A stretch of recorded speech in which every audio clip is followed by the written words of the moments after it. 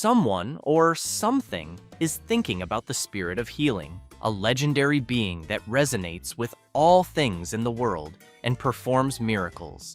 It is said to possess incredible beauty and power, being revered as a goddess in the human world. A creature keeps thinking that, with such a reputation, it believes the goddess should be able to heal Catless too. Then, it starts praying to the spirit of healing, whom everyone says can cure all the world's ailments. It pleads for the deity to appear and swears that, if she lends her power, it will offer a worthy price in return. With that, it starts shouting for the spirit of healing to respond, and a magic circle is created. However, a human appears instead, leaving the creature who was summoning stunned, as well as the human himself, who has no idea what's going on. The creature watches the summoning and wants to know if he is the supposed goddess of healing, thinking that humans really do have strange beauty standards. Then, it approaches and comments that more important than looks is his ability, and asks the human to lend his power. Meanwhile, he thinks he finally died. The human in question is a 32-year-old veterinarian named Kim Ojin. He studied 2 years of pre-veterinary and 4 years of college.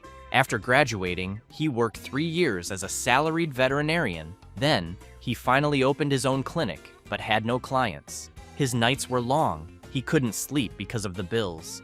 And just when rent and loan interest were drowning him to the point of considering suicide, he ended up being summoned to another world. After getting up, Kim wonders if he died of a heart attack while trying to sleep, but figures that dying in his sleep wouldn't have been a bad way to go. However, upon looking around and realizing he's in a damn freezing cave, surrounded by gold and jewels that seem to drag him into the fires of hell, and a giant, fierce, talking lizard bigger than an elephant, he concludes that he definitely went to hell.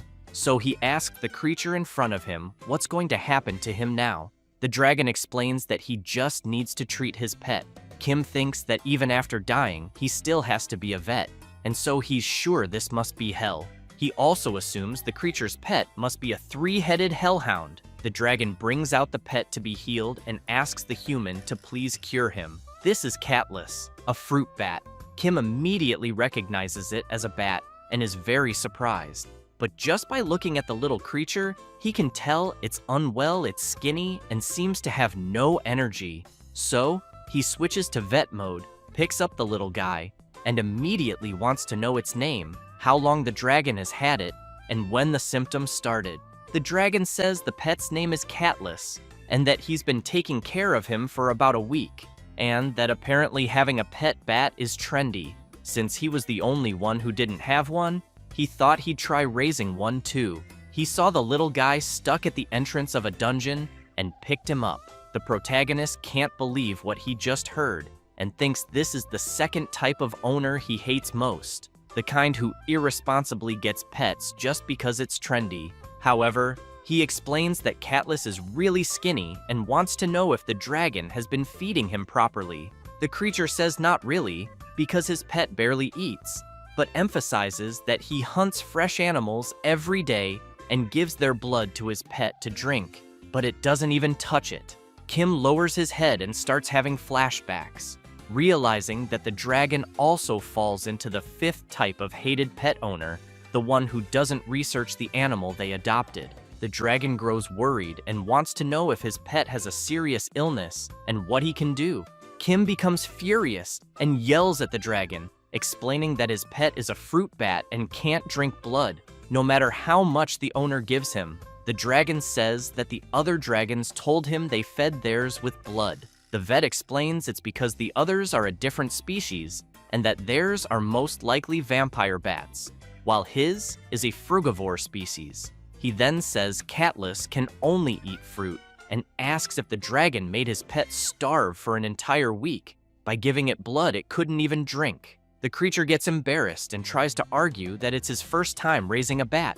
Kim goes crazy with anger and yells that this is Agdibriz. This is exactly why the dragon should have researched it, because if he's going to take care of a living being, he should at least have that minimum level of responsibility. He then yells even louder, asking what the hell is up with the temperature. Because it's so cold, he thinks the poor bat might wake up in the middle of hibernation. The dragon explains it's because he's from an ice species. Kim adds that, in that case, he shouldn't be raising pets if he can't provide the right environment. The creature watches the protagonist and thinks that this was to be expected, because he believes the legendary spirit of healing really crushed him with his presence. Meanwhile, the vet really wants to know why the hell anyone would want to raise a creature just because it's trendy.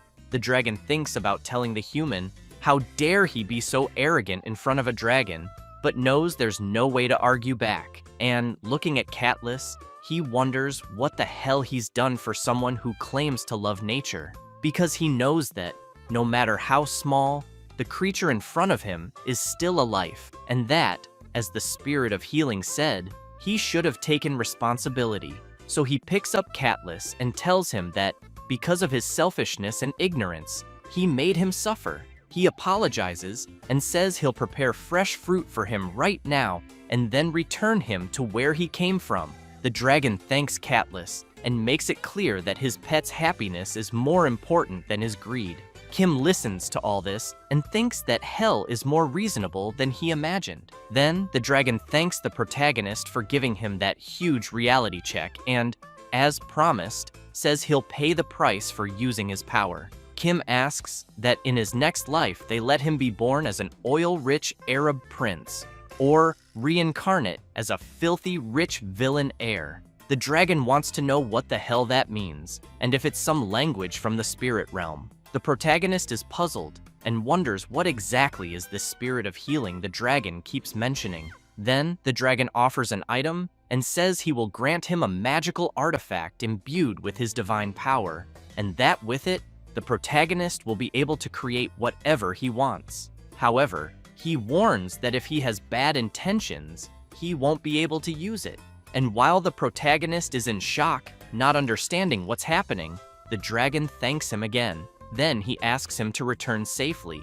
So something starts happening around the protagonist, and he wonders if this is really the afterlife, until he realizes he's living something that only happens in comics.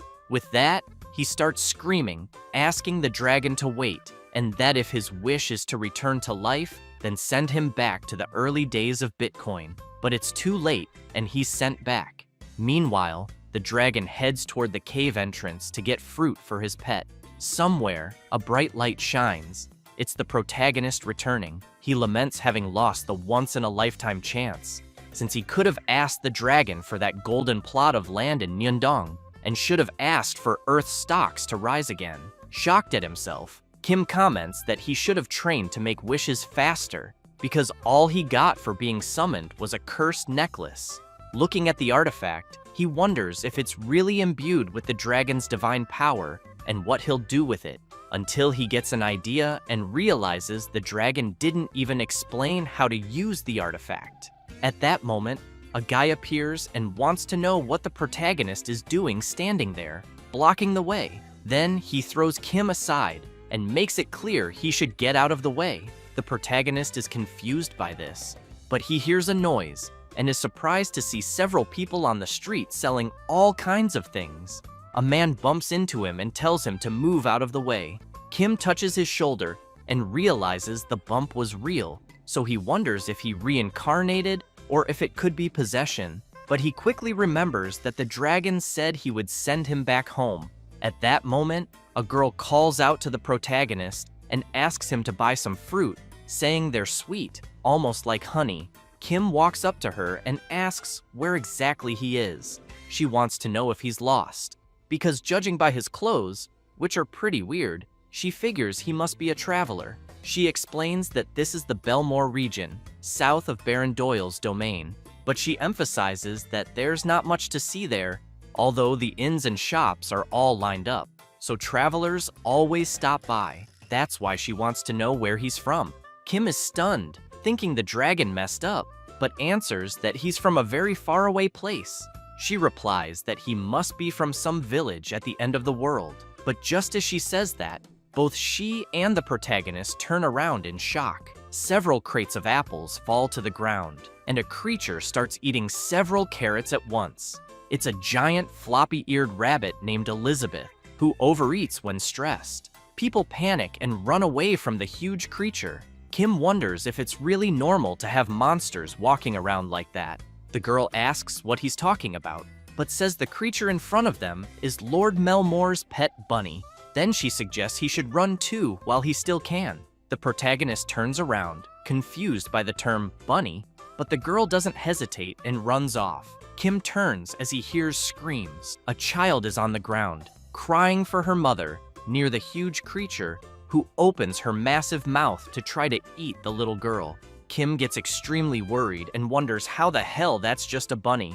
He runs off, thinking he's never heard of anyone dying from a rabbit bite. The creature is about to bite the child, but the protagonist gets there just in time and saves her. After they fall to the ground, he asks if she's okay and what the hell is going on, but Elizabeth goes after them. Kim is terrified, thinking he's going to die and that he shouldn't have gotten involved. So he closes his eyes and thinks it's not his fault, it's the bunny owner's. Then he starts thinking that if someone's going to walk around with a giant animal, at least put a damn leash on it. At that moment, the necklace he got from the dragon begins to glow. A strange energy comes out of the necklace and heads toward the creature, who becomes very frightened. The energy begins to wrap around Elizabeth, forming a collar.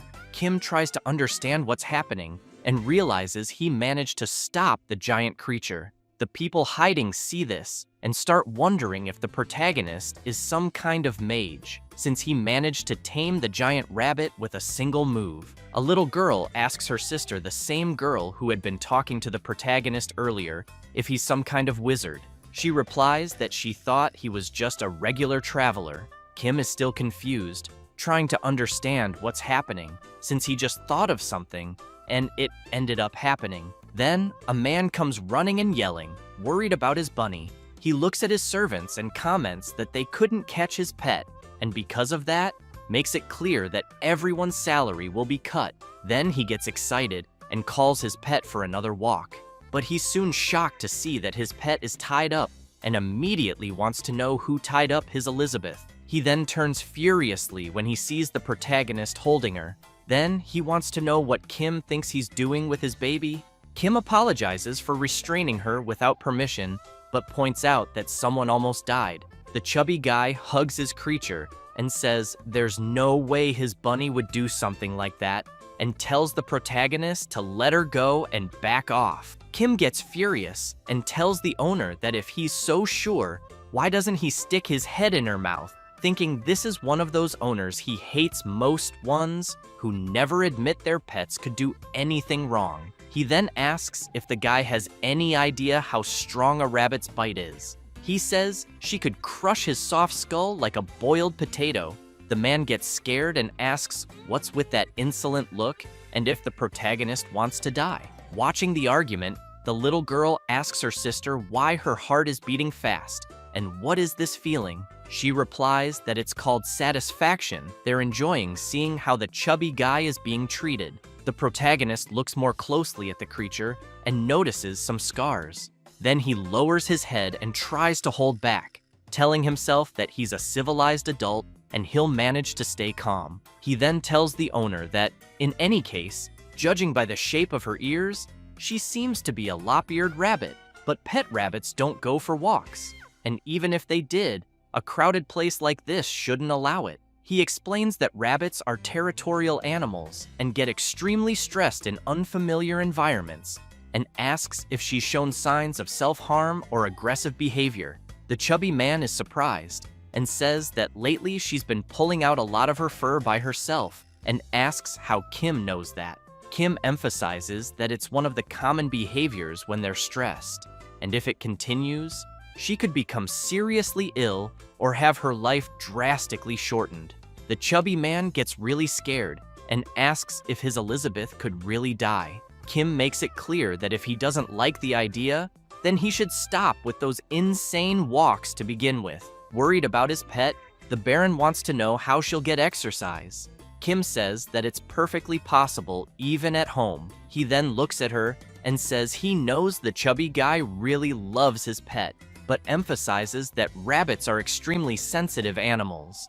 and spoiling them isn't enough. What matters is proper care with knowledge and attention. The chubby man is surprised and says that it seems the protagonist truly loves rabbits. He then starts crying and says people always look down on him, claiming only noble ladies raise rabbits, and he never thought he'd meet such a dedicated rabbit enthusiast. So he asks if the protagonist works with that. Kim is shocked by the look on the noble's face, but replies that it's more or less what he does. The chubby guy claps his hands and asks the butler to handle everything he brought.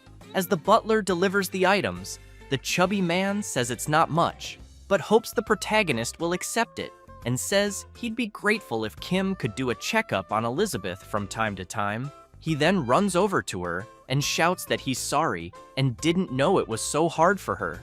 Kim is left confused and thinks this definitely isn't the kind of place he wants to visit often. The people who were hiding come rushing over once they realize the Baron is gone, and they shout their thanks for getting him to leave in such style, saying they were constantly suffering because of that damn rabbit. The girl from earlier approaches Kim and says that thanks to him, they can finally work in peace. She then asks if he likes apples, because she's going to give him a huge discount. He replies that he just got transported here and has no money at all. The girl wants to know why he's worried after all. The Baron just loaded him up with cash. She says she knows he may be a bit annoying, but if there's one thing he has, it's a lot of money. Kim takes a few coins from the pouch, bites them, and concludes that it really is gold. The girl tells him that what he just put in his mouth is a gold coin. And while he's still in disbelief at the coin's value being recognized in any world, she emphasizes that just because it shines doesn't mean he should stick it in his mouth. Kim wonders if there's a way to take the coins back to his original world. Then he asks how much a commercial space there would cost. The girl wants to know why his eyes are shining like that, so the protagonist gets an idea and says he's going to open a second branch right there, and with the money he earns, he'll pay off the debt from the first branch in the real world. Sometime later, Kim thanks everyone for being there and says he thinks all the expected candidates have arrived. Looking at them, he comments that he hopes one of them is the chosen one. Then he takes a deep breath and asks if they can begin the game of life or death. This is the job interview for Kim Ojin's veterinary clinic team. A few days earlier, the protagonist went to the Baron and said he wanted to open a veterinary clinic. The chubby guy asked if he really intended to settle there and what he would need: money, a house, or land. So the Baron showed him a house and told him it was his. Kim was very impressed with what he had just received and thought that, in the end, the most important thing in life was connections. With that, the opening of his branch went super well, and as soon as people found out he was settling there, the Baron even prepared a shop. While cleaning the place, he noticed there was a lot of rabbit stuff, but didn't care since he got the spot for free. So now that he had a shop, all he needed was to make the business succeed. However, he knew he still didn't know much about the place, especially about the dragon he had met. And because of that, he figured he'd need to find him again to return to the real world, since the dragon had said he would send him back, but ended up dumping him there. Then he started putting up notices, saying he needed someone who knew the region well and had knowledge of animal medicine. And so, back to real time, the job interviews began at the veterinary clinic branch. The first interviewee introduces himself as Thomas, the second son among 3 brothers and 2 sisters, born of a strict father and a kind mother.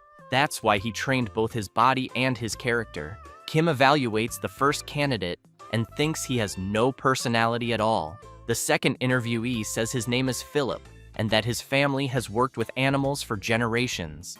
Kim is surprised and wants to know what exactly his family does. Philip pulls out a cleaver and says they run a butcher shop, and he's handled animals since he was a child. He also emphasizes that no one in the region handles a knife better than him. Kim evaluates the second candidate and thinks he needs to be very careful with whom he hires, because apparently there are way too many crazies in this world. Then he calls in the third candidate, but as soon as he sees the guy, he figures that judging by his face, he probably already chopped someone up. Still, he thinks he can't judge by appearance. So he asks the third candidate why he applied for the job. The guy starts shouting, asking if the protagonist is the famous mage, saying he searched everywhere for him, and begs to be used as a doormat. Kim is stunned and decides that from now on, he absolutely will judge people by their appearance. The lunatic starts approaching him in a weird way, and Kim wants to know what the guy is doing. Then he shouts, telling him to stay away.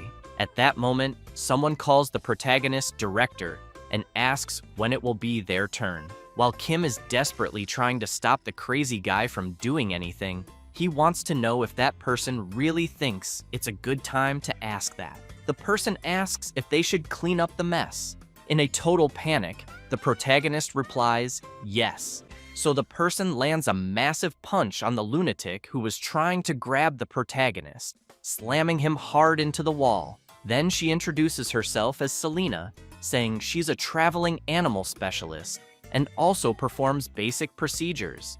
To sum it up, she believes she has the experience for the position.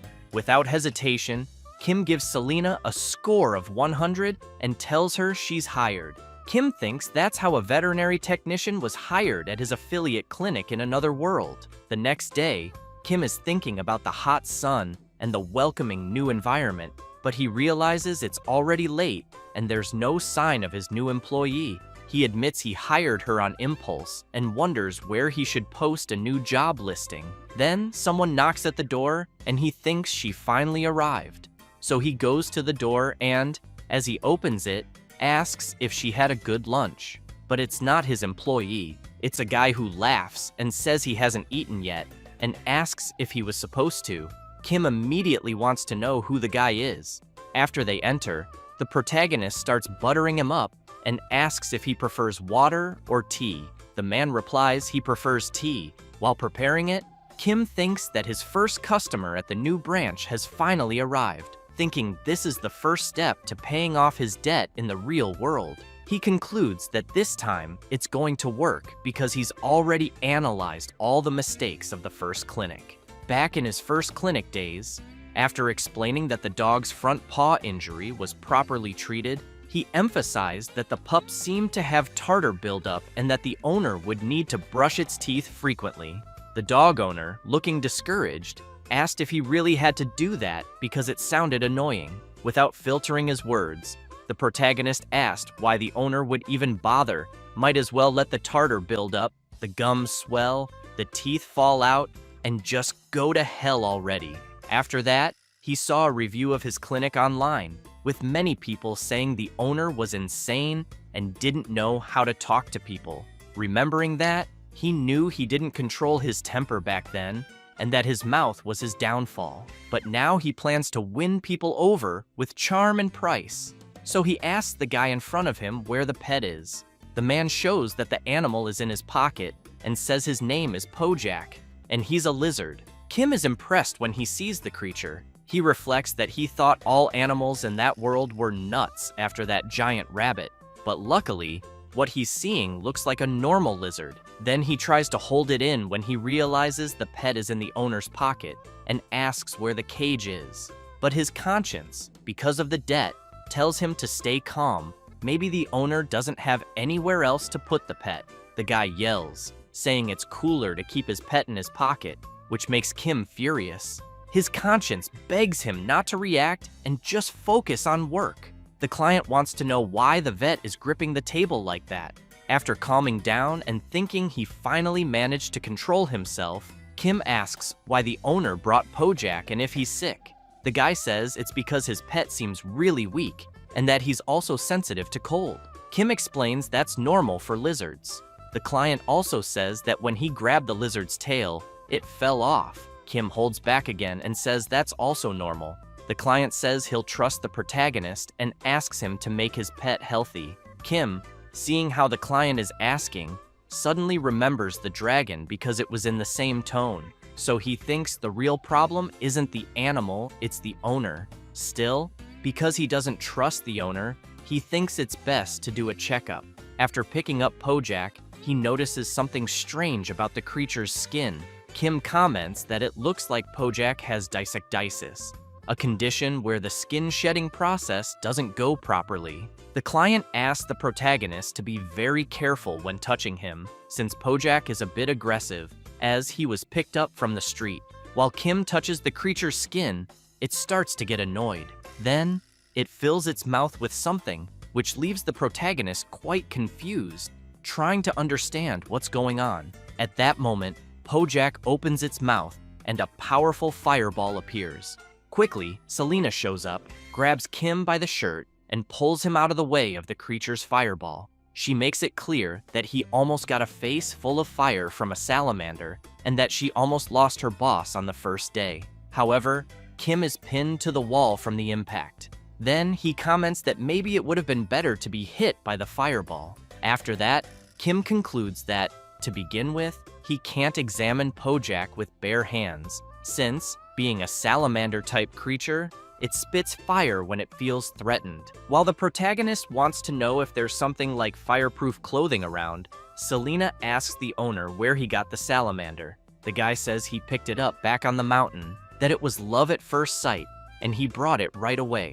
But he wants to know if maybe she's jealous. She replies no, but wants to know, to begin with, if it's not illegal to capture salamanders from there, since they are too wild to be kept at home, and their numbers are already low due to illegal hunting. The guy is completely shocked to hear that, and asks if that means he can't keep Pojak.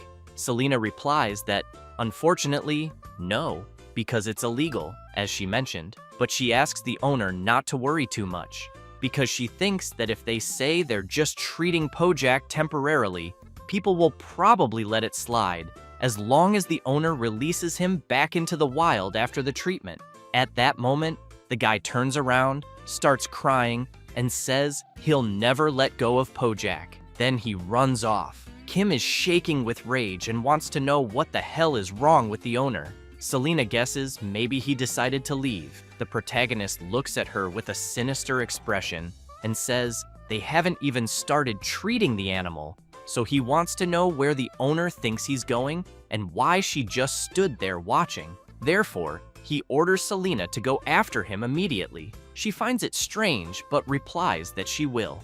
Meanwhile, in the city, the girl is all happy organizing her fruit stand, since she knows the Lord's rabbit isn't around, and life has become more enjoyable. She thinks that as long as the creature is busy playing with the Lord, there's no way the stand will be wrecked anytime soon, until she sees several people running. Selena and the protagonist are chasing after Pojak's owner. They pass by the fruit stand, and Kim is already exhausted, begging them to catch the owner for God's sake. The girl realizes it's the guy from before. She turns and says she doesn't know what's going on, but this time, she won't get involved. The guy, while crying, keeps wondering why the veterinary clinic staff are still chasing him and whether they're jealous of his pet. So he shouts for Pojak not to worry, thinking this is also a test for them, but makes it clear that no one will separate them. Kim keeps yelling, saying the salamander needs to shed its skin and that the owner should stop. The chase continues through the whole city until Selena and Kim stop briefly, and he comments that the scumbag owner is really fast. She emphasizes that her boss needs to work out more. Then she asks if the salamander really didn't manage to shed. He replies yes and explains that, in addition, it already has 2 or 3 overlapping layers, so he thinks they need to be removed as soon as possible. Selena becomes serious and says they need to hurry and find the owner. Kim asks why she looks worried. She says that if a salamander doesn't shed, the fire builds up inside it, and when that fire reaches an unbearable level, it leads to uncontrollable rage. She points out that a salamander's rage is really dangerous and could even destroy the entire area. Kim gets worried and says they need to find him quickly to try to prevent a bigger disaster. Meanwhile, the owner arrives at a place and thinks everything seems fine there, and that those lunatics probably won't follow him there. He puts Pojak on the table and says they're safe now. He feels happy and thinks he needs to celebrate the moment with a beautiful song. But while he babbles, he doesn't notice his salamander building up a fireball, which keeps growing by the second. until it starts to emit a strong glow that catches his attention. He turns to see what the glow is, and an explosion happens. While on the ground, the owner screams in pain. As he gets up, he looks at the fire in front of him, wondering what just happened. Seeing his pet in the center of the flames, he starts shouting and asking if it was the one who caused all that. He approaches and asks if his pet is mad at him, but says that even so, he can't go around setting things on fire. As he reaches his hand toward the creature, it feels threatened again and quickly prepares another fire blast, scaring the owner. As soon as Pojak fires it, the owner thinks his pet couldn't be doing this, since they're family. But right then, Selena arrives and pulls the owner out of the way, and the protagonist quickly grabs Pojak, who's still releasing intense heat. Kim asks his assistant if the creature's fury targets people. She explains that Pojak has completely lost reason and emphasizes that if they leave things as they are, the fire will only grow stronger, so they need to calm him down. Kim starts shaking Pojak back and forth, trying to figure out how to do that. And just as the little creature prepares another attack, the protagonist thinks that if only they had a fire extinguisher. At that moment, the necklace he got from the dragon starts glowing intensely, and suddenly, a fire extinguisher appears in the protagonist's hand. He's surprised, but doesn't think twice and sprays it right in the creature's face. Pojak is confused, but Kim keeps spraying. He then thinks that the necklace he received is really useful. After putting out the flames, Selena comments that it looks like they managed to calm things down and asks Pojak's owner if he's okay. He's still pretty shaken, but upon learning it was his pet's rage that caused all that, he says that means his pet doesn't hate him, and if it weren't for that, Pojak wouldn't have attacked him. He adds that once Pojak sheds his skin, everything will be fine, and now he can take better care of him from now on. Kim can't believe the owner's words and wonders if he's really being serious. So he asks if that's all he has to say about the situation they just went through. He replies yes and tells the protagonist not to worry, since his feelings for Pojak haven't changed, and they can rebuild the house. Kim snaps and yells, explaining that because of the owner's irresponsibility in not listening to someone who understands the matter, his house burned down. The neighbor's house could have burned too, and people could have gotten hurt. So he asks if everything turned out fine just because the owner is okay. The owner looks a bit embarrassed and explains that's why he said he'll take better care of Pojak from now on. Kim takes a deep breath and tries to hold back so he doesn't lose his temper. He then makes it clear that he shouldn't raise wild animals irresponsibly, since they have their own environment to live in. And besides, he emphasizes that bringing them in just because they're cute, without truly knowing the animal's ecology, he wants to know if the owner really thinks that's what love is. Because if Pojak goes into a rage again, he asks if the owner is confident he can handle the creature on his own. The owner gets really upset and can't say anything. Kim also states that life can't be sustained by affection alone. After the protagonist explains all that, some time passes, and in a certain part of the forest, he's impressed, saying that now that Pojak has shed his skin, he looks much healthier. Selena comments that the creature's appearance looks good too. However, they start wondering how the creature grew so fast in such a short time. Still very puzzled, Kim wants to know how such a big body fit inside the shell. Selena replies that that's the mystery of nature. Meanwhile, the owner is feeling pretty down, thinking about how much his pet has grown and that he probably won't need him anymore. Tears well up in his eyes as he thinks that his pet is returning to the vast nature that can embrace his existence. So he yells, telling his little one that he must be happy and that he's letting him go because he loves him. As the owner babbles, the protagonist covers his ears and begs him to stop doing that, or he'll mess with the creature's instincts.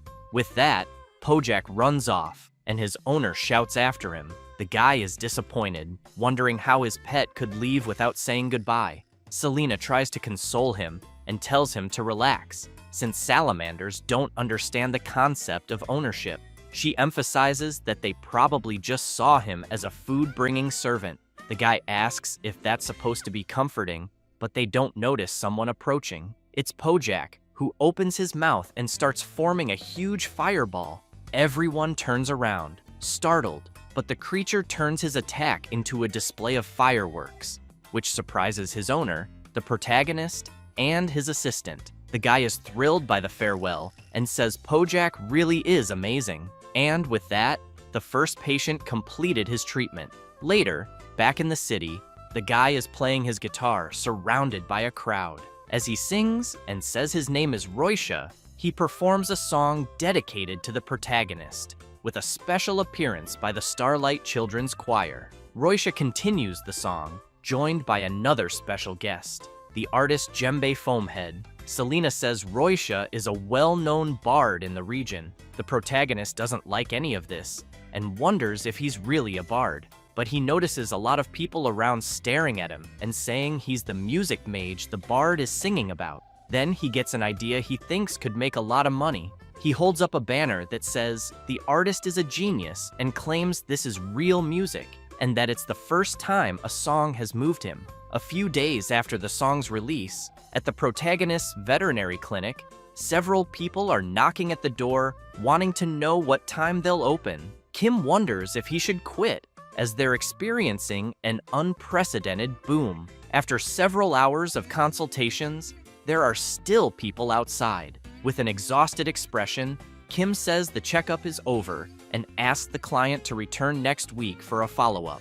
Selena teases her boss's expression and says that before next week, she'll probably be preparing his death certificate. Out of his mind, the protagonist keeps saying he needs to earn as much as possible while he can. Selena points out that his lifespan is also being drastically reduced. Kim notes that it's already been a month since he arrived there, and that, thanks to the Lord, his second branch is a huge success. In the early days, he also struggled with so many clients, but after seeing how much money he made in a single day, he always kept calling in the next customer, even when the clinic was closed. Because of that, he concludes that what he's learned about the world there, while treating patients, is that even in this world, humans' best friends are dogs and cats, only some breeds are a bit different.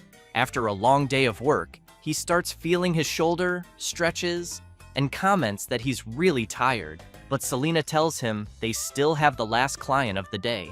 Kim wants to know what kind of animal it'll be this time. Selena says it's a shaman and explains it was originally a hunting dog, but she heard it recently became popular as a pet. However, she also heard that because it's very aggressive with anyone except its owner, it has the highest abandonment rate. Kim says he sincerely wishes that all humans who want to raise pets just to follow trends would be eliminated. Selena goes on to say that the adult shaman reaches a human's upper body in height, and its claws and teeth are sharp enough to pierce a boar's skin, so she thinks her boss should be careful. When the client comes in, Kim thinks that just hearing about it already makes it sound like a ferocious breed. As soon as the client opens the cage, the shaman puppy, named Choo-Choo, known for its strong loyalty, comes out drooling.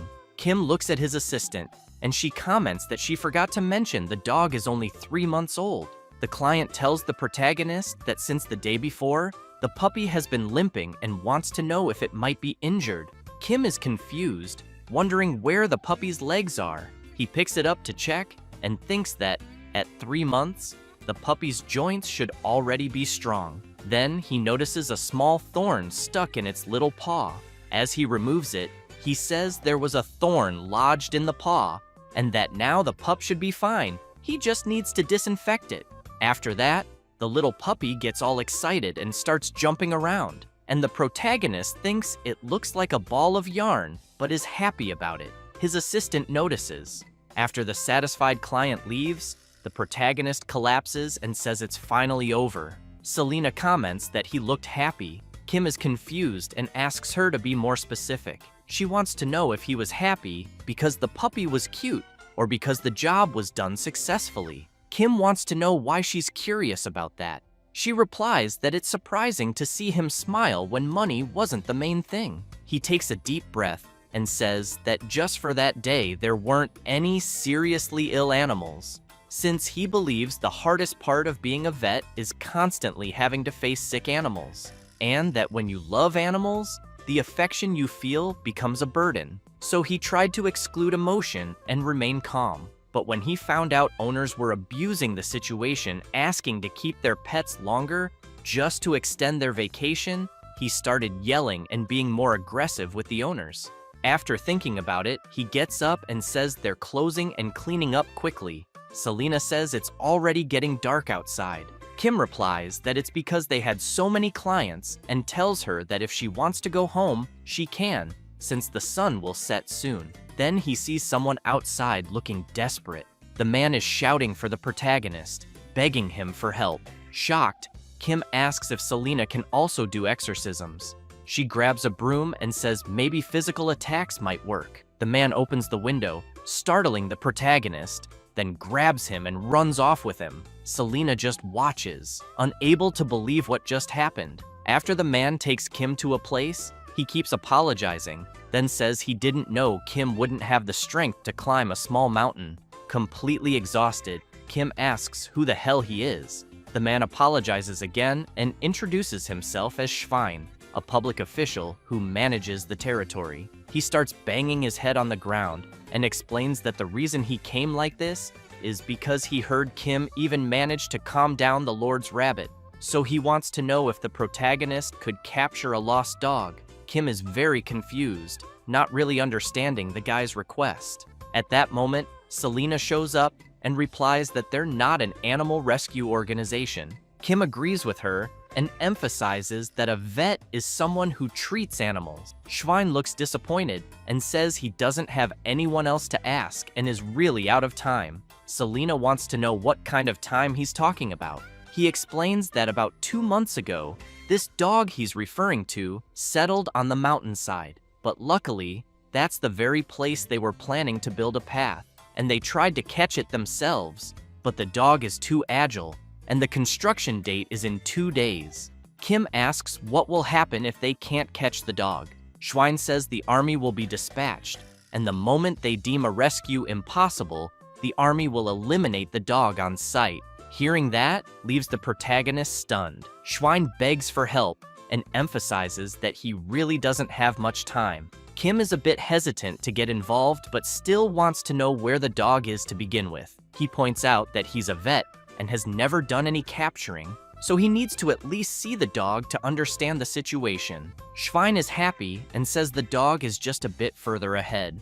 As the protagonist stands up, he says he's not agreeing to do anything yet, but for now, they'll just check it out. Meanwhile, Selena thinks her boss is definitely going to do it, so Schwein points and says it's that way, and that for some unknown reason, the dog hasn't left that area. After they arrive, both Kim and Selena are surprised, as the dog looks agitated. Kim asks if the dog ahead might be a shaman. She says she already mentioned it's a popular breed that many people adopt and also abandon. They watch the dog, and Kim thinks it's been 2 months since it settled there, and judging by its condition, it seems it hasn't eaten properly during that time.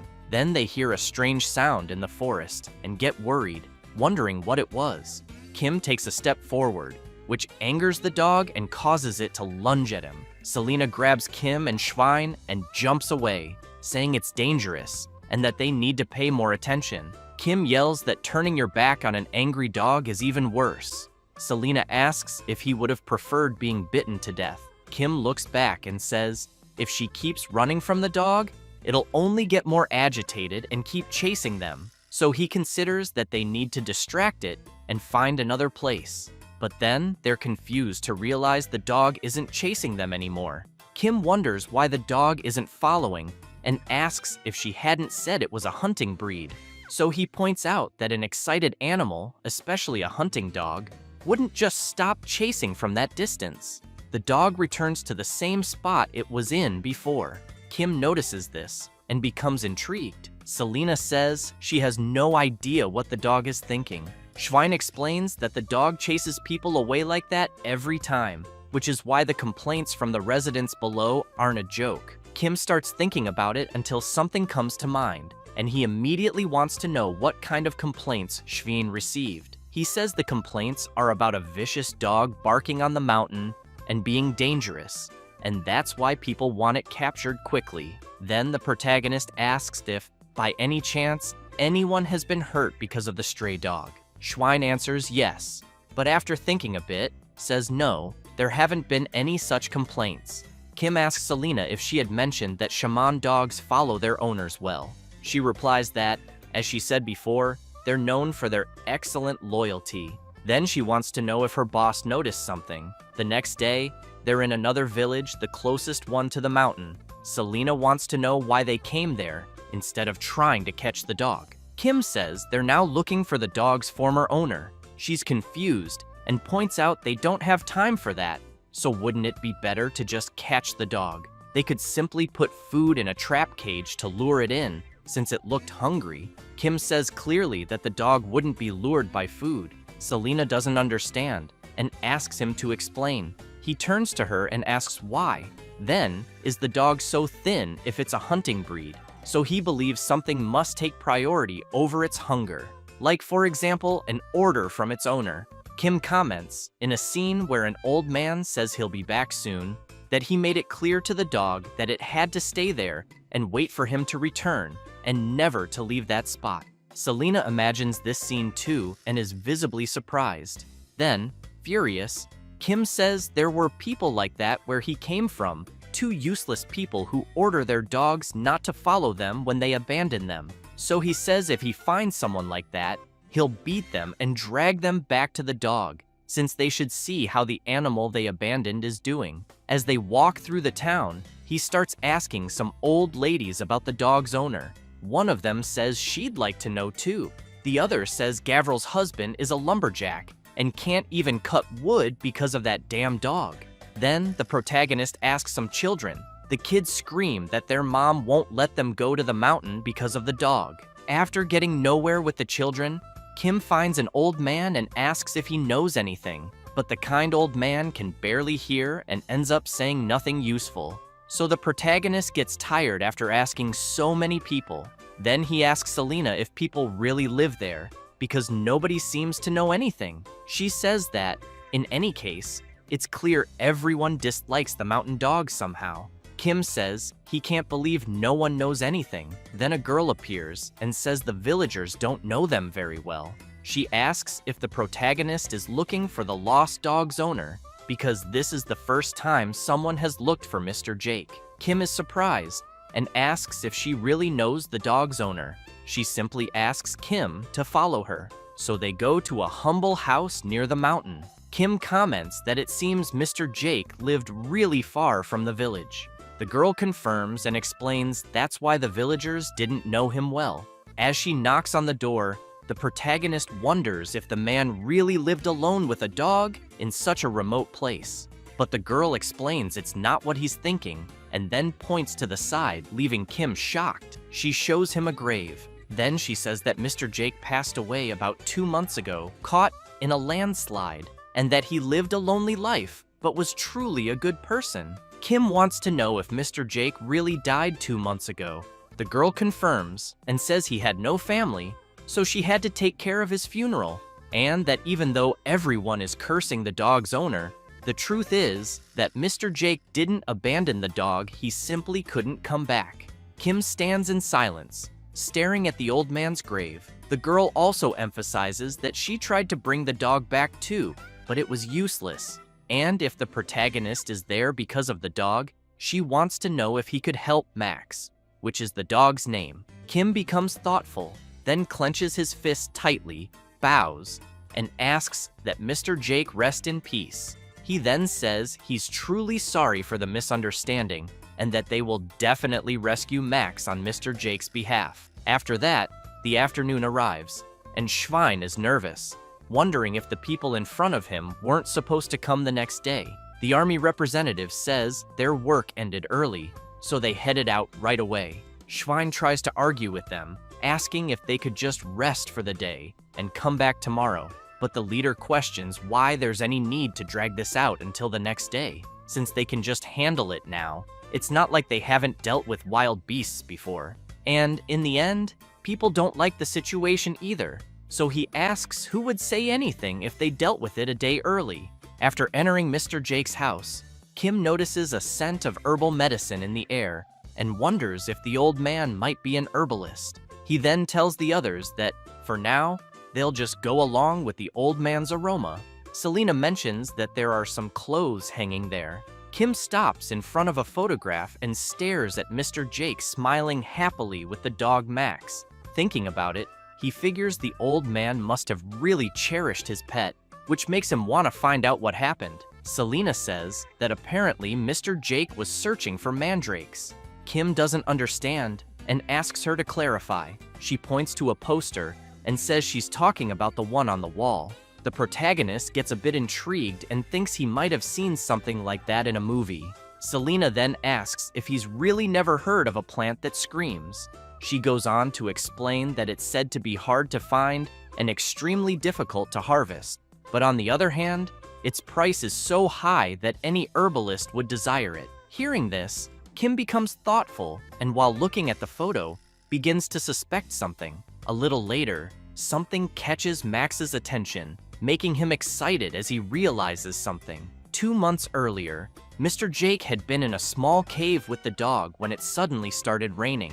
He made a fire to keep them warm until the rain passed. Max, with his fur soaked, was shivering from the cold, so Mr. Jake took a cloth and began drying him. He told his pet that he only brought him there as a precaution and, while drying him, asked him to stay still or he'd catch a cold from being wet. After drying the dog, Max jumped on Mr. Jake all happy, which made the old man smile too. Looking around, he commented that despite everything, it was a relief they found shelter from the rain, especially since he didn't know there was a cave in such a place.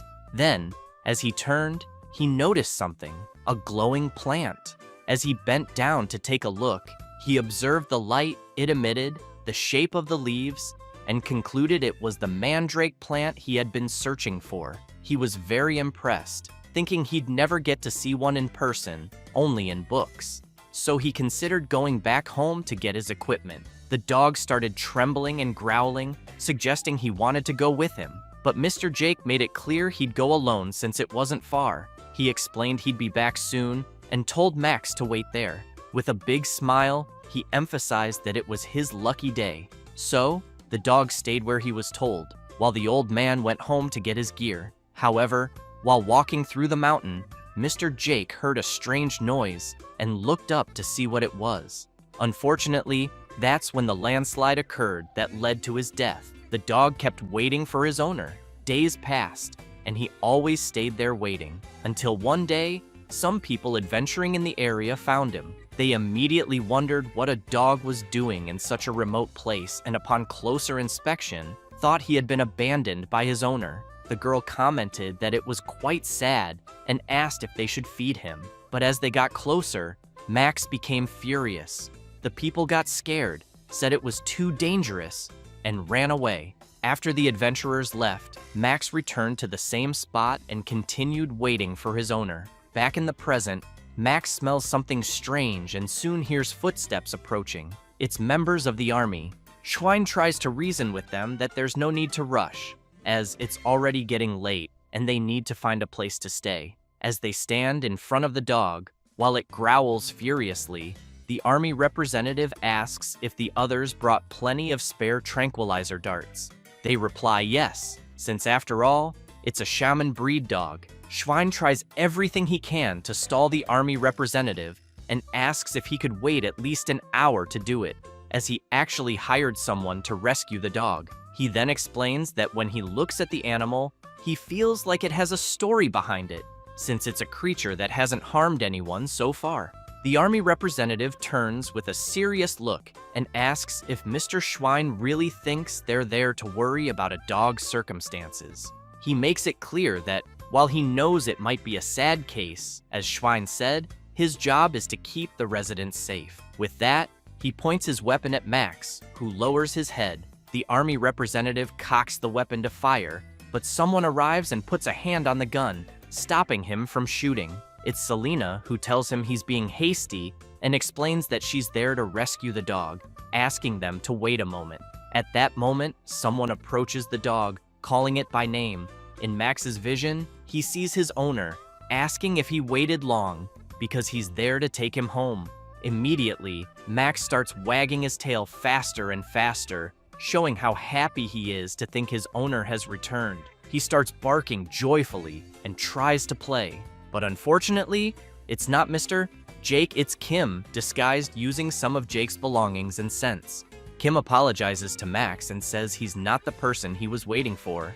He then calls the dog to come home. Later that night, somewhere else in the forest, a creature runs in desperation until it stops to check if it's still being followed. And indeed, something is lurking and watching it. A sinister gaze emerges from the shadows, attacking the desperate creature fleeing through the woods. The next day, someone begs the protagonist for help. He's stunned by what he sees, and staring at the creature in front of him, comments that it's too fat to even move. The creature is a hamster of the floppier breed named Ping Ping. It has no specific features and makes a ping sound when it jumps. The owner picks up the adorable creature and tells the protagonist he's lying because Ping is skinny and has been sweet this whole time, and that he only eats 7 meals a day. Kim makes it clear that if his pet doesn't reach a healthy weight, it might develop a serious illness. He then asks for the next client to come in. It's Mr. Schwein, who immediately asks how the protagonist is doing. Kim reflects that Max came down the mountain to the village with him, but still couldn't accept his owner's death, and that everyone was heartbroken to see him refusing to leave the grave for a while. But fortunately, it seems he's opened up to the person who persistently cared about him. With that in mind, Kim wants to know why Schwein is there and whether something is wrong with Max. As someone places a box on the counter, Schwein replies that he's actually there because of an item. When they open the box, he reveals it's a mandrake plant. Selena observes and comments that it's strange for a mandrake to be exposing its roots above the ground, since they're usually buried deep in the soil. Kim thinks that the late Mr. Jake discovered the mandrake in front of him, and they decided to keep the plant as a memento. Schwein says that as soon as he transplanted it into a pot, the mandrake immediately ended up in that state. He adds that the plant started screaming day and night, and that he even tried covering it with soil, but it would always come out again. He then emphasizes that people around there can't go a moment without earplugs now, and more than one resident has had their eardrums ruptured. Selena comments that she's heard of cases like this, and that sometimes mandrakes are picky about their environment, and this seems to hate the current setting. She concludes that it must be very hard to deal with, and that it's truly a relief the mandrake is asleep right now, because once it wakes up, it'll be hell. With that, Mr. Schwein becomes desperate and begs the protagonist to please take care of the mandrake. Kim makes it clear that he's an animal specialist, and plants aren't his field. Schwein starts to panic and says that thing isn't a plant, it's a monster or a demon. Kim laughs and jokes that maybe Mr. Schwein should take the mandrake to a church instead of a hospital. At that moment, the plant starts to wake up. Mr. Schwein and his henchmen immediately run off, leaving the plant with the protagonist, who starts yelling for them to come back. Then, furious, he rants that he's seen people abandon animals before, but it's the first time he's seen someone abandon a plant. Selena removes the container that was keeping the plant confined and explains that, as she said earlier, mandrakes are very valuable medicinal herbs, not just the leaves and stems, but even the roots can revive the dying. Kim points out that it doesn't matter how valuable a medicinal herb is, what's the point if you can't control it? Selena notices the plant is waking up and warns Kim. The two of them cover their ears.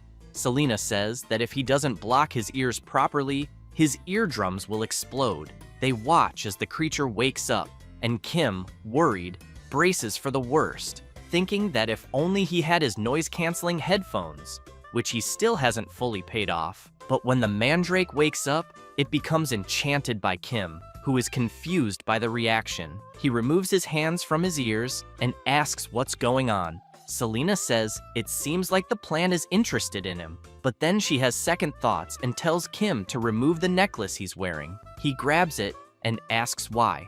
As soon as the mandrake sees the necklace, it becomes even more dazzled and begins dancing passionately.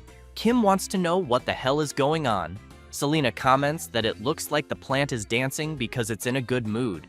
The protagonist is stunned, watching the mandrake dance so joyfully, and thinks it looks like a dancing sunflower toy his friend had at home.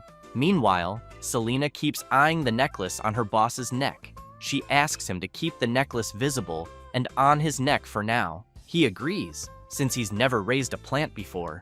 After some time, night falls, and someone knocks on the clinic door. Kim starts waking up and wonders who the hell it could be. When he opens the door, he makes it clear that emergency night treatments come with a surcharge of up to 30%. The woman places her badly injured pet on the table and begs the doctor to please save it. Kim grabs a candle to get a better look and is alarmed, wondering if the poor animal was attacked by a predator. Judging by the deep wound, he thinks it'll be hard to stop the bleeding. Selena appears and says mandrake leaves have a powerful hemostatic effect. Kim quickly asks her to bring just one leaf, but the mandrake looks confused upon seeing Selena. Selena, noticing how the plant is staring at her, says it's probably better if he goes to get the leaf himself. Kim approaches the mandrake, confused and trying to understand why she can't just grab one leaf. As soon as she sees him, the mandrake lights up, excitedly dancing. She then plucks one of her own leaves and hands it to Kim, who watches in horror, wondering what on earth is going on. After applying the treatment with the mandrake leaf, he comments that it was incredible the bleeding stopped instantly. The woman begins crying with joy, thanks the doctor, and says she'll never forget this favor, even if she dies. He smiles and tells her the pet will need outpatient care for a while. So he walks back to his bed and thinks he can finally try to get some sleep. However, 30 minutes later, while sleeping peacefully, someone else starts screaming for help.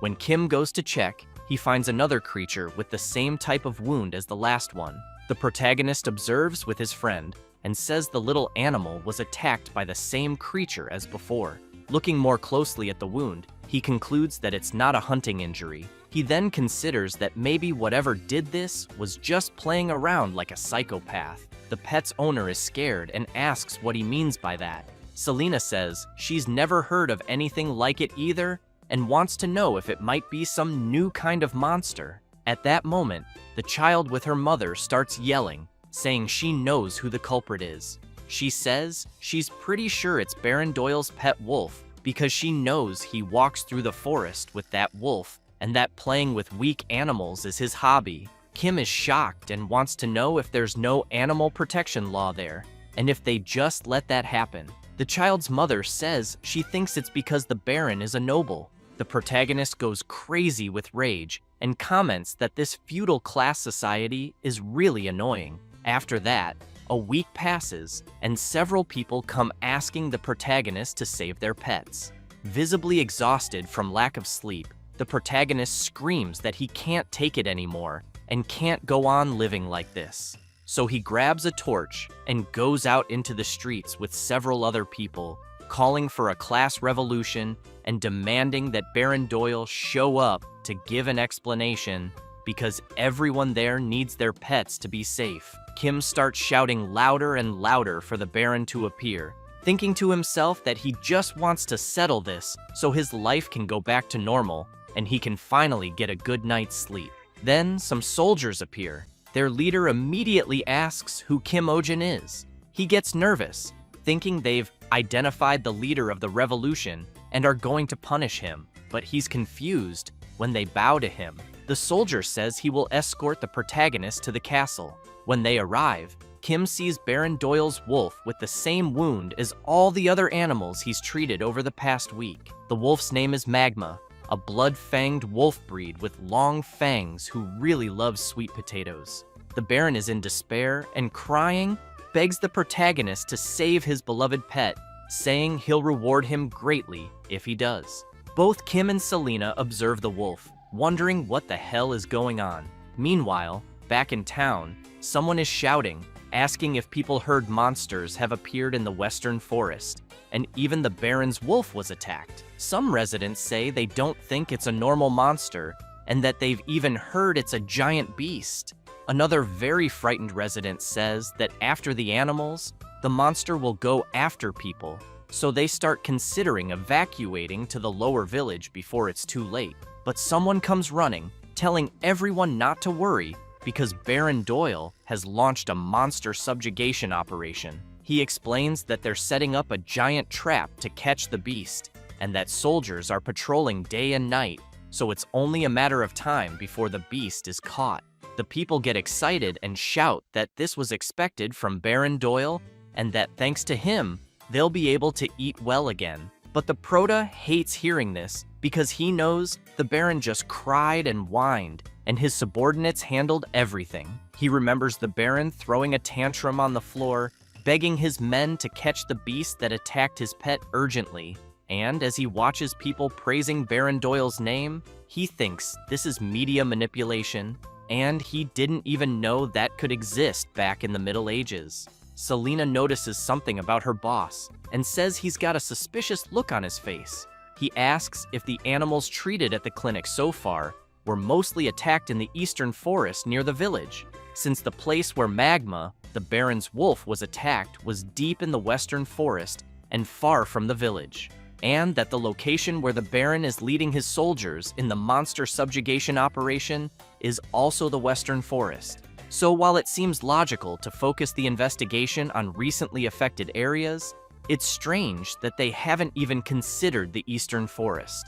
Selena explains that, in her opinion too, there are many suspicious points, since the western forest is a place where villagers don't usually go. Kim finds that odd and immediately wants to know why. She says she's heard many ghost stories and rumors circulate about that place. The protagonist is surprised by that, but then someone appears at the window of a shop saying they've waited long enough and that they should come in. He then says the items they requested are ready, and that each was handmade, blown orally, using reinforced glass mixed with high temperatures and alberium powder, making it impact resistant. He also explains that he used deer leather treated with waterproof coating, and that the needles were made by melting gold and steel. Kim is amazed and praises the technology of the world he's in, impressed that everything is handmade. The old man says they followed the plan, but emphasizes that it was the hardest thing they've ever done, and probably won't be able to do it again. Kim tells the old man not to say that, then places several gold coins on the table and asks if he was fairly compensated for the work. The old man immediately replies he'll do his best, and so a partnership is formed. After that, the master crafts a special reinforced glass bottle with a hose made from a rubber-like material, a measuring instrument, and a hospitalization cage made of birch wood. Kim shows the layout of his office and emphasizes that more equipment will gradually be added, and that they plan to renovate the clinic's interior as shown on the blueprint. Selena is impressed and comments that he can arrange the space however he wants, and that she sees it as a shift in perspective. Kim just laughs, thinking the hospital is going to be modern and that the uncivilized will surely praise him. Then, the protagonist hears someone asking to come in. Several people start bringing products into the shop. Kim wants to know what all of that is. Selena says they're medicinal herbs. She shows some to her boss and tells him what he's looking at is the Luna's Flora herb, which can be mixed with water and fed, or ground and powdered to be inhaled, and by itself can induce sleep. She then explains the Baron's Tears herb is a painkiller, and if he activates the flower operator, it heals abdominal pain. Also, if he boils and eats Semelon Haste, it stops coughing, and the juice from Fluna Berry has a strong disinfectant effect. Kim is very impressed and, looking through the herb catalog, asks if there's a spice that reduces blood pressure and sugar. He even sees that there are herbs that cure cancer and dementia, knowing such things didn't exist in his old world. Selena makes a joke and mocks her boss, saying he should pass on wisdom to the ignorant modern man. At that moment, one of the villagers bursts through the door and yells, asking him to come quickly. He then says he heard that Baron Doyle's soldiers managed to capture the beast. Later, in the forest, many people are there to witness the monster's capture, including Baron Doyle and his soldiers.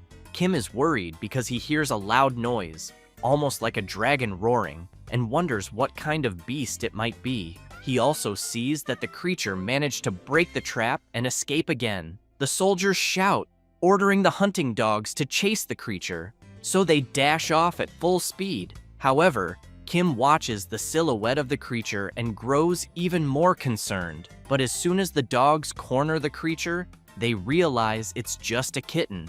They observe the creature for a brief moment, and one of the soldiers turns to the Baron and says that no matter how you look at it, it just seems like a stray cat. But the Baron doesn't care and shouts that the animal in front of them is the creature causing all the trouble. He then asks if they can't see it. Even his wolf Magma is trembling in fear. Looking at the creature, he tells everyone to take a good look at the beast's wicked claws and teeth. However, the protagonist is in disbelief, thinking that no matter how he looks at it, all he sees is a super strong rich bully picking on a socially disadvantaged orphan who's often the target of bullying. Violence caused by self-defense. The Baron quickly orders them to throw the net over the animal. A soldier then shouts to bind it with chains and weights.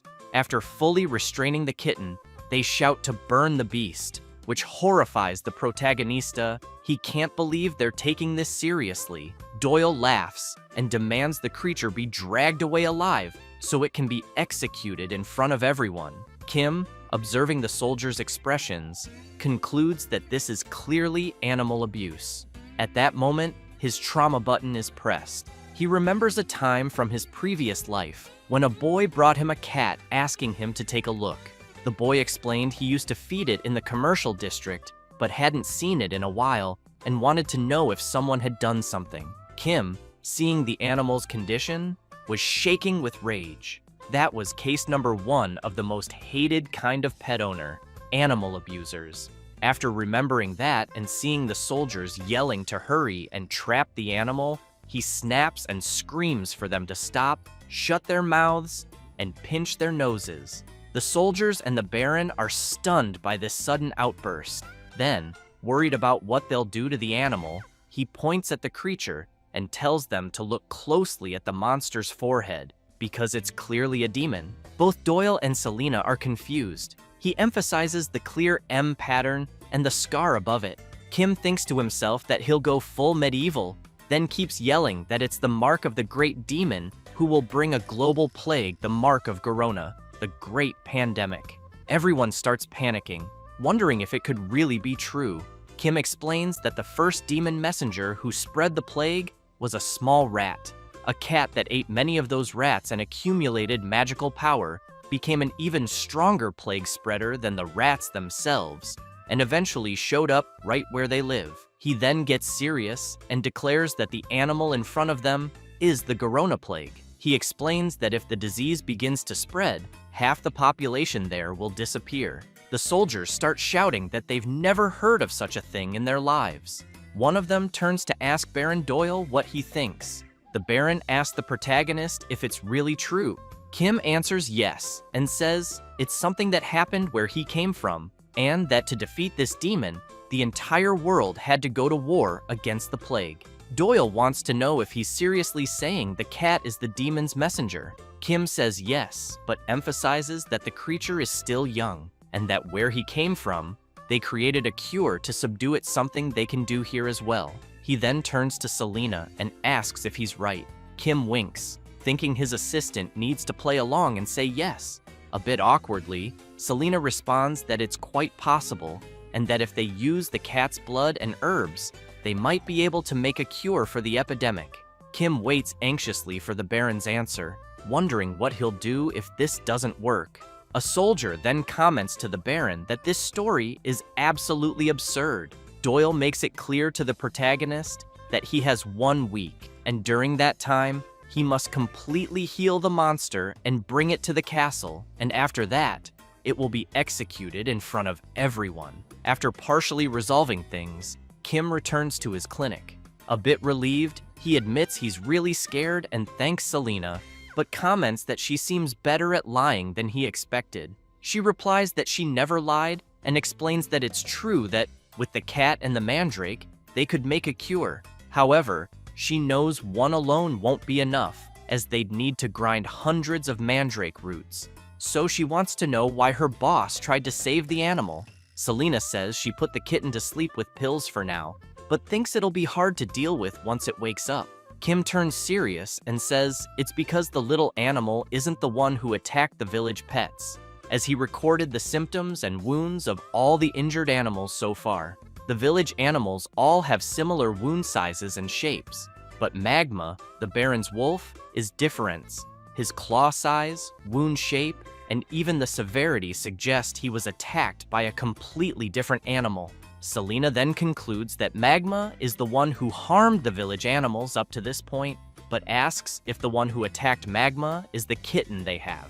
Kim says yes, but thinks something's off, because Baron Doyle has used his power to cover up Magma's crimes, so why is he now shifting the blame to another animal and trying to capture it on such a large scale? He then wonders if the exaggerated subjugation operation might actually be aimed at capturing the cat itself. Selena agrees, saying that explains why the Baron tried to capture the cat instead of killing it, and why he so easily believed Kim's outrageous lie. She also points out that the black scar on the cat's forehead bothers her.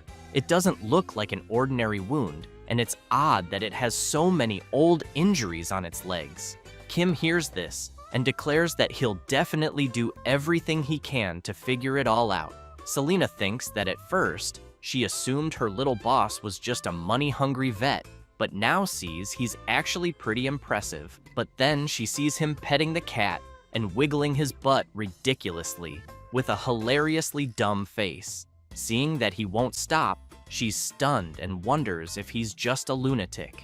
After a while, loud noises start coming from inside the vet clinic. The people outside are scared, wondering what's going on, saying they've never heard such a terrifying sound before. One of the villagers shouts, asking if they haven't heard. He says he heard that veterinarian Kim is fighting a demon, and also that he's purifying the demon that causes the plague. People start imagining things, thinking the protagonist isn't just a doctor, but a wizard from another world. And so, public opinion in the Middle Ages is formed, with everyone cheering for the protagonist. Meanwhile, he's terrified, begging the just-awakened cat to start with just one spoonful, but the cat slaps him in the face. Kim watches the cat and thinks its temperament is really hostile. Selena notices something odd and asks her boss if the cat looks smaller compared to 3 days ago. Kim says yes, and not just the weight, the size of its body is noticeably smaller too. Selena says that's expected of a monster, and that maybe its body is shrinking due to magical exhaustion. But Kim gets upset and says that, magical power or not, the creature needs to eat something it hasn't eaten in 3 days. He explains that being hungry makes it angry, and getting angry burns energy, making it even hungrier, forming a vicious cycle of hunger and rage. Then he thinks, if only he had the demonic snack Zor in moments like this, until suddenly, he feels a strange pain in his chest and quickly notices his necklace, the one he got from the dragon, glowing. He's surprised to see something coming out from inside him and shooting straight toward the kitten, who, while furious, ends up being hit by the demonic snack Zor, and suddenly, he becomes completely docile. Kim takes the opportunity, picks up the little creature, and starts pampering it. Selena sees the scene and is stunned. Kim keeps spoiling the kitten, and while it quietly eats its food, Selena notices something. Observing the cat's forehead, she realizes that all her questions have been answered, and that the creature before them is not a cat. She then recalls the story of the Monoceros, horned lions, from the days when dragons were alive and mana filled the world. They were called divine beasts and revered as sacred beings.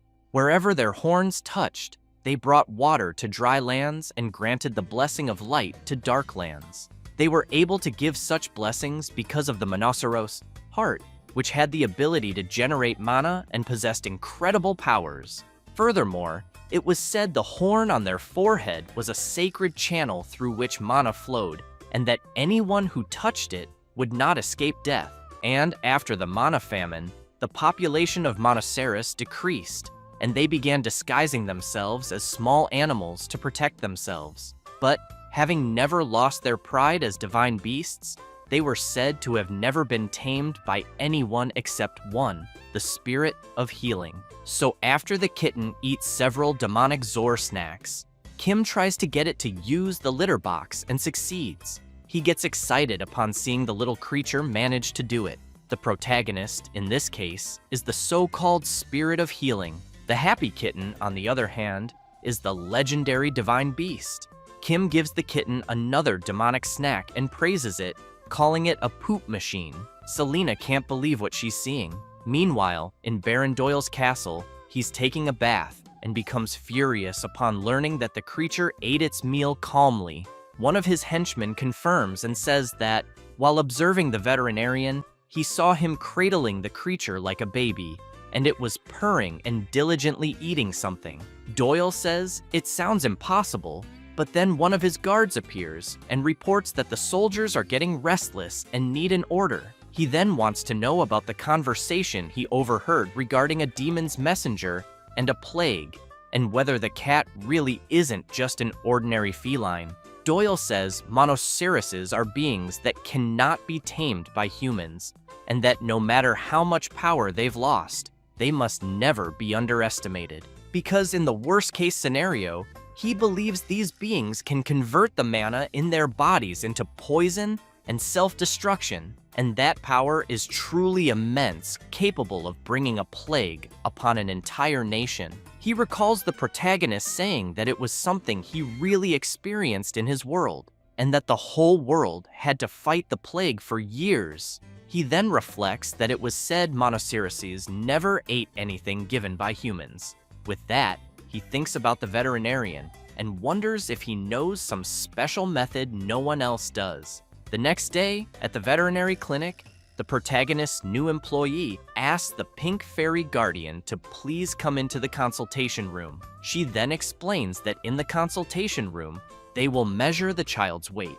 Kim thinks to himself that this is how it should be done, recalling Selena's poor customer service, followed by violence toward a client at the clinic, and finally her requesting unexpected part-time leave. Not to mention the unauthorized absences on the last one, she said she'd be gone for a few days.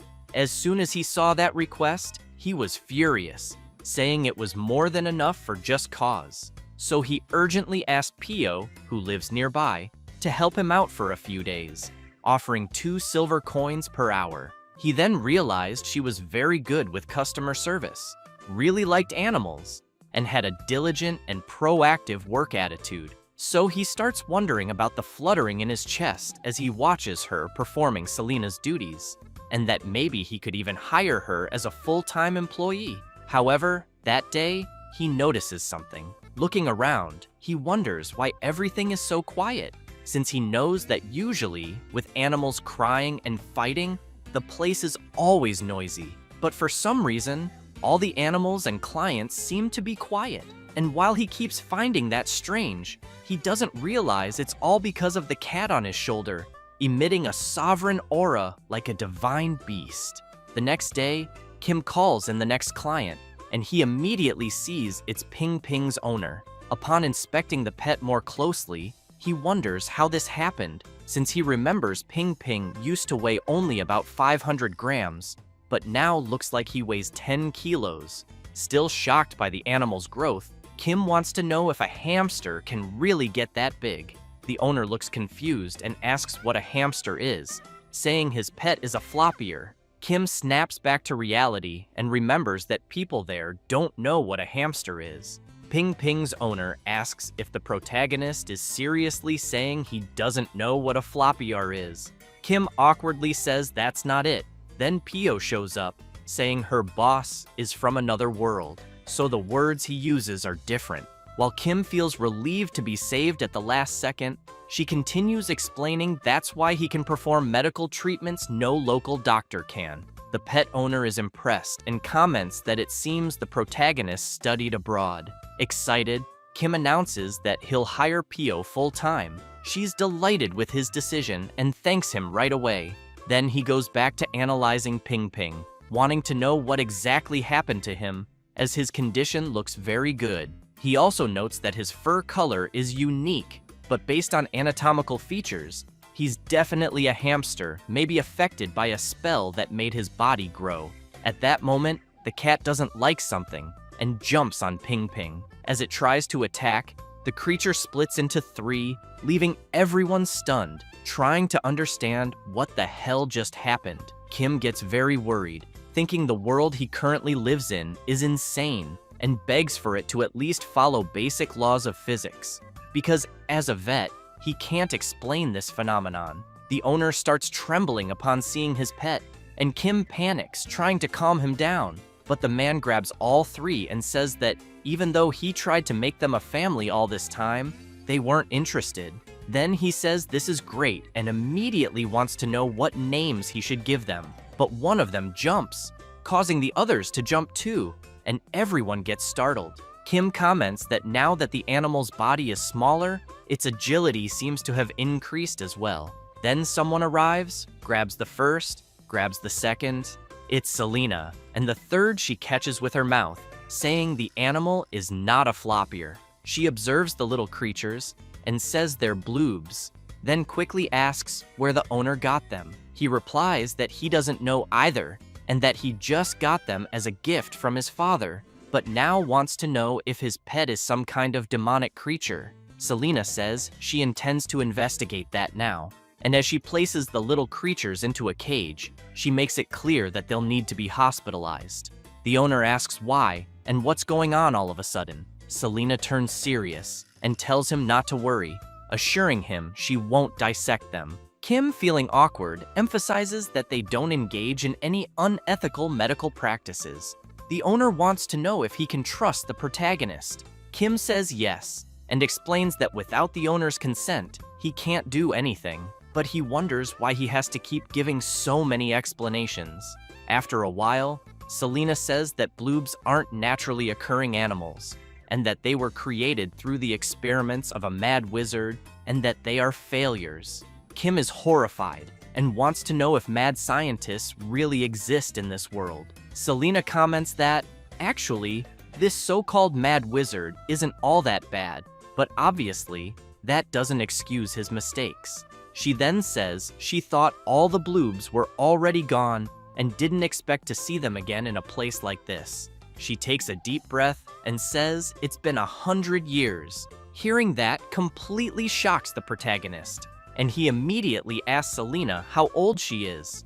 At that moment, Sunja looks uncomfortable, and the protagonist quickly asks if something's wrong. Then someone knocks on the door and shouts, asking Kim to open it immediately. Both he and Selena are surprised by the urgency in the voice. Then the guards announce that Baron Doyle is there and urgently wants to speak with him. As soon as the Baron enters, he shouts for the veterinarian to bring the monster. Kim thinks that he was supposed to hide it for a week, but simply couldn't prepare for this because he was struggling just to feed it. So, feeling awkward, he welcomes the Baron and wonders where Selena ran off to in the meantime. He then asks Doyle if he'd like a cup of tea. Doyle replies, "There's no need, just bring the monster." Kim explains that unfortunately the treatment hasn't been completed yet, but the people with the Baron get nervous and shout, accusing the protagonist of lying. Still embarrassed, Kim says that some small problems came up during the treatment. Doyle immediately wants to know what problems. The protagonist explains that during the process of exorcising the evil spirit, a mysterious imprint was formed between him and the cat. This means that, for now, they are inseparable. The Baron's guards grow even more agitated and yell, demanding to know what nonsense the vet is talking about and where he's selling these lies. Kim is stunned and thinks it's not working. However, he says that since they're on the topic, he emphasizes that in the Baron's dungeon, there's someone who looks like this, and wants to know why he captured a black cat. At that moment, Doyle is shocked and wonders how the vet knew that. Kim approaches the Baron and asks if he's secretly trying to get rid of this cat and execute another innocent one. Doyle becomes alarmed and asks what the vet is implying. The protagonist makes it clear that it wasn't Sonja who harmed the village animals in the first place, but rather his wolf. The Baron stands up startled and demands to know what nonsense the vet is spouting and whether he has any proof. Kim then pulls out a document and says the proof is right there. explaining that the wound marks detailed in the medical chart when compared with magma claws. But one of the Baron's guards grabs the medical report and tears it to pieces, which drives the protagonist mad with rage. The guard walks over to the black cat and says that now that the evidence is gone, he's going to take the monster. But Sonja slashes the guard's hand with her paw, cutting it. Kim starts to wonder what he should summon, whether it should be a steel transporter or a weapon to eliminate them all at once. He grips his necklace tightly, thinking about the possibilities. At that moment, someone arrives, asking everyone to wait a minute. It's Selena, accompanied by some elves. The Baron is startled when he sees the people there. Looking at the staff, he notices the pattern of the world tree. Observing the elf, he sees a mana circle on his forehead. He realizes it's the chief of the Supreme Inspection Agency of the Western Continent, Kalian of the Etherian Order. He then bows and says it's an honor to meet him, but wants to know how the Sacred Order of Adrien could be in such a humble place. Kalian explains that he came after receiving a report that a divine animal on the verge of extinction had been discovered. Meanwhile, the protagonist is amazed to see an elf for the first time, since he had only seen them in movies. Watching Selena hand the black cat over to Kalian, he realizes this must be why she had been gone for a few days. She was summoning these people. Then he thinks of something and asks them to wait a minute. He looks at her and wonders about her ears. Was she an elf this whole time? And how did he not know? Kalian chants a spell in the Elven language, and a strange energy begins to envelop the black cat, which starts to levitate and exits the cage. After examining it closely, Kalian confirms it's clearly a monoceros, just as Selena had said, and judging by the wound on its forehead, it looks like the cut surface of a world tree branch. Therefore, he suspects this is the mark of a mana extractor. However, he begins to grow anxious and releases his power as he declares that from a sacred being, rare in this world, someone forcibly extracted mana. He then calls out to the Baron, who starts trembling in fear. With a sinister expression, Kalian wants to know if it was truly Baron Doyle who cut the creature's horn. Doyle, terrified, immediately starts crying and screaming, saying it wasn't him who did it. Kalian grows even angrier and shouts, demanding to know who committed such an atrocity. But both the Baron and his guards are so scared that they start running away, yelling that they don't know who did it. Kim gets excited, thinking that this organization's power is even greater than that of the nobles. As Kalian looks at the black cat, he explains that only a few weapons in this world are capable of cutting a divine beast's horn, and that this is something the protagonist will understand if he invests just a little. He then says that thanks to Kim, they were able to protect a precious divine beast. Kim, feeling awkward, replies that it was nothing, that he was just doing his job. But he's surprised to hear that they plan to take care of the divine beast now. He starts thinking about Sonja and how he's going to be taken away, but knows it's for his own good. One of the elves notices that the creature is breaking the barrier using its own power. Another elf wonders why it's doing that. Kalian asks the creature to calm down, explaining that they're not enemies. At that moment, Sonja manages to break through the mystical barrier Kalian had cast, leaving the other elves stunned. The black cat then jumps onto the protagonist, and the two embrace affectionately. The elves are shocked by the scene, and Kalian immediately wants to know how something like this could be happening. Then he sees the cat playing with the protagonist's necklace, and starts thinking that he's seen that necklace somewhere before. Kim looks ahead and, noticing the strange looks from the elves, wonders what's going on. He recognizes that look as the same one his old professor had when trying to recruit him for graduate school. He also sees that even Selena has that look. However, Kalian, now excited, tells the protagonist that he will entrust the divine beast to his care. With the same look as before, he adds that it might be better to take both him and the Monoceros to headquarters for investigation. But with Selena there, he's confident they'll be in good hands. Kim notices the expression on Selena's face and begins to wonder about her lack of enthusiasm. Kalian then chants his magic again, wrapping the Monoceros in it. He explains that he has created a necklace imbued with the protective magic of the Etherian Order, which will substitute for the lost horn and help the little creature recover its strength. Kim looks at the kitten and tells it that it'll be okay.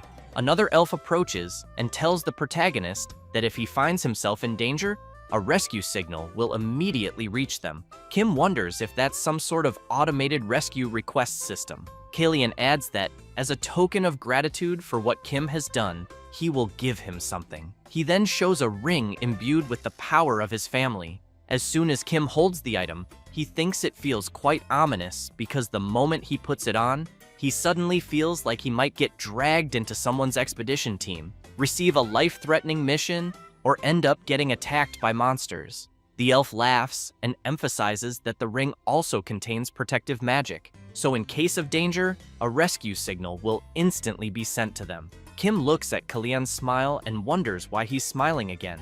Kalian picks up the ring and says he'll put it on the protagonist, who gets scared and says he's not mentally ready yet.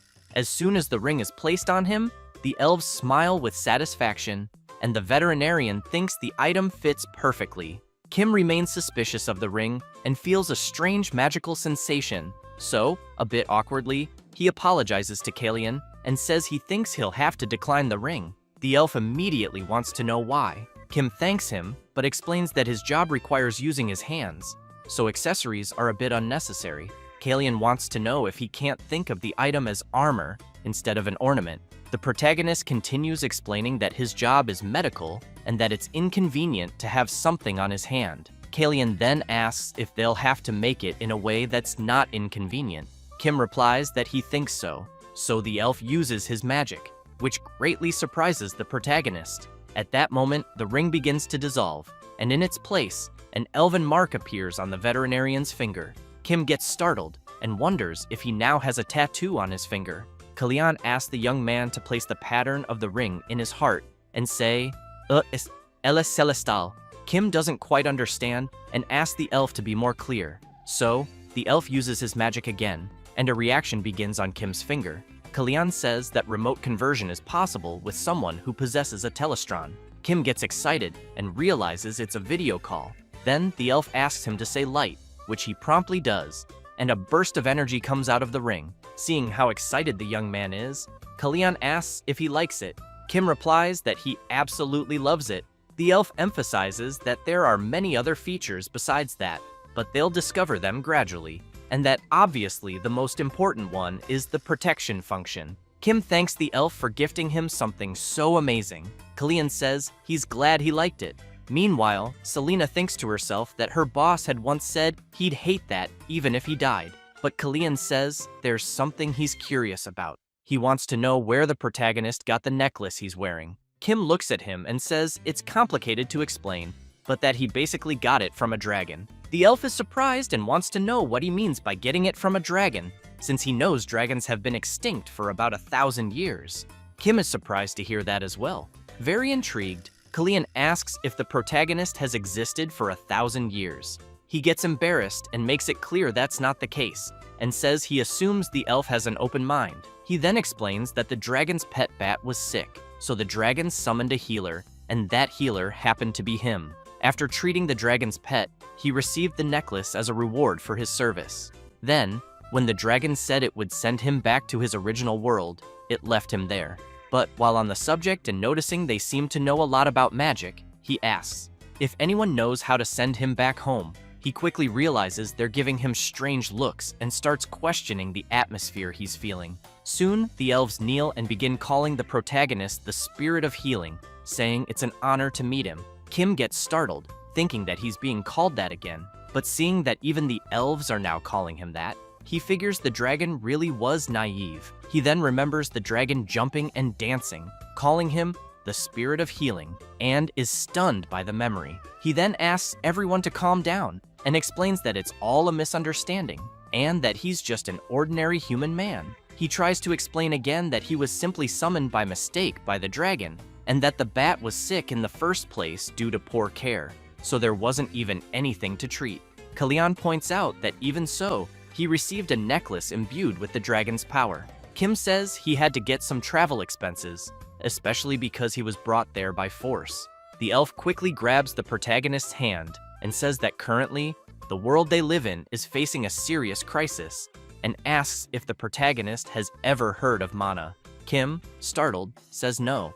Kalian explains that mana is the sacred life energy that makes up the world they live in, and that the mana flowing from the Earth's source resides in all things in the world. The more mana that accumulates, like a dragon's mana reserve being 100 million, while a human's is only the larger the being, the stronger and more sacred it is. However, Kalian emphasizes that, starting with the extinction of dragons, countless divine beasts began to disappear, and with the disappearance of dragons and leviathans, even the world tree eventually started to wither. Because of this, he fears that if things continue like this, mana will soon be completely depleted, and the survival of the next generation is currently at risk.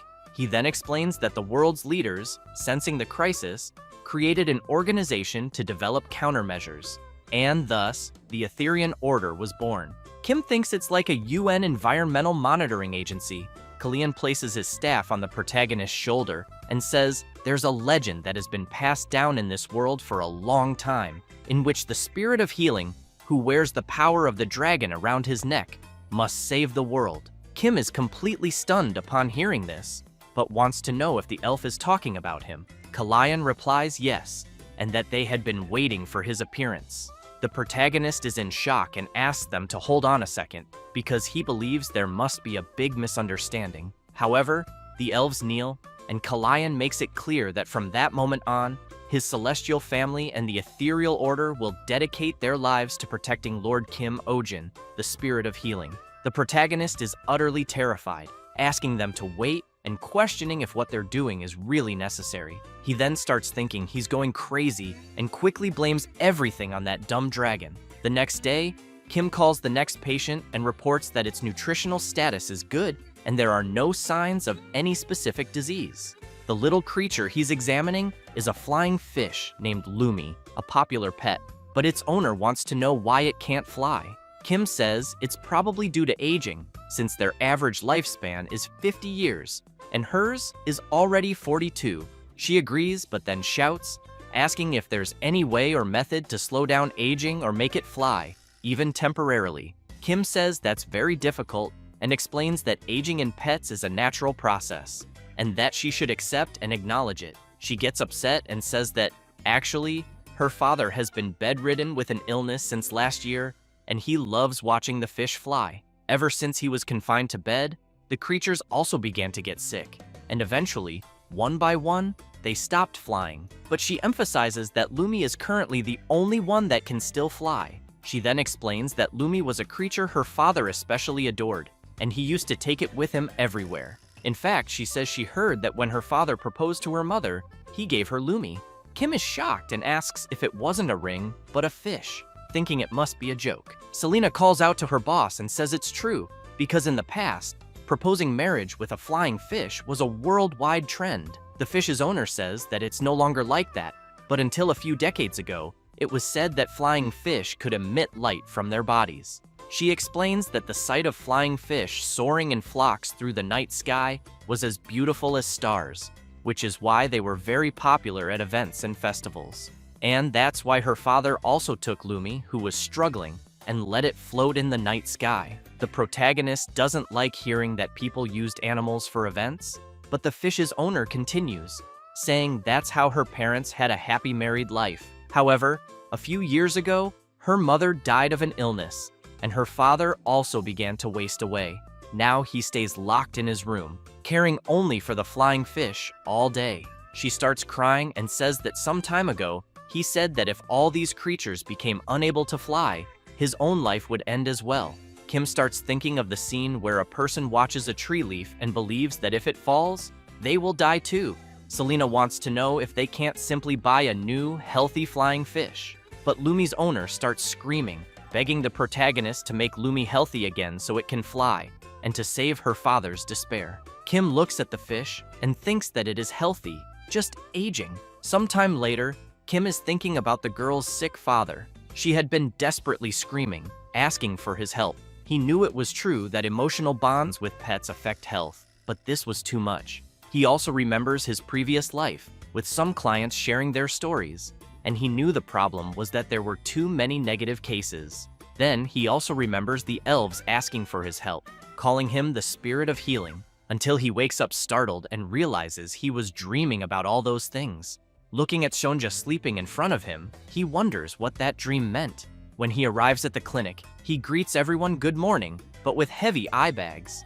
Pio, also looking sleepy, says she didn't sleep well the night before either. She then asks if he was worried about the flying fish. She says it's so sad, because what the protagonist said was that the fish was aging, but she actually thinks it might be due to a lack of mana. The protagonist doesn't understand and asks her to be more specific. She says that when she was young, adults used to say that the flying fish stopped glowing, and they also said it was because the mana in the air had decreased, and if things stayed like this, the fish's ability to fly would soon vanish. Kim starts wondering if this could be something like environmental pollution, because it seems like the ecosystem in this world is being destroyed. Then he remembers again the elves asking for his help to save the world. But Selena makes it clear that it's not just the flying fish. She explains that the number of sick animals is really increasing, and they should assume that most are aging due to an unknown loss of ability, and that this is all a phenomenon caused by mana depletion.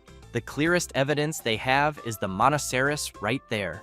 Kim looks at Sonja and remembers that Selena had said Sonja was originally a lion, so he comments that Sonja's cat form is cute too, but he's really curious about his original form. Then he wonders if Sonja will still behave the same once he turns back into a lion, until something comes to his mind. He immediately turns and asks Pio what illness the flying fish's owner said her father had. She says she heard it was a disease where the bones weaken and break. Kim turns to Selena and wants to know what kind of medicine is usually prescribed for that kind of illness. She says it's not a precise diagnosis, but typically they use flower root, which helps repair bones, blood root, which has pain relief effects, and other supplemental herbs. Kim asks if among them there are any herbs that cause side effects with long-term use. Selena replies that if someone stands for a long time, their nerves become sensitive and their body loses energy. The protagonist thinks that's exactly what he had in mind and asks if there's a medicine that can neutralize that side effect. Selena says yes, but emphasizes that the original effect of the medicine will disappear. Kim says that doesn't matter and quickly asks her to tell him how to prepare it. She says it's behind her. The protagonist is confused and asks what she means. Selena reveals it's the mandrake, who doesn't seem to be in a very good mood. So Kim goes up to the mandrake and asks if it heard what they were talking about. Then he says he needs to make medicine and will need some leaves.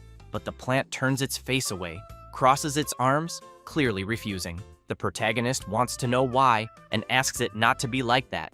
But as soon as the mandrake sees the protagonist reaching out to take a few leaves, she gets scared and starts screaming loudly, forcing him and Pio to cover their ears because of the deafening cry.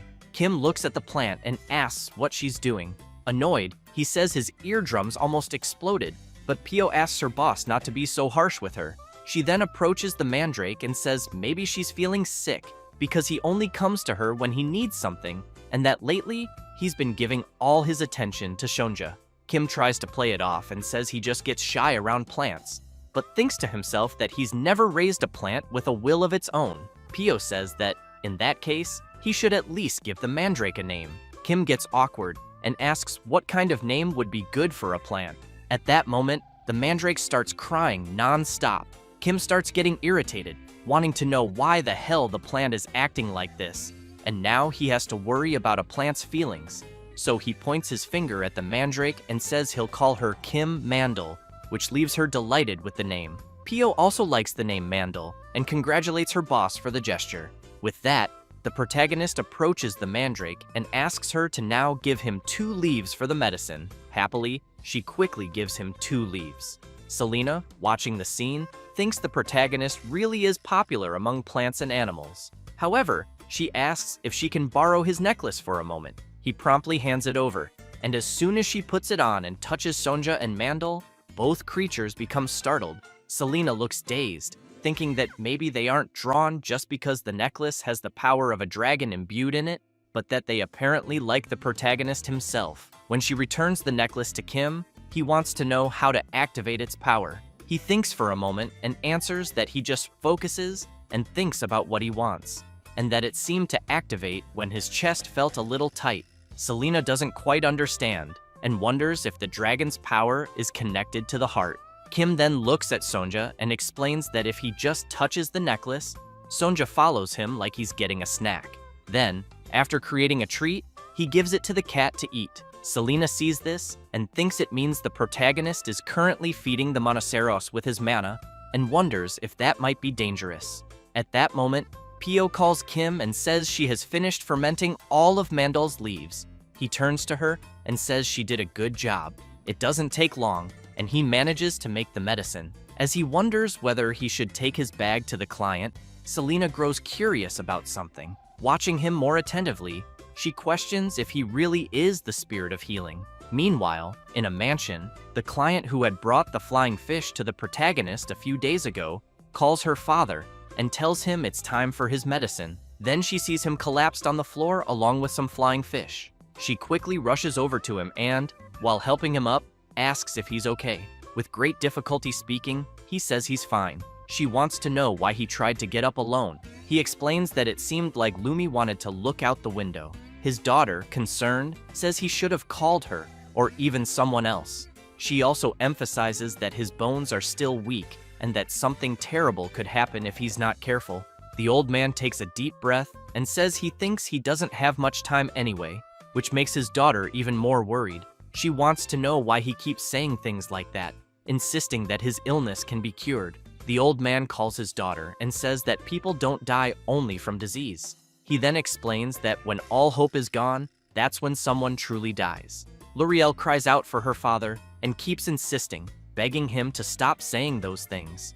But suddenly, the protagonist appears, opening the door out of nowhere, saying that what the old man is saying isn't true. People die due to incorrect information and wrong prescriptions about illnesses, and due to poor lifestyle habits and mismanagement. L'Oreal is surprised to see the protagonist, but her father immediately wants to know who he is.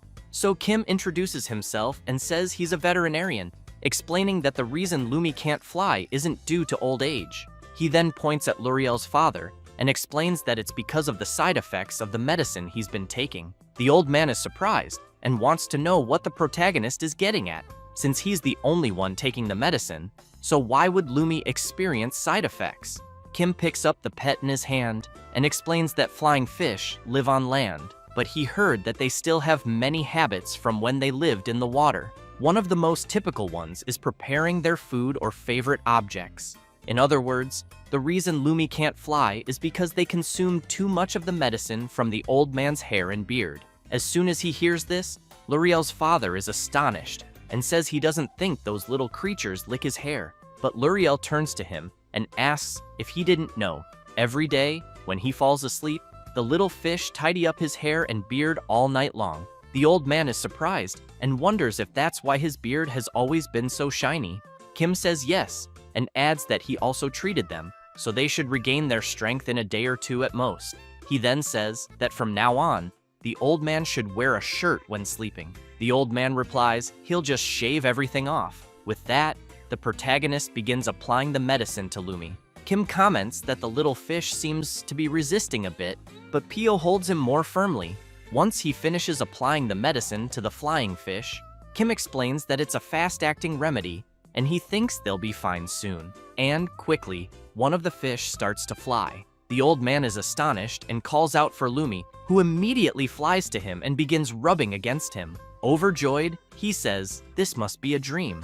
Kim says that Lumi was the healthiest of them until recently, so the medicine should be very effective. The protagonist emphasizes that the other little creatures will be fine soon as well. Then, out of nowhere, one of them bites his arm. Then another bites his hair, and he quickly wants to know why they're acting like that so suddenly. Suddenly, they all start attacking the protagonist, who is left in shock, trying to understand what the hell is going on. One of them suddenly starts trembling strangely, which quickly catches the old man's attention. The fish begins to glow intensely. Both Kim, L'Oreal, and Selena are surprised as they watch the other fish flying and emitting a beautiful glow.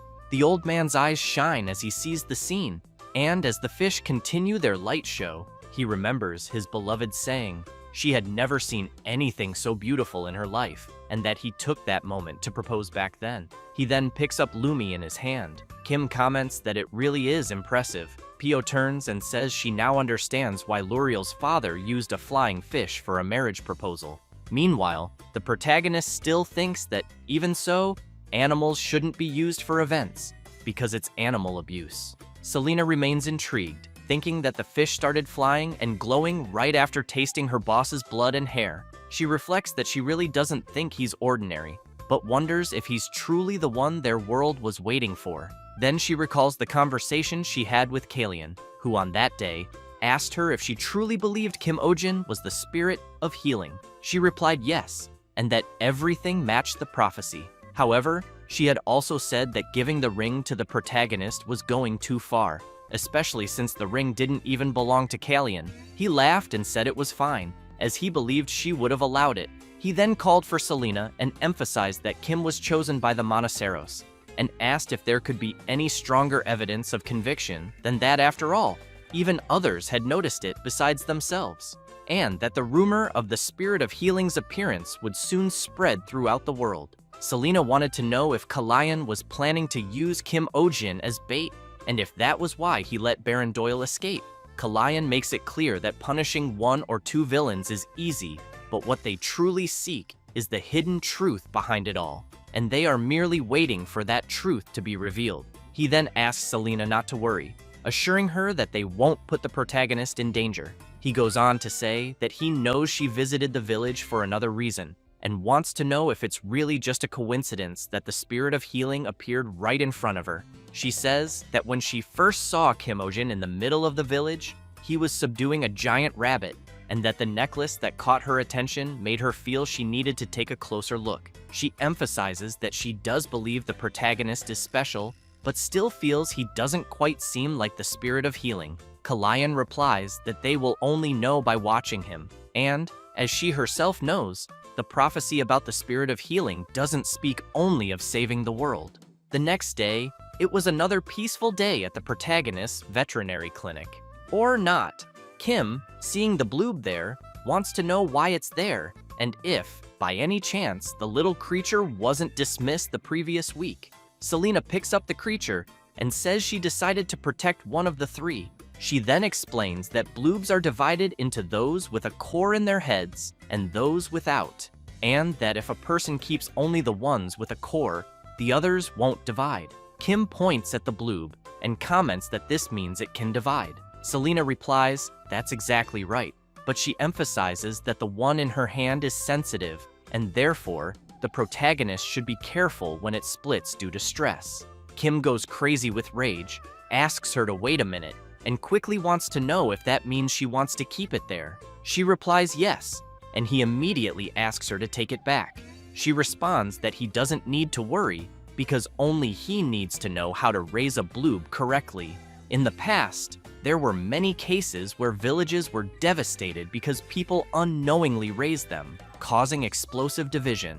Kim gets even more terrified upon hearing that, and still wants to know if she really intends to raise such a dangerous creature there. He then yells that it's like raising a time bomb in a gunpowder depot, since there's already the mandrake there, with its unpleasant temperament, loud as hell, and Shonja with a violent history. At that moment, Pio approaches and wants to know if the owner allowed this. Selena looks annoyed and asks Pio if that's really necessary. Embarrassed, she replies no, it's not.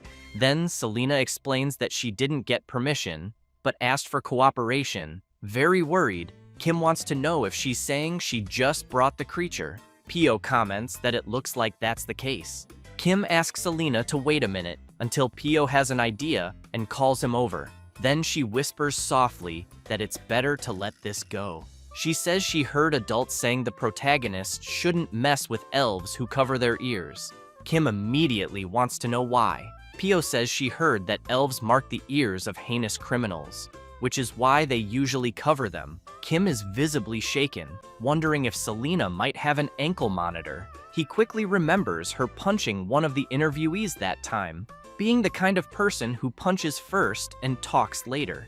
And she also doesn't talk much about herself. He starts watching her and wondering if she really is a convict and what crime she might have committed. He then questions whether he should fire her. Selena tells the protagonist that it's time to open the clinic. He gets startled and says he hadn't even realized. As he goes to the door, he continues thinking that Selena is capable, but he can always find someone else to replace her.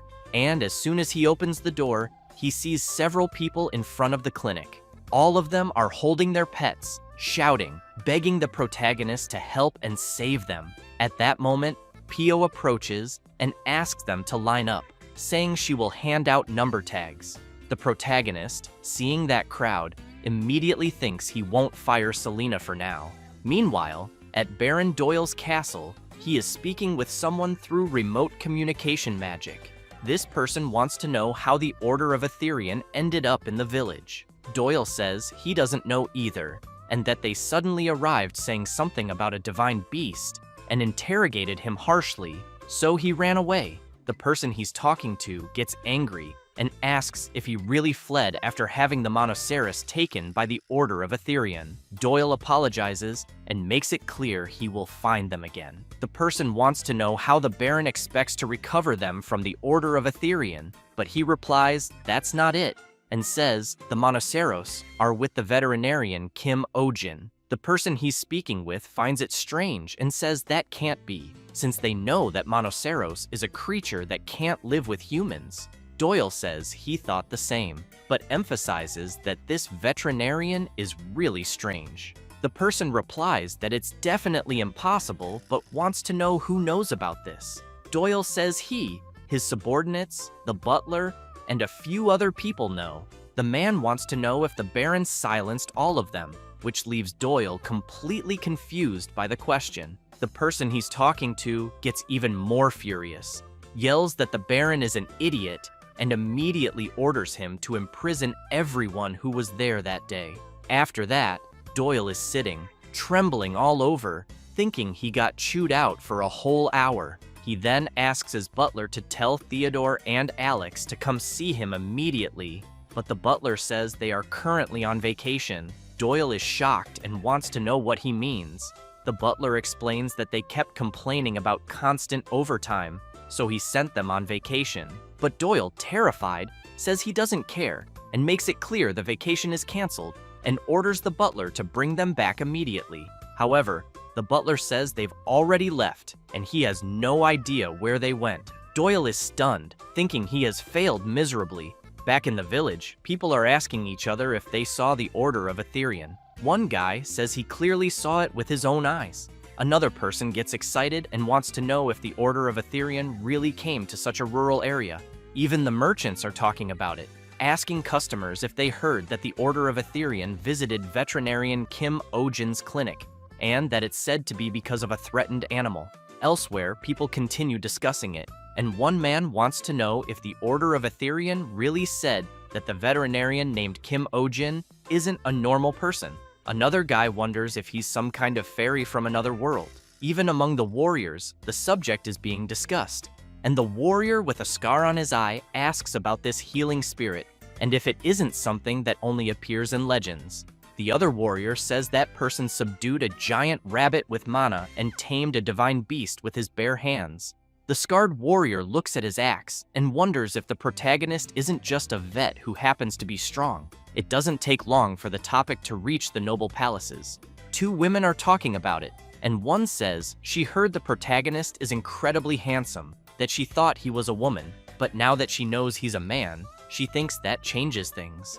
The other girl is confused and asks her friend to be more specific, so she explains that, according to prophecy, the healing spirit saves the world, and whoever gains the power of the healing spirit can become the ruler of the world. Meanwhile, in the noble residential area of Montville, in a certain mansion, someone arrives apologizing and explains that he's late because he overslept. It's Mr. Adrien, who quickly asks why the hospital is so quiet, since it seems like only well-behaved animals are there today, and asks them to send in the first patient. The butler looks a bit embarrassed and says there are no patients yet, which shocks Adrien, who wants to know what he means, and if the clients left because he arrived too late, since it's already almost noon. The butler replies no, and says that no one has come by since morning. Adrien is puzzled and wants to know what happened, and if that petty guy with the countdown is still trying to sabotage him. The butler tries to explain, saying that apparently it seems to be because of a veterinary clinic that recently opened in the Belmore area.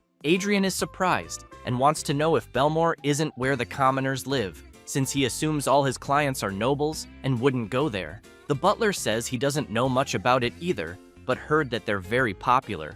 The blonde guy comments that he thinks they must be using some tricks, since he knows that, at best, a commoner veterinarian is exactly that, and that, being from a royal academy that only nobles can enter, he then begins to emphasize that he's going to take a few days off and think of this as a vacation, and maybe the next day, building a house for Lady Marianne's unicorn will guarantee a whole month's income. However, the butler informs him that a message just arrived from Lady Marianne saying she's canceling the appointment, which leaves the blonde guy quite surprised, saying that's definitely impossible. The butler says she mentioned she's going to Kim Ojin's veterinary clinic. Adrien slams his hand on the table and shouts, ordering the butler to prepare the carriage immediately. This is Adrien Havencrown.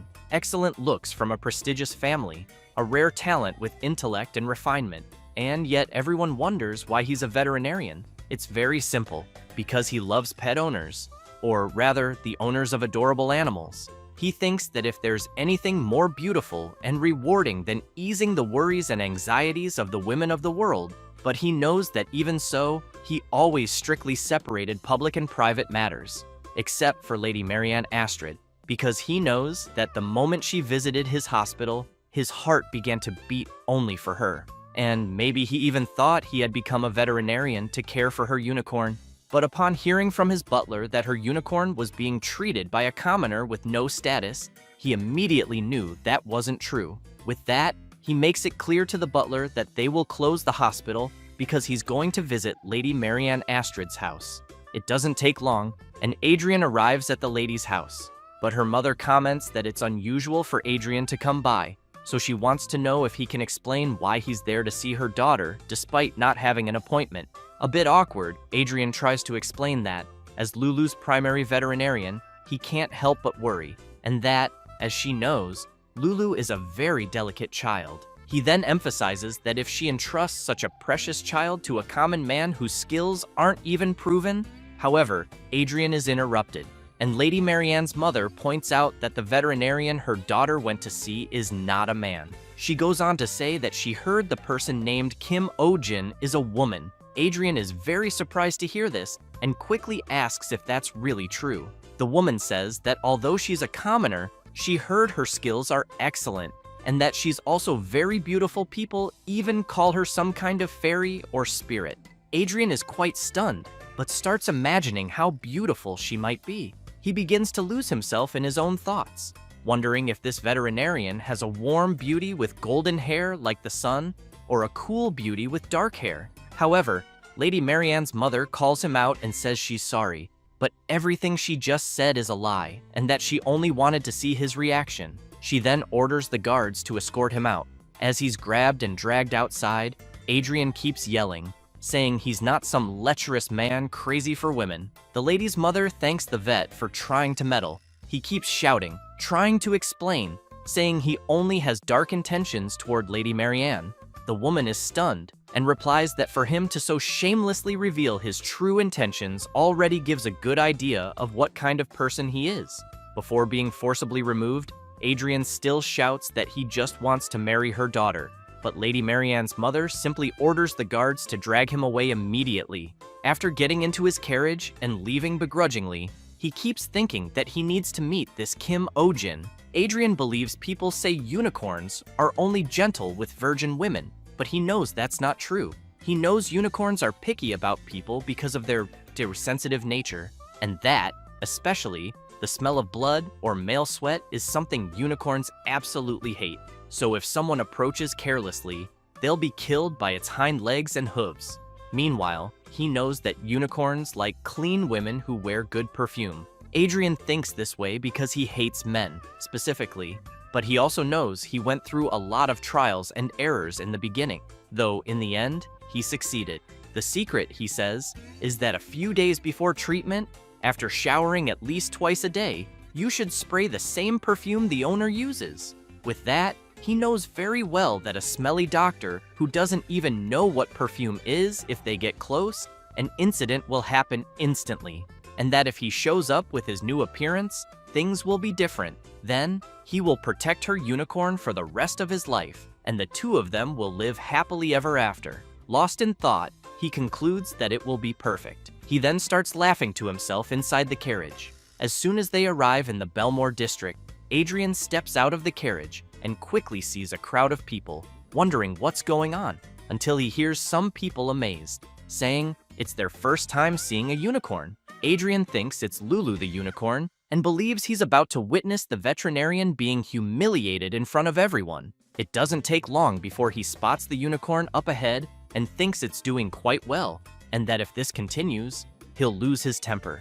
But the protagonist is riding the unicorn and having fun, which terrifies Adrien, who struggles to understand what the hell is happening. Kim, happy to be enjoying the ride, asks if the unicorn has always been this gentle. Seeing that, Adrien knows that's impossible. He remembers a time Lulu got mad even while under anesthesia. Lady Marianne also seems pleased and says it's the first time Lulu has let anyone ride her. The blonde guy remains stunned, thinking the protagonist must have used a trick, that there must be some other method involved. Then he spots Selena and asks what she's doing there, and if by any chance she's an elf, since he heard elves can use magic. He suspects that maybe Lulu is under a spell, which is why she's acting kind toward others, especially the vet.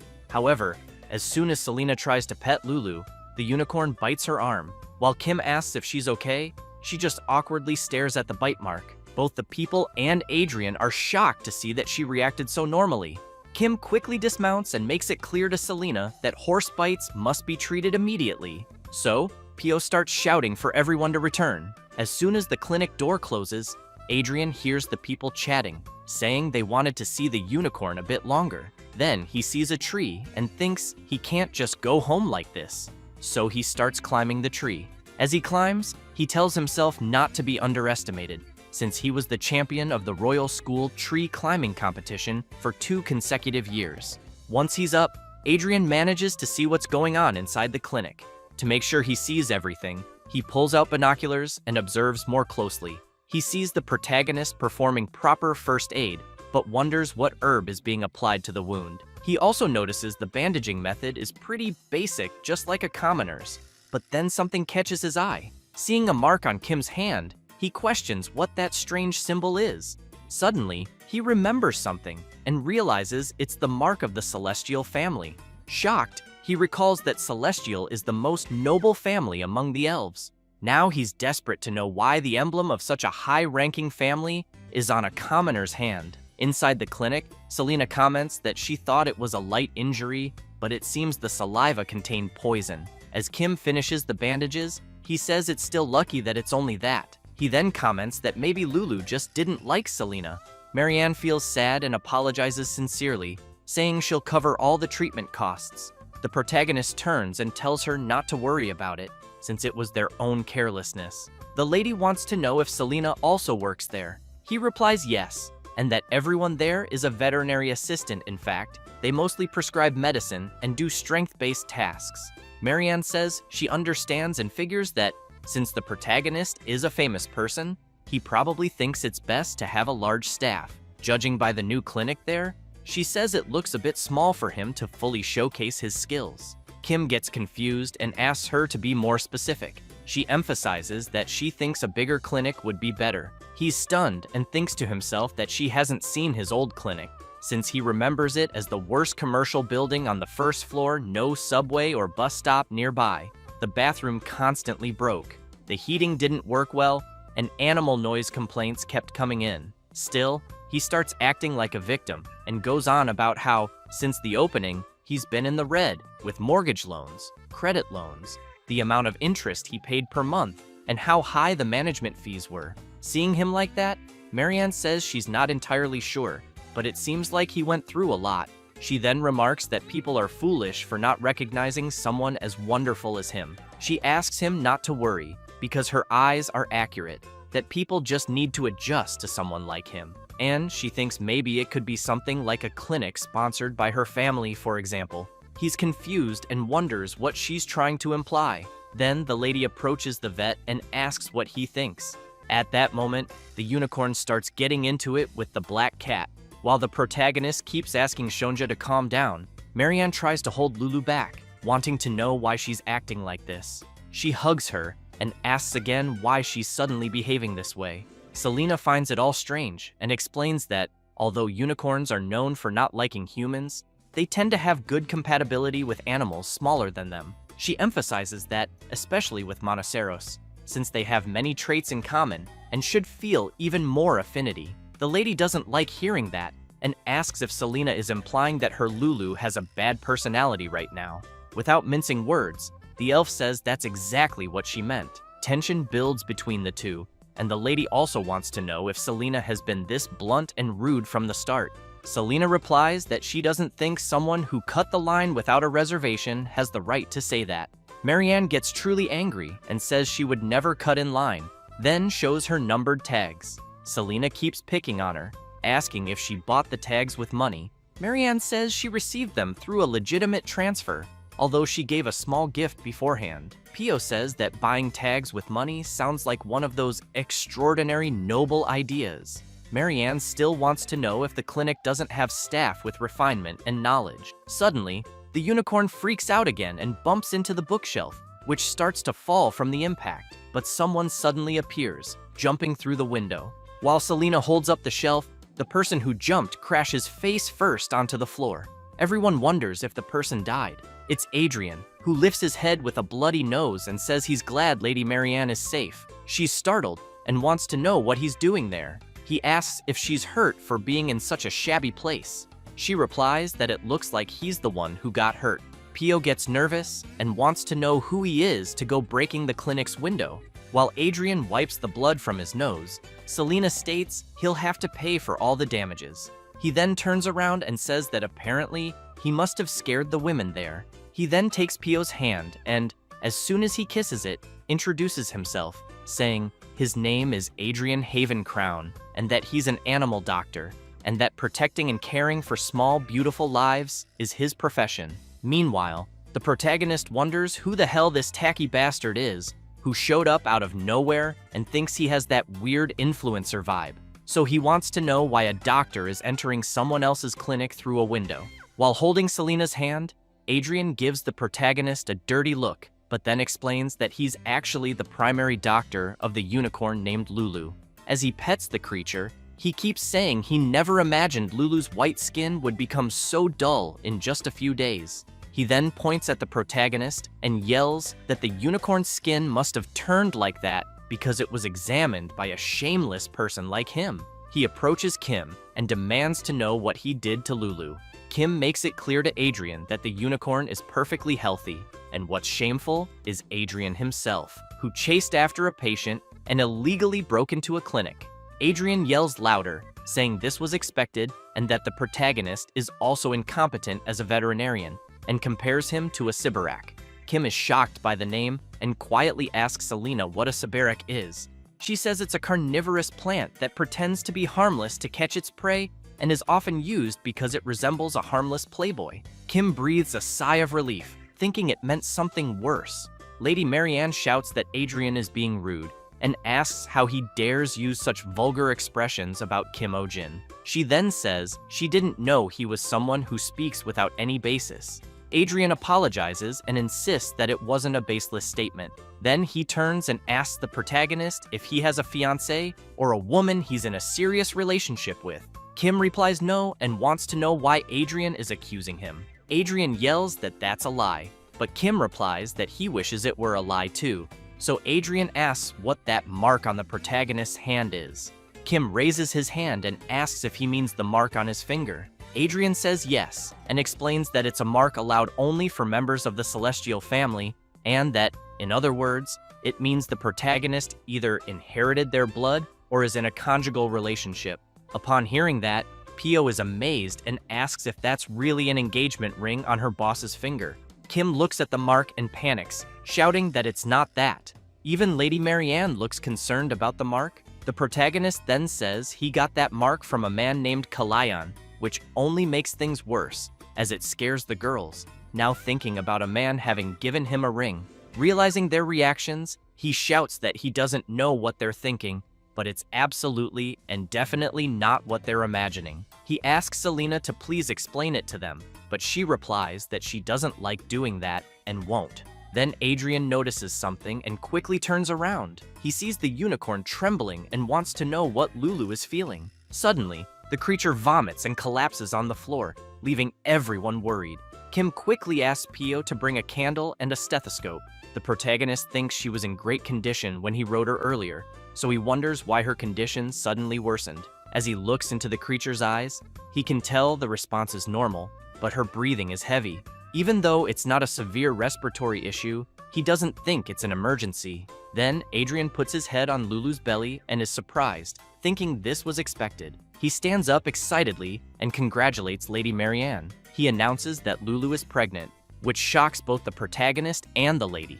The lady begins thinking about her pet being pregnant and immediately calls out to Adrien, saying that although he was a bit strange, she thought he was a competent doctor. So she wants to know if he hit his head when he jumped through the window. He replies that there's clearly a new life form inside Lulu's belly and that the vomiting now also seems like morning sickness symptoms.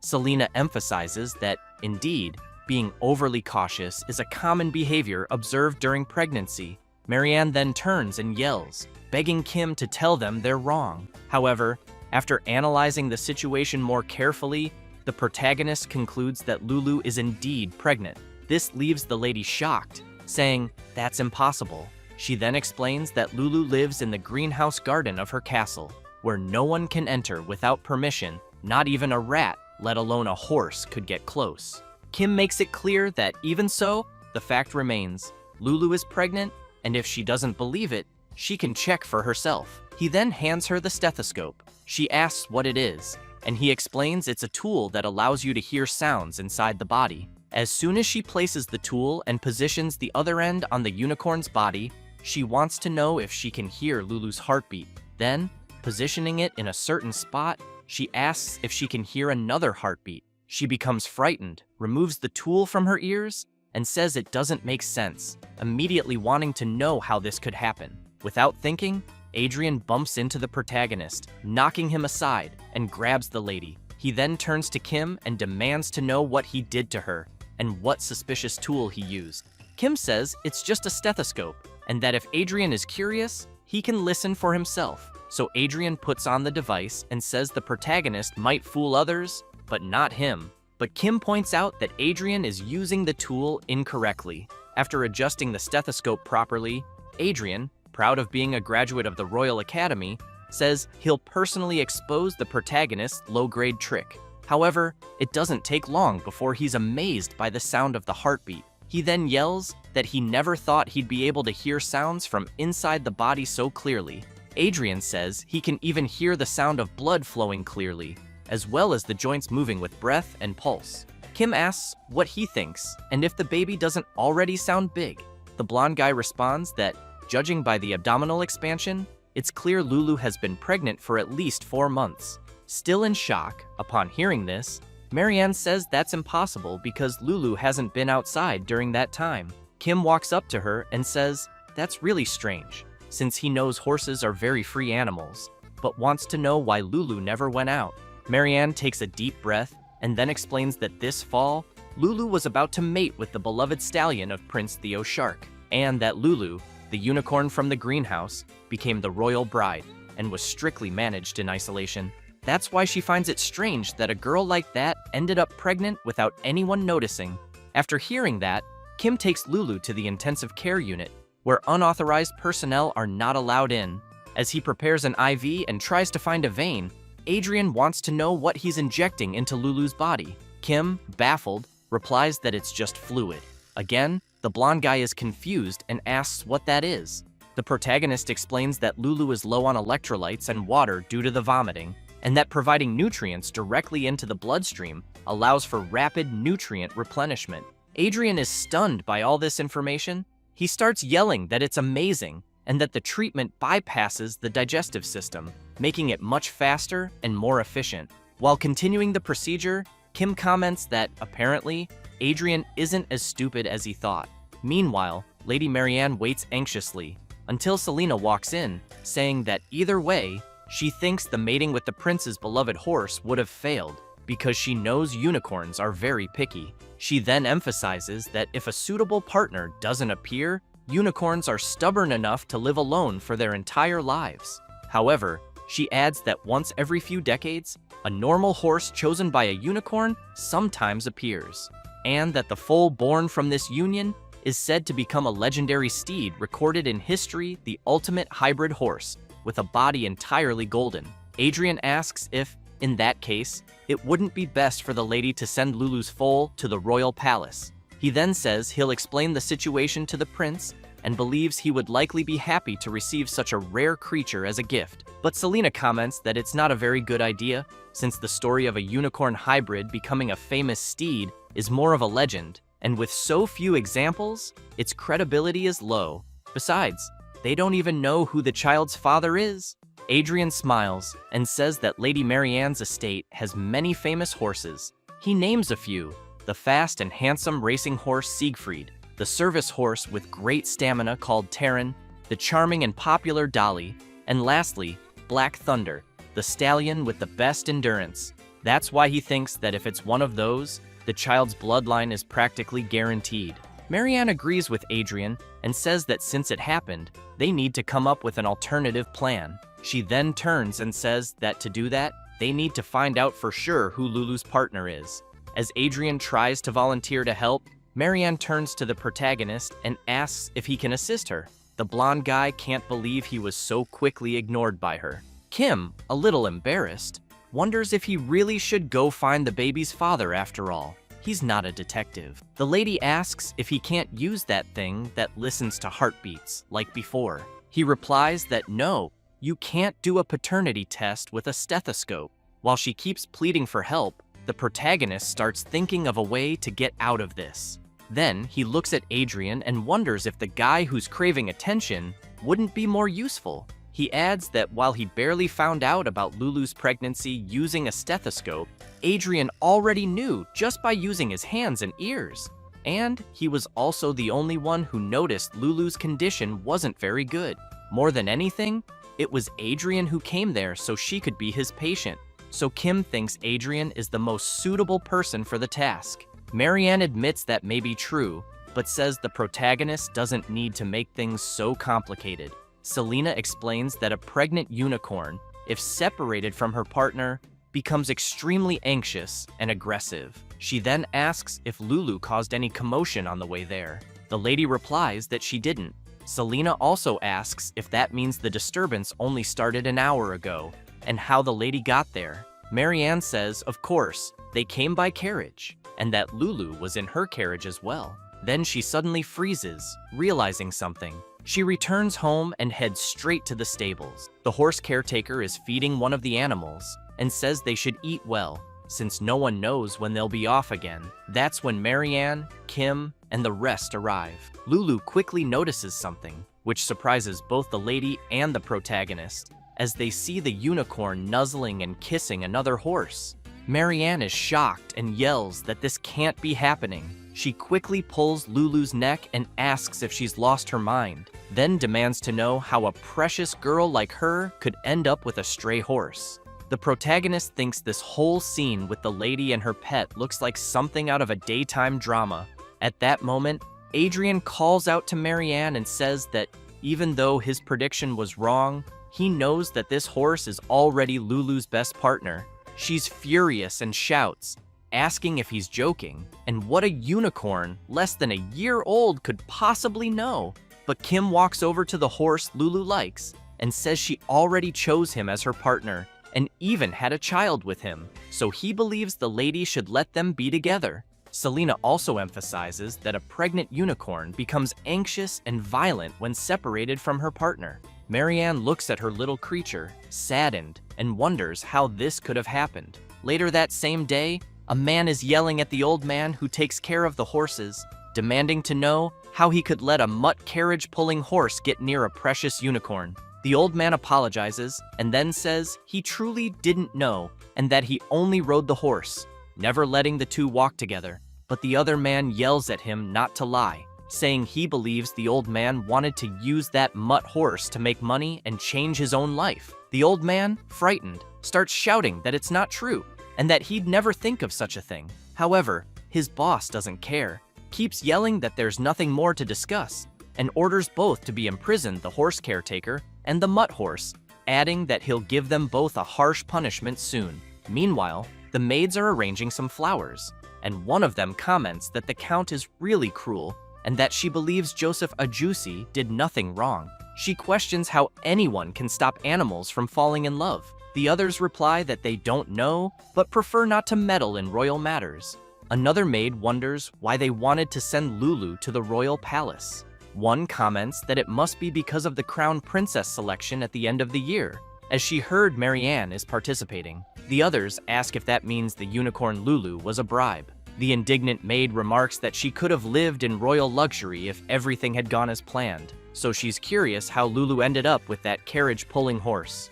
Another maid says she probably takes after her owner, which leaves the others puzzled, wanting to know what she means by that. So the maid who said Lulu takes after her owner begins to say that, back in the day, Lady Marianne, but she's interrupted by the head maid, who arrives yelling, asking if they can't work in silence. Meanwhile, Marianne is still upset about what happened, until one of the maids calls out from afar, shouting for the lady. Lulu is vomiting blood from her mouth. Marianne quickly arrives, worried, asking what's going on. The maid says the unicorn couldn't eat anything because of morning sickness all day, and suddenly began coughing up blood while vomiting. Marianne immediately remembers Selena explaining that pregnant unicorns become extremely anxious and violent when separated from their partners. The lady, very worried, knows her pet is in a bad state, but wonders if this is all because she's far from that mutt horse. The maid, upset with the situation, says that if this continues, Lulu's condition could get much worse.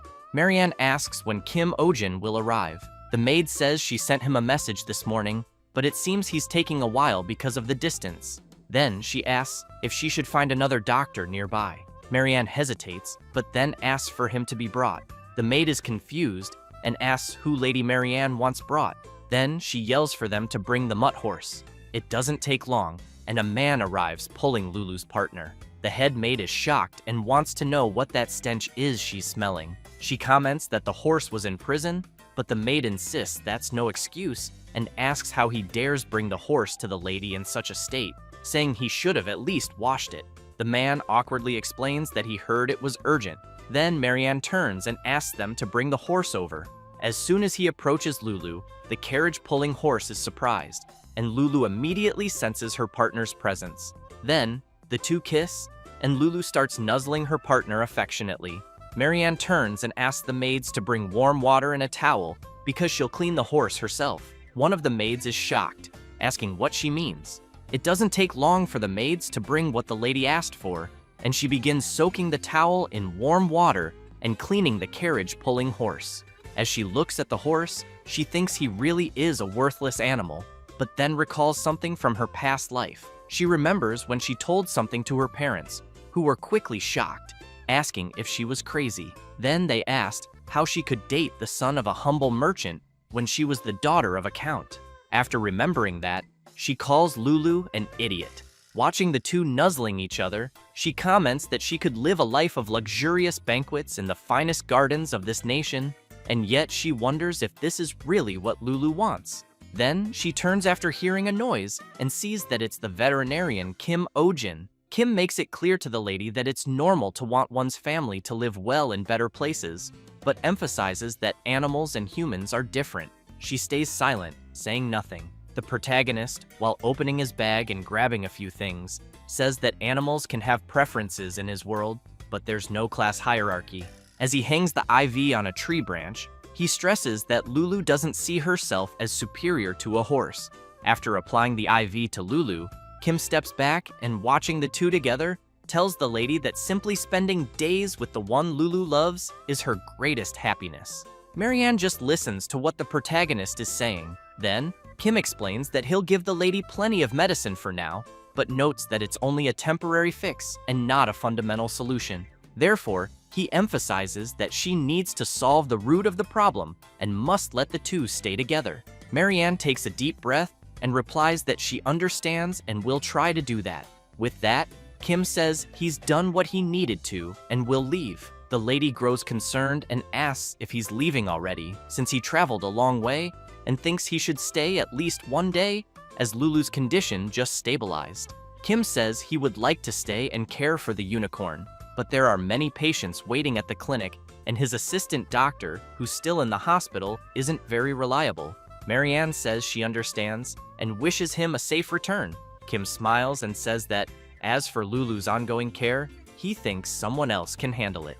The lady is confused and asks him to be more specific, so Kim points to Adrien, who's hiding in a tree. As he becomes very embarrassed, the lady yells, wanting to know what the hell he's doing up there. Adrien begins to climb down. Once on the ground, he apologizes to the lady. The protagonist then comments that he thinks Adrien should be saying crime. Adrien, slightly embarrassed, asks not to be misunderstood, saying he was just worried about Lulu. While Kim remains suspicious, Adrien swears he's telling the truth, that he came back after checking on the unicorn. Marianne says he should have notified her staff. Then, as Adrien explains that he did, he says they still didn't let him in because they mentioned something about a blacklist. The protagonist notices something in the blonde's bag that catches his attention. Kim takes the item from his bag and asks if it's a stethoscope. As he examines it, he comments that it looks pretty cheap. Adrien gets a bit embarrassed and says it's just a prototype and will be finished very soon. Kim then tosses his own stethoscope to Adrien and says that as a doctor, he needs good tools. Then he turns around and says he's leaving because unlike some people, he's full of patience. Adrien thinks to himself that Kim Ojin is a much cooler guy than he imagined. Meanwhile, the protagonist smiles and thinks he always knew Adrien was a weirdo. Afterward, Marianne and Adrien return to where Lulu is and see her eating. Adrien comments that she finally started eating on her own and seems to have regained some strength. Marianne takes a deep breath and says it's a huge relief, then thanks Adrien for being there and worried. He replies that he's just doing his job. He then emphasizes that love and affection truly are the best medicine in the end. Looking at the items the lady used to clean the mutt horse, Adrien comments that he still can't believe she personally took care of him. Marianne says her stubbornness caused Lulu this pain and that she should have brought them together a while ago. She then goes over to her baby and says that maybe she was feeling jealous of Lulu. Adrien is confused and asks her to clarify. Marianne explains that there was a time when she was truly innocent, just like Lulu, but at some point, she developed the habit of judging people based on status, background, or wealth. Adrien asks if all nobles aren't like that, but the lady emphasizes that she wasn't like that when she was young, and that when she saw him for the first time, she didn't care at all about his clothes or his status. The only thought in her mind was how beautiful the eyes of the person she liked were, and that just to keep looking into those eyes, she'd give up anything. But in the end, she let him go for the happiness of both. She then wonders if she's happy now, because she truly doesn't know. Adrien says he was about to mention that first love always ends in heartbreak, and that the pain of a broken heart can blind people to the fact that love and happiness may already be right beside them. Hearing that leaves the lady quite impressed. Adrien goes on to say that someone's true soulmate might already be nearby. He says this while looking directly into Lady Marianne's eyes, until she notices how close they are and, flustered, asks if he only just realized that. She then says she's decided not to participate in the princess selection anymore, which surprises the young doctor. Then he puts his hand in his pocket, thinking this is in chance. He kneels down, calls her name, and as he pulls a gift from his pocket, says that he's actually been waiting for this moment for a long time. However, the lady says she's curiously going to make that move on Kim Ojin, which makes the blonde boy jump back to where he was, completely not expecting that. Adrien becomes awkward, starts trembling and sweating cold, and asks if she's talking about that Kim Ojin they know and why.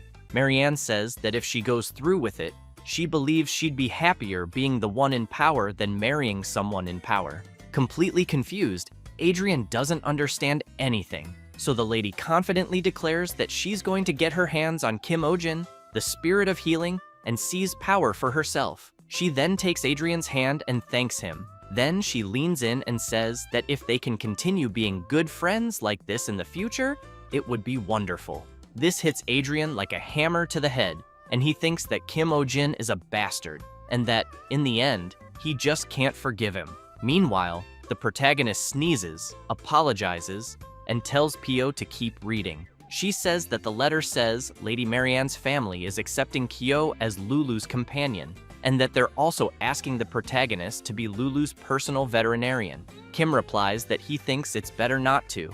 Pio is surprised and says they're offering 10 times the normal pay. While treating Shamir, a snake from the twin hydra species, the protagonist says he'd love to accept, but asks her to look at the current situation, then questions whether she thinks he can just leave the hospital. Pio laughs and says she gets it. Kim, while continuing his work, wonders how he's been doing this for an hour, and there's still tartar left on the creature's fangs. He imagines himself in a mine and thinks he's been mining for days. After a while Shamir's owners wait nervously for the treatment to finish, Kim asks Selena to spray some water on the creature's teeth. After doing so, she asks if that's enough. Kim says yes, and asks her to also bring anti-inflammatory medicine and cotton. He soon notices something stuck between Shamir's fangs, and when he pulls it out, realizes he found a ring. The owners are delighted and say the protagonist truly is a healer sent from the heavens. Kim laughs and says Shamir's mouth looks like an equipment storage unit. The owners explain that Shamir is a precious beast granted to their family by the last king, but more importantly, the creature had swallowed their family heirloom. So they begin to cry and deeply thank the protagonist for finding the ring. However, Kim makes it clear that there's still tartar to remove and that some teeth need to be extracted. He emphasizes that it might take another 1 or 2 hours. Selena asks if he means 5 hours, then points to another head of the creature and asks if he remembers that it's a hydra, which leaves him quite scared. He then starts crying, thinking about how much work he has ahead. Meanwhile, the owners say they need to lift Kim's spirits, so they ask someone to bring something. When it's brought in, they reveal a painting. Kim is surprised and asks what that is. One of the owners says it's a painting of his heroic work. He then explains that the person who painted it is the family's official portrait artist and wants to know if the protagonist liked it. Kim is shocked as he looks at the painting, wondering how he could possibly like that. The portraitist assures him that he will finish and present it soon, and that he hasn't had such an inspiring subject in centuries. The protagonist asks the portraitist not to bother. At that moment, Shamir begins to open his eyes. As a huge shadow appears behind her, Selena turns around, startled, and sees the enormous snake, its massive mouth full of sharp teeth, ready to strike. While channeling her magic, she thinks she needs to cast a sleep spell as quickly as possible. Suddenly, someone jumps between Selena and the snake, shouting for her to watch out, but ends up getting hit by the elf's spell. Selena realizes that the person in front of her is the noble doctor from last time, and seeing him fall asleep, she wonders where the hell he came from out of nowhere. Shamir then attacks Adrien and swallows him whole, leaving everyone around in disbelief at what they just saw. A few hours earlier, the protagonist's clinic had placed a sign on the front door, saying that consultations were closed. People with their little creatures were disappointed, wondering why, since it was still early morning. Others commented that they had come from far away just because they'd heard Kim Ojin was very good. Adrien, while spying, became furious, thinking he couldn't forgive the protagonist. Watching the saddened women in front of him not being attended, he wonders how Kim dares leave them like that, and still has the nerve to use the name Spirit of Healing. After returning home, he asks the butler what this so-called Spirit of Healing is. The butler replies that he believes it's a legend, and that it said the person who holds such power could rule the world. Adrien says he thinks that's completely absurd. He then comments that he can't believe Lady Marianne was swayed by such childish talk. However, he thinks that if such a being really did exist, isn't it obvious that he himself resembles the Spirit of Healing more than Kim Ojin? The butler replies that he's not so sure, as considering the miraculous treatments the protagonist has performed, it makes sense that the rumors are true. He He says he heard that Kim helped a flying fish fly again and even turned a demon's apostle into a house cat. He then points out that even Master Adrien appreciates the medical tool Kim gave him. Adrien grabs the stethoscope, puts it in his bag, and says he simply forgot to return it and will do that right now. But first, he asks his butler if he made a copy. The butler says yes. So Adrien heads to the Belmore district, climbs a tree, and wonders why the hell he's up in a tree again. As he picks up his binoculars, he tells himself he's just gathering information about his rival. He soon sees the protagonist treating a twin hydra and is quite surprised. He thinks he's never seen one in person before, and now that he's seeing it, realizes the creature really does have two heads. Watching more closely, he wonders what kind of treatment Kim Ojin is doing and if it could be dental. He also sees the protagonist scraping tartar from the gums and rinsing with water. After seeing him with a piece of cotton, he wonders if it's for the inflammation, since Kim is applying it where the tartar was removed. Adrien keeps watching and thinks that, as frustrating as it is, he has to admit that Kim Ojin's medical skills are truly exceptional, far better than his own, even though he prided himself on being one of the top students at the Royal Academy. Then something catches his attention. He sees the hydra's tail moving. Next, he sees it waking up and realizes the creature is coming out of sedation. When he sees the huge snake heading towards Selena, he jumps from the tree, thinking he has to save her. And that's how the earlier event happened, him being swallowed by the snake. Kim wonders what's going on, if he's dreaming, and if the snake really swallowed Adrien in one bite. Selena says he should be fine, since he was swallowed whole, and she's about to cast a spell to put the snake back to sleep. But the protagonist yells for her to wait and informs her that Shamir's condition isn't stable. When he examines the creature, he notices its tongue is purple. He explains that it's respiratory distress, since Shamir swallowed something too large for her body, and now her airways are blocked. The snake's owners panic and ask if there's any way to save her. Selena again offers to use magic immediately, but Kim refuses, explaining that it's too risky to use magic while the snake is passing out from lack of air. So he asks Pio to remember what he taught her, because they're going to do it right now.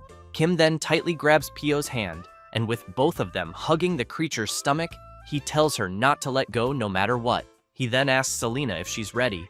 With a confident look, she starts preparing and soon delivers a powerful punch to Shamir's stomach. From the impact, the snake starts coughing heavily, and it doesn't take long for her to spit Adrien back out.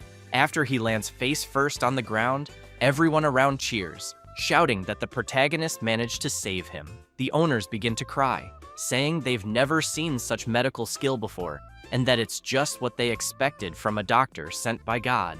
Kim gets embarrassed, gives a little laugh, thanks them, and quietly asks Selena to check if Adrien is still alive. Selena starts slapping the blonde's face to see if he's okay, and Kim, watching this, shouts that he only asked her to see if he was alive, not to kill him. With his face swollen, Adrien starts to wake up. Selena turns and says he's alive, but the protagonist thinks Adrien is about to faint again from all the slaps. However, Selena explains that the blonde won't be able to wake up for a while because he took the sleep spell she had cast on the hydra. Kim and Pio are both a little afraid of Selena now, wondering how hard she had to hit for Adrien to stay unconscious. Kim then says that Shamir's condition is stable too, but that the blow caused some bruising in her abdomen. Selena pulls out a small box and says the snake will be fine as soon as she applies the ointment inside. The owners thank her, but are also afraid, thinking about how strong she must have hit Shamir. After a while, Kim says the treatment is complete and asks the owners to be more careful with household items from now on, because any accident involving a pet swallowing something is the owner's responsibility. They get a bit embarrassed, but say they understand and will be more careful. However, the protagonist steps closer and emphasizes that they should be very careful so Shamir doesn't swallow a human again. A few days later, a painting arrives for the protagonist, depicting him saving Adrien from the hydra's mouth, and he immediately wants to know what that is. A man says it's a gift from the Baron. Then he adds that the painting is titled The Great Rescue Operation. Kim is shocked by this and orders the man to get that thing out of his sight immediately. Selena also says she heard they made a statue of it too, and that apparently it's become quite popular, which leaves the protagonist even more horrified. He begins to spiral into paranoia, thinking that everyone in this world is crazy. Meanwhile, the second protagonist of the painting is still asleep, completely unaware of the chaos outside. Pio wants to know if Adrien is really okay, since he's been asleep for days. Selena says it's a common side effect of the magic and that she thinks he might wake up soon. Meanwhile, Adrien wonders where he is and what happened, remembering that he was spying on Kim Ojin's clinic, then saw the snake wake up and tried to attack Selena. He then remembers and concludes that he died trying to save her. Feeling content, he thinks it was a fitting death for a veterinarian. He also thinks that if he had another life, he'd want to be reborn as a unicorn, so lots of women would admire him, but preferably a beautiful heroine. Then he starts to hear a noise and feel pain, wondering if he's being reborn and why it hurts so much. However, he wakes up coughing, his face all swollen. Selena asks if he's conscious now. He's surprised to see a girl on top of him and smiles, wondering if she could be his owner. But Selena gets off him and says he'll be fine. Adrien sits up in pain and asks where he is. Selena warns him not to get up yet, as the side effects of the magic will leave him dizzy and nauseous, and that he should stay in bed and rest for 2 or 3 days. Still confused, he just agrees. Then Kim arrives and asks if Adrien can sit up for a moment. He gives the blonde something to drink and explains that it's medicine to help with his recovery, and that he even added leaves from his beloved mandrake. Kim then says he contacted Lady Marianne's mansion and that Adrien can rest a few more days. Adrien tries to get out of bed, saying he can't impose like that, but Kim interrupts and emphasizes that, as a doctor, Adrien should know there's nothing more important than health. The blonde is touched and thanks the protagonist. Kim says he'll be leaving now and tells him to rest. After Kim leaves the room, Adrien thinks to himself that Kim really is a great guy, and he feels ashamed for having envied him so much. He wants to become a great man like him too. Then he notices a paper on the nightstand, and as he picks it up, he sees it's the bill, charging for room, meals, treatment, exams, medication, and many other things totaling 6 gold coins and 688 silver coins. He also sees a charge for emotional distress compensation due to interruption of treatment and stalking. He becomes furious and starts cursing the protagonist. The next day, some clients are frightened, asking about the castration surgery and whether the protagonist is going to change their creature's gender. Kim explains that it's just a figure of speech and that, to be precise, the animal will need to be neutered. The creature in question is Julian, a Fenrir wolf who can ward off evil spirits. The owner starts yelling, wanting to know if the protagonist really intends to castrate his baby, and asks if he isn't being too cruel. Kim smiles and reminds him that he had said the creature was losing energy every day, that it's hard to care for its many offspring, and that the female's health is deteriorating due to excessive births. Feeling sorry for his pet, the owner admits it's true but insists the creature is still so young. Kim then approaches with a sinister look and asks if the man wants to calculate how many more pups there will be in 5 years, and whether he realizes he might be committing a heinous crime by illegally selling Fenrir wolf puppies. The owner panics and says no. Then he asks, if they go through with the surgery Kim is suggesting, what pleasure will his little creature have left in life? So the protagonist gets furious and yells, explaining to the owner that Julian is reproducing by instinct, not by choice, and that no matter how healthy he is, frequent mating causes rapid aging, shortens his lifespan, and lowers the quality of life for both the pet and the owner. After that, they begin to leave, and Pio says she'll help them schedule the surgery at the front desk. Kim sighs and comments that he has to say the same thing every single time. Then Pio mentions that his next client is the pet of her childhood friend, who is like family, and tells Kim to take good care of it. The protagonist laughs and says he'll do it with great pleasure. It doesn't take long before someone opens the door and politely asks to come in. She says she's there for a health checkup. Her pet, named Pop, is a large chicken that dances well. As soon as Kim observes the little creature, he's impressed by how shiny the feathers are and comments that Pop clearly looks super healthy. Pio pets the animal and says Pop is the biggest and healthiest of all the pets the protagonist has treated. Kim tells the owner that it seems she's taken very good care of the animal, but the owner, a bit upset about something, sighs and replies that yes. 20 minutes later, after the checkup, Kim is in love with the chicken and comments that, as expected, Pop is perfectly healthy enough to compete in a top-tier chicken contest. The pet owner yells, saying that Pop lost weight recently and she thinks something's wrong. Kim explains that it's not weight loss, it's just feather molting, but the owner keeps insisting that Pop even had a seizure while sleeping some time ago. The protagonist thinks the owner is clearly a hypochondriac, and she keeps insisting that yesterday Pop had a sore throat for no reason. Then she wants to know if he's sure it's not some infectious disease like a cold. Pio goes over to her friend and asks if Pop's throat often gets sore. Kim makes it clear that, up to this point, there's nothing abnormal and that she shouldn't worry too much. Unsatisfied, the owner replies, "Fine." Suddenly, Pio screams, calling the protagonist. She runs to him and says, "Pop disappeared somewhere." The owner arrives crying and says she stopped at the bathroom before going home, and, in that brief moment of distraction, her little creature vanished. Kim gets worried and emphasizes that he thinks the animal is still inside the hospital and that they will close all exits and windows first. Selena starts shouting that the clinic has a missing animal and tells everyone to stay in the waiting room for now.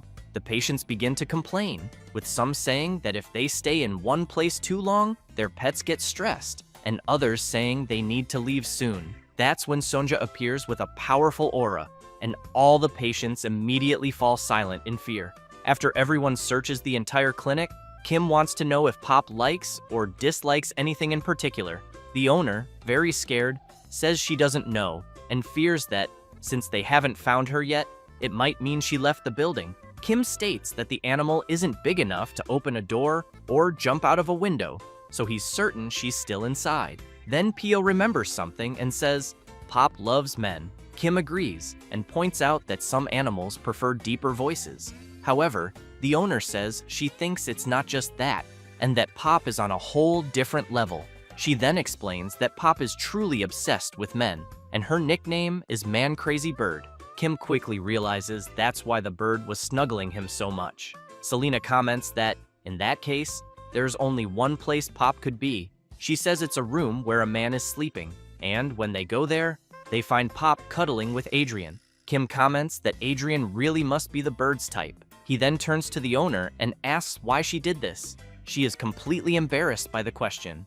Then she comments that she knew something was wrong from the beginning. However, Kim makes it clear that, as a doctor, he has met different kinds of people, but never someone like her, who was disappointed that her pet was healthy.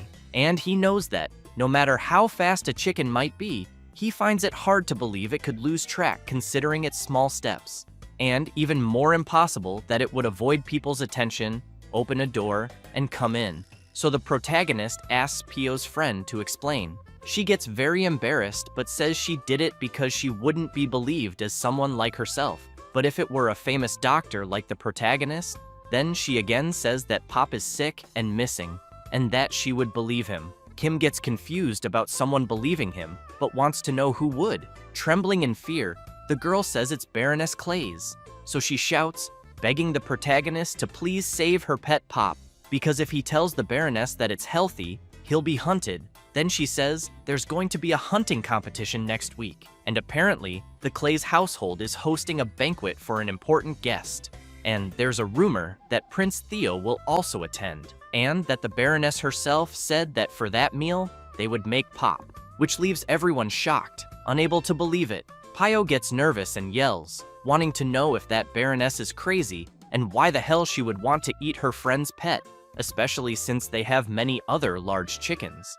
The girl starts crying and says she heard they died of a contagious disease last year. Kim, still shocked to hear this, comments that there must be other ingredients besides chicken and asks why that Baroness is so fixated on eating Pop.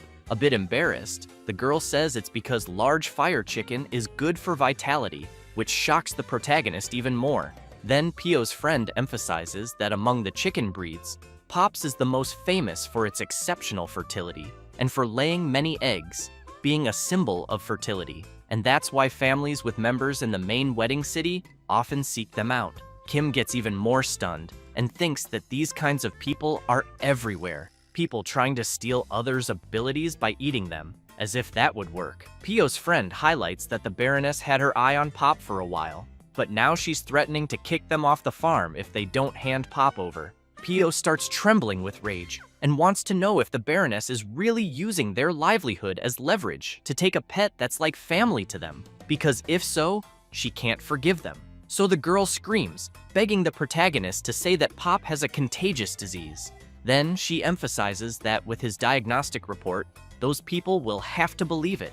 Kim becomes a bit uncertain about it and soon says he's sorry, making it clear that he can't do that, which leaves both Pio and Selena in disbelief. But he explains that the moment someone falsifies a diagnosis, they stop being a doctor. Then he emphasizes that they become a fraud, deceiving others with the life of another being. Then he wants to know how he could treat other animals with pride again after committing fraud over someone's life like that. Suddenly, Adrien says this is all nonsense. So he wants to know if professional ethics are more important than someone's life. He also makes it clear that the calling of a doctor goes beyond a mere professional role because it's about saving lives.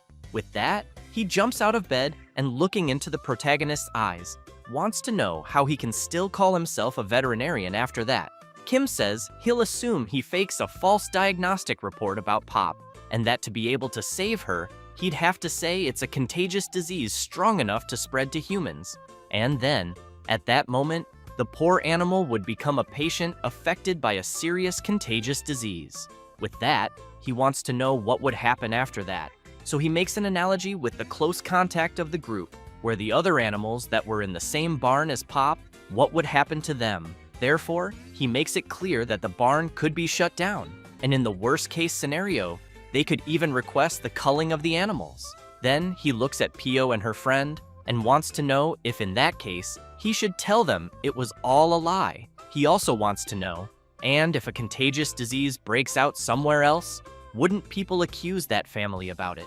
Kim turns to Adrien and emphasizes that the calling of a doctor is indeed to save lives, as he says. But if a doctor makes a choice that puts hundreds, even thousands at risk to save one animal, he wants to know if that person can truly be called a good doctor. The protagonist also makes it clear that if Adrien can't understand that, then he isn't qualified to be a doctor. After Kim says and explains all of that, Pio's friend quickly lowers her head, upset, and apologizes. After leaving the clinic, Pio is with her friend and asks her not to cry, saying she believes there must be a solution. The girl, crying a lot, wants to know how she could ever win against a noble and wonders if maybe she should just run away somewhere far with Pop. Kim and Selena arrive, saying she doesn't have to do that. Then the protagonist picks Pop up and says that he can't help her as a doctor, but he can help her as a fellow pet owner. Hearing that makes Pio and her friend really happy, so Kim asks the two of them to spread a rumor in Baroness Clays's house. Then he calls out to the person who's spying, asking them not to hide and to come out. It's Adrien, who is shocked at being discovered and wonders how Kim figured it out. The protagonist looks back and makes it clear to Adrien that he'll need him to play an important role. So sometime later, at the Baroness's house, a few women are chatting, wondering if Duke Astrid's daughter really won't be participating in the prince consort selection. And while they speculate that maybe Marianne has already found a partner, one woman just observes in silence. Then she thinks that if Lady Marianne gives up, she knows her daughter Laura will have a better chance of being selected. And looking at the other girls, she knows that when her daughter becomes the prince's consort, it'll be the end for everyone who mocked them as new money, and that the money they all looked down on so condescendingly was exactly what brought the prince to the banquet. So she keeps hoping they'll wait, because this will be the perfect chance for her dear Laura to catch the prince's attention, until someone approaches and asks to excuse himself. She turns, and while she gets a little flustered, wondering who the handsome man in front of her is, Adrien asks if it's all right with her, they could talk a bit at a more private table. Thus, while they go to a table, Adrien notices people watching him and thinks it almost feels like he is in a dream since everyone is staring at him. As soon as the two sit down to talk better, still a little embarrassed, the Baroness thinks she still cannot believe she is speaking with such a handsome man at a party. She wants to know if Adrien really graduated from the royal school and if he met some members of the royal family. He replies yes and emphasizes especially Prince Theo, since they attended at the same time, and he saw him quite often. The Baroness is very impressed and immediately wants to know what kind of person Prince Theo was. Adrien says he was very sensitive to trends, but thinks he needs to update his interior design immediately. The Baroness insists on wanting to know about Prince Theo and asks another question, wanting to know if Adrien knows Prince Theo's eating habits. The blonde boy does not really understand the reason for her question, so he wants to know if she plans to serve a meal to Prince Theo. She becomes very embarrassed and does not know what to answer. Adrien comments that he understands her and emphasizes that there is nothing more worrying than serving a meal to royalty. Therefore, he wants to know if in that case he should introduce her to his regular merchant. She does not quite understand and asks him to be clearer. Adrien says that he is a secret merchant who deals only with the upper class and who mainly works with imported high-quality ingredients. Hearing this makes the Baroness very excited, and she soon comments that she had no idea such a person existed, and that is why she really wants to meet him. Therefore, Adrien takes her to another place, and as soon as they enter a cabin, he says the meeting will be there. The Baroness becomes a little suspicious, thinking about the humble place for a high-class person. At this moment, the MC disguised welcomes the Baroness and introduces himself as Louis Vuitton, and Selena, also disguised, introduces herself as Chanel. Then Kim tells the Baroness that she arrived at the right time and that his boss just made a dessert. She, in turn, remains suspicious, questioning herself about the people seeming strange, until Selena arrives with the dessert and says it is causing a sensation among foreign nobles, being a diabolical sweet that they say no one has ever experienced. As soon as she removes the lid, she says it is a tanghulu. The MC smiles and asks the Baroness to try the tanghulu. As soon as she takes the first bite, she already finds it very crunchy, and after trying a larger piece, she becomes euphoric and shouts, saying it is truly wonderful. Then she thinks the dessert is like a symphony of crunchy sugar dismantling, also being a storm of fruit juice, and that it is almost like an intense step of a sugar god dwelling on her tongue. And observing the MC and Selena, she concludes that she cannot believe such an incredible flavor exists, and that these people exist, until Adrien asks the MC to forget the sweets and show the real treasure because he heard that he recently acquired something very precious, being a magic that makes one go back in time, and that he also heard it was called the Plant of Immortality. Hearing this makes the Baroness even more curious and surprised. Kim becomes a little embarrassed and says that there is no intelligence comparable to Adrien's since he is right, but that although they cannot guarantee immortality, he can affirm that it is an ingredient for longevity. At that moment, the Baroness opens her mouth wide in disbelief at this story. Kim gives a slight smile and tells about the chickpea of eternal youth, which slows aging.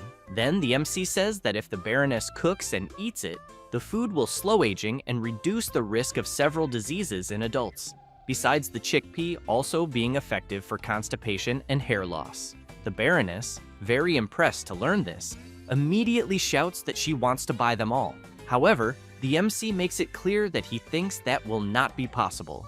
Then he says that due to the very limited quantity, all his current stock is already reserved. Adrien tries to convince Kim to sell to them since they are regular customers, but the MC stands firm in his decision and explains that he has his circumstances because the customers have already reserved and plan to present them to the prince. At that moment, the Baroness thinks of something, and soon after, shouts wanting to know if by chance one of those customers the MC mentioned has a daughter of marriageable age. While Kim asks how she knew that, he thinks it was already expected and that she is intending to become the prince's bride. Desperate, the Baroness shouts that she is willing to pay 10 times the reserved amount. However, the MC makes it very clear to her that he does not do business just for money, and that what they truly seek is the universal truth, love for humanity and health. Selena, in turn, sick of the MC's idle talk, comments that she has much to say, but for now, will hold back. The Baroness becomes embarrassed, thinking she ended up showing her nouveau riche tendencies to such admirable people, until Adrien keeps insisting for the MC to sell a little to them, and then wants to know if it is not also a merchant's duty, in an act of love for humanity, to give the products to the people who most need them. The Baroness is quite surprised by Adrien's attitude. Kim takes a deep breath and comments that he is right, and that is why he will make a special exception and sell this time. With that, The Baroness becomes very happy to see she achieved something grand to present to Prince Theo. However, Kim calls the Baroness and says he has a small condition. Thus, he explains that the reason the grain she is taking is called chickpea is not only because it resembles a chick, but because it contains the mana of the great fire hen, the ancestor and divine beast of the great fire chicken. Then he also emphasizes that he heard those grains have a strong attachment to their own species, and therefore, those who eat these grains should not consume any animal related to chickens for a while. The Baroness is completely shocked to learn this, and, very worried, wants to know what happens if the person eats it. Kim says that all the benefits of the grain she is taking will be reversed, resulting in rapid aging, several adult diseases, constipation, and lastly, partial hair loss. The Baroness cannot believe it, and, knowing she went through so many troubles to buy them, questions herself about what she should do and whether she should ask for a refund. Until Adrien, with the same thought as the Baroness, takes a deep breath and says he went through so many troubles to buy them and therefore wants to know what he should do. Kim says his father often asks for roasted chicken dishes and that he always thought it was something for virility.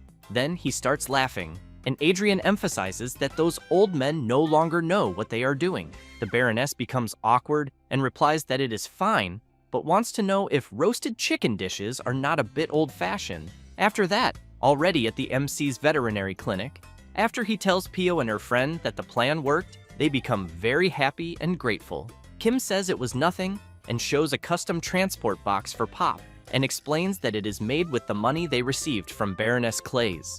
The girl starts crying and wants to know if the MC is really going to give it. Kim says they will be in trouble if she really loses Pop. While she thanks once again, the mandrake becomes a little jealous of Pop clinging to the MC. Then, while the MC comments that if she needs help, she should call any time, the mandrake spits directly on Pop.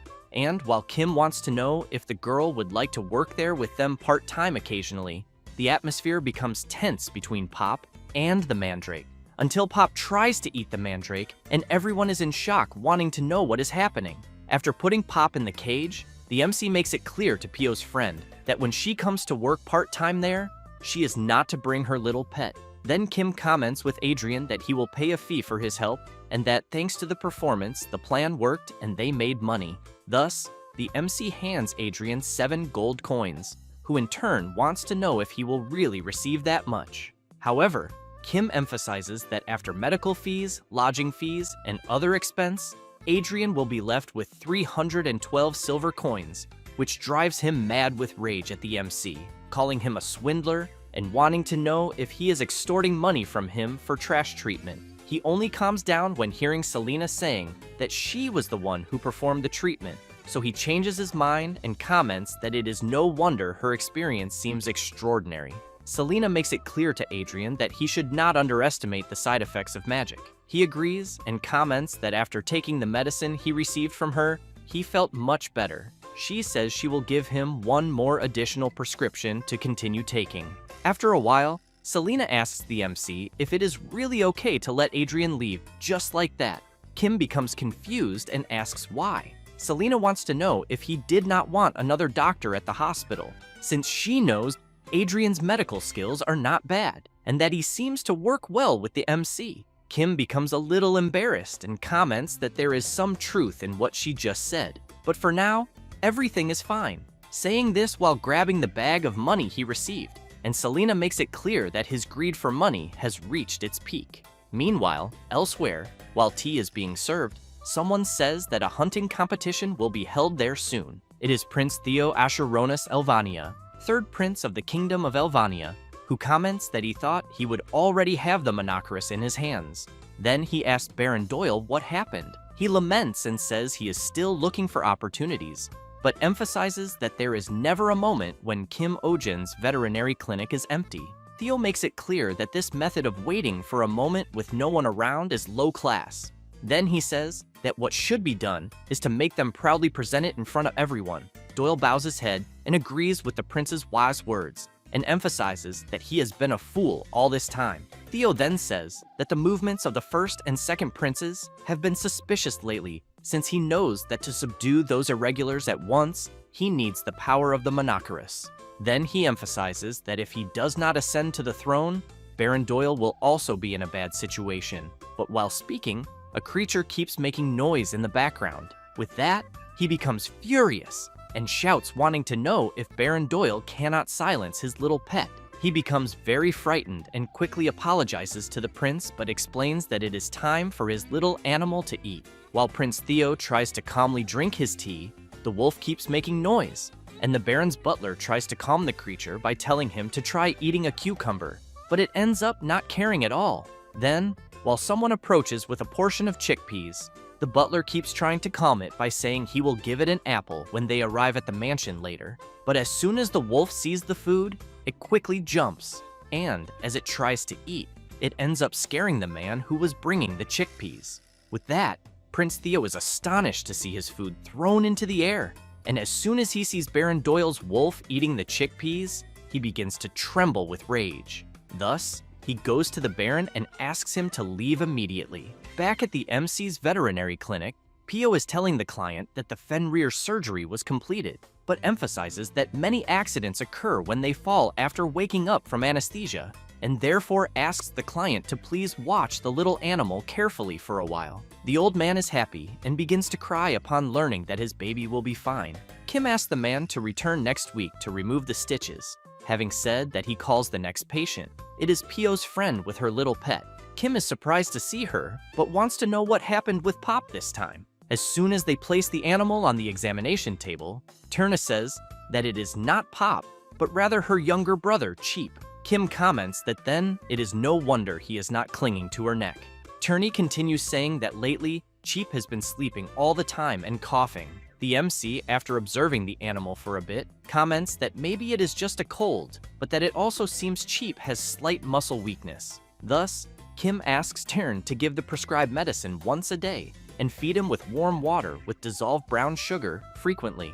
She thanks the MC and makes it clear that she will do that. However, the next day she returns saying to the MC that there was no improvement in her little animal and that somehow her dog also got sick, and that is why she brought both together. Kim, after briefly observing the animals, asks Turney if she is sure the symptoms are the same, because he thinks that if they are, it seems contagious. Thus, he makes it clear that he will hospitalize both since it would be problematic if it spread to others.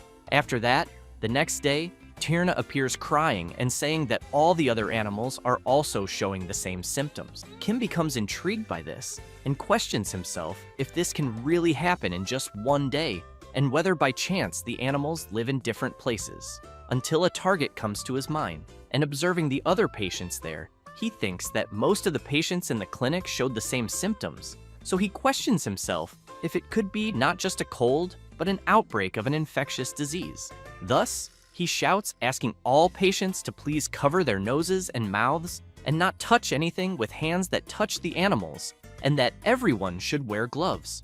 Pio shouts next, informing that animals with symptoms of cold and lethargy go to the second floor and that all other animals should stay on the first floor. After some analyses, Kim says that the symptoms themselves are not severe, but emphasizes that the problem is that there is no improvement even with medication, and that he cannot predict if it will worsen. Selena emphasizes that it is also problematic that it affects all species indiscriminately, so she makes it clear that if this continues, she fears that at this rate it will spread widely in a short time. With that, a few days later, faced with several people crying for help, Selena thinks that her words have come true. Kim apologizes to the people and says that there are no more vacancies in the clinic and asks them to please go to another hospital. Some people shout, saying that all the other hospitals are already full too. Hearing this leaves the MC very worried, thinking that the situation is worse than he imagined, until the Lord who owns the giant rabbit arrives shouting, asking the MC to please take a look at his Elizabeth. Kim looks at her and immediately wants to know how a pet that stays indoors can catch an infectious disease. So he asks the Lord if he took her for a walk somewhere. He replies no and explains that he has been playing with her at home, but emphasizes that for some reason Elizabeth was bored, so he bought her a friend and fears that this is what brought the disease. Kim cannot believe that the Lord actually bought a turtle for the huge rabbit. Then, he apologizes and makes it clear that he cannot examine her. The Lord becomes quite impressed and asks the reason. The MC says that the clinic is already full of hospitalized patients. The Lord wants to know if that really is the problem. Then he turns, calls his butler, and asks which is the nearest building around. He replies that there are 2 in the alley, but as soon as he shows the location on the map, he explains that one of them is empty. While the Lord says that he will lend the MC one of his buildings, he keeps thinking that the Lord who owns Elizabeth seemed to be just rich. But in the end, he is a real estate magnate. Thus, very moved by the Lord's idea, he wants to know if he has ever considered adopting a person. With that, the MC ended up operating a temporary annex. Then, very happy, he breathes a sigh of relief and comments that at least one problem was solved. However, he soon realizes that it is not quite like that, because now that he has 2 places to treat patients, he knows that by developing the medical team and treating patients alone in 2 places, this absolutely will not work. Then he thinks that he needs one more doctor to make it work. Meanwhile, at veterinarian Adrien's house, he is commenting about the clinic being empty again and wonders the reason. His butler says that to begin with, they did not have many patients, and since Adrien is frequently away from the clinic, he thinks even the occasional patients stopped going. Adrien becomes irritated and asks if it could be because of Kim Ojin after all. The butler tries to explain better, saying that it is not that, but Adrien does not want to hear it and comments that he knew the problem was the idiot Kim Ojin. The butler calls Adrien's attention and says that there is an outbreak of infectious disease in the MC's town and that he suspects they will ask for support soon.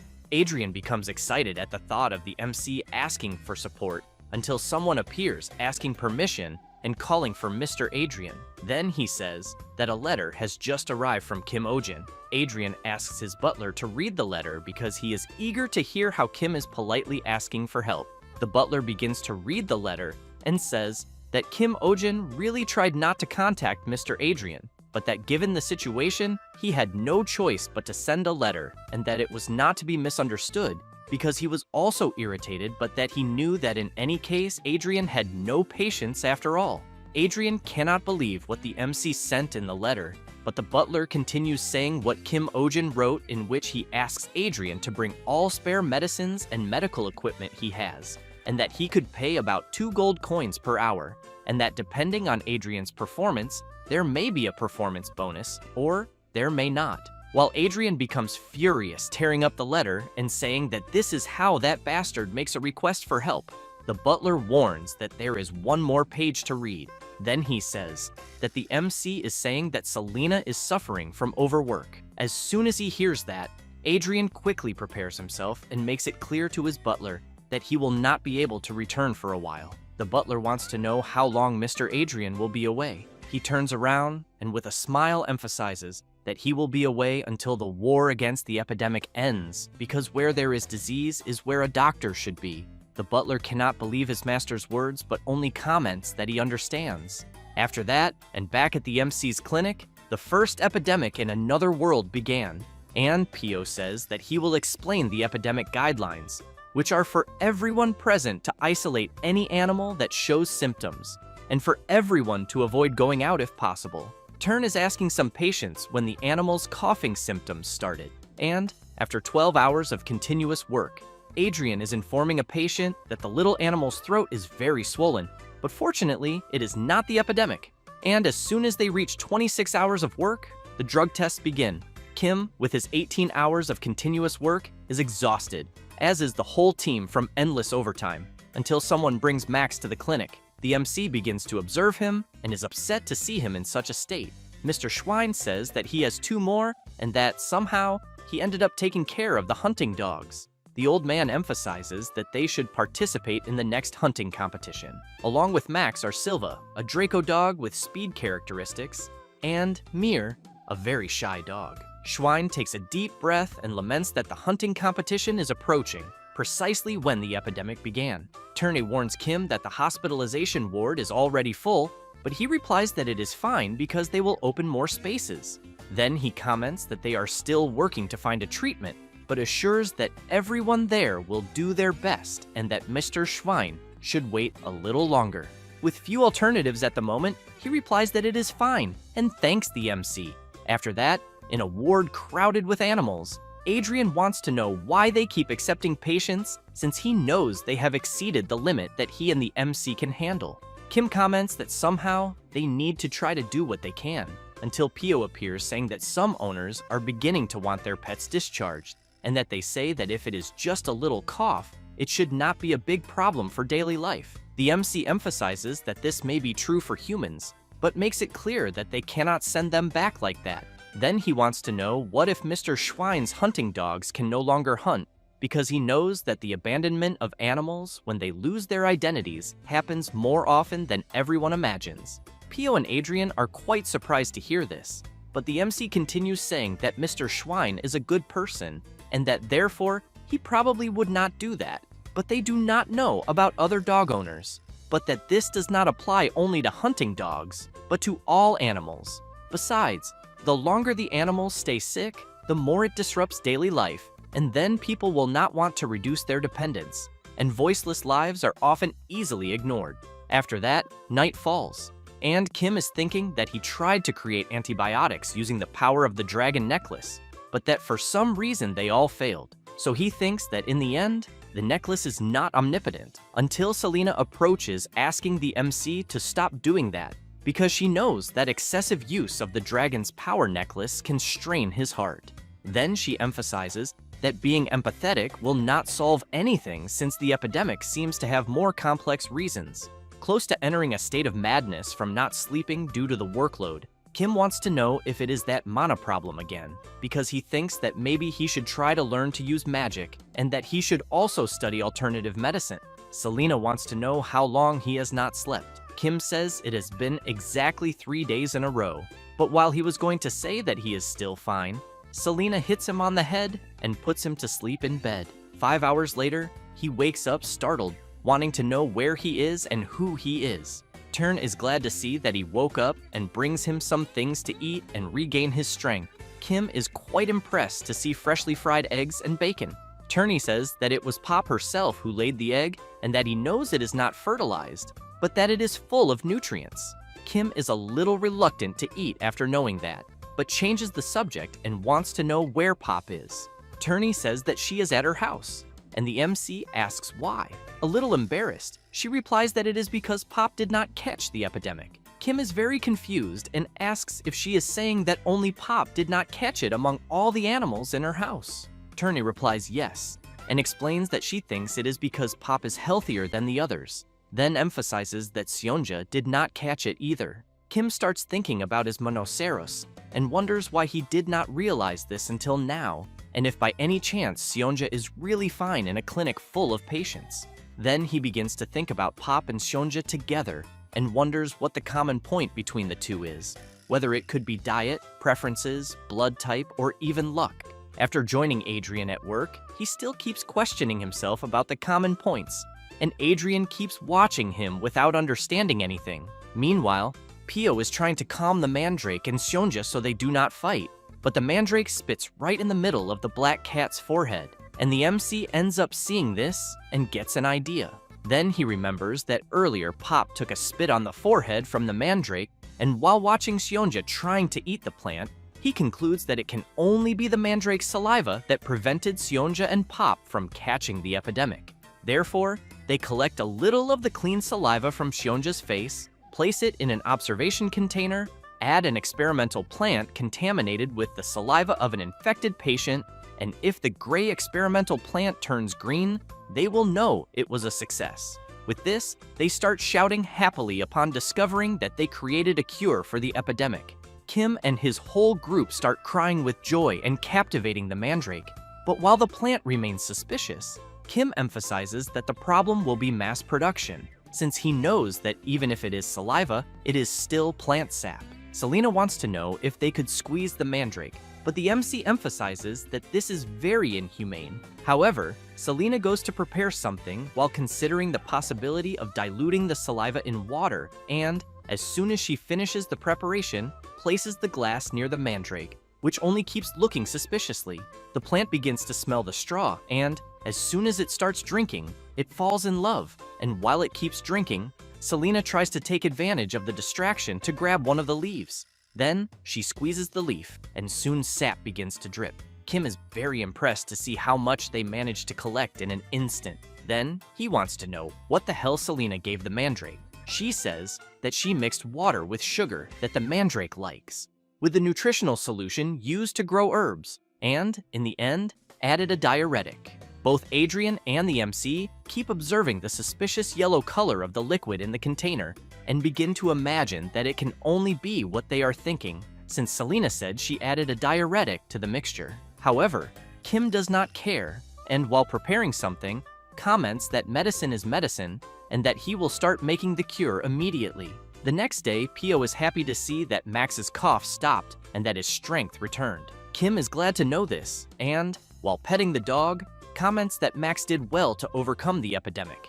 And, after a while, the MC is applying the cure to one of the patient's animals, and, as soon as he finishes, asks Pio if it was the last vaccination. She replies yes. Kim comments that then he will just write the dosage prescription, until at that moment, someone starts knocking hard on the door. It is Baron Doyle and his henchmen, shouting that they are there to arrest the MC.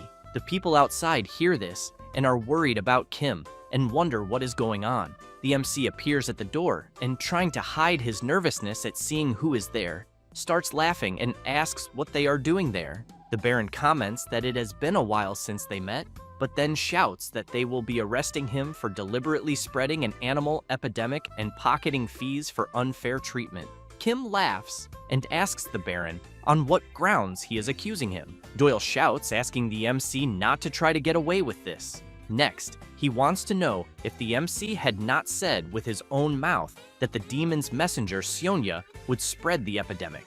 Kim cannot believe it and thinks he would never have imagined that what he said back then would make sense in what just happened. However, he tries to explain himself by saying that he only said something similar, but wants to know if that is not why the treatment went so well, and, showing the monoceros, says that even the M on its forehead disappeared. Then he approaches the Baron and asks why he would want to go through all this trouble.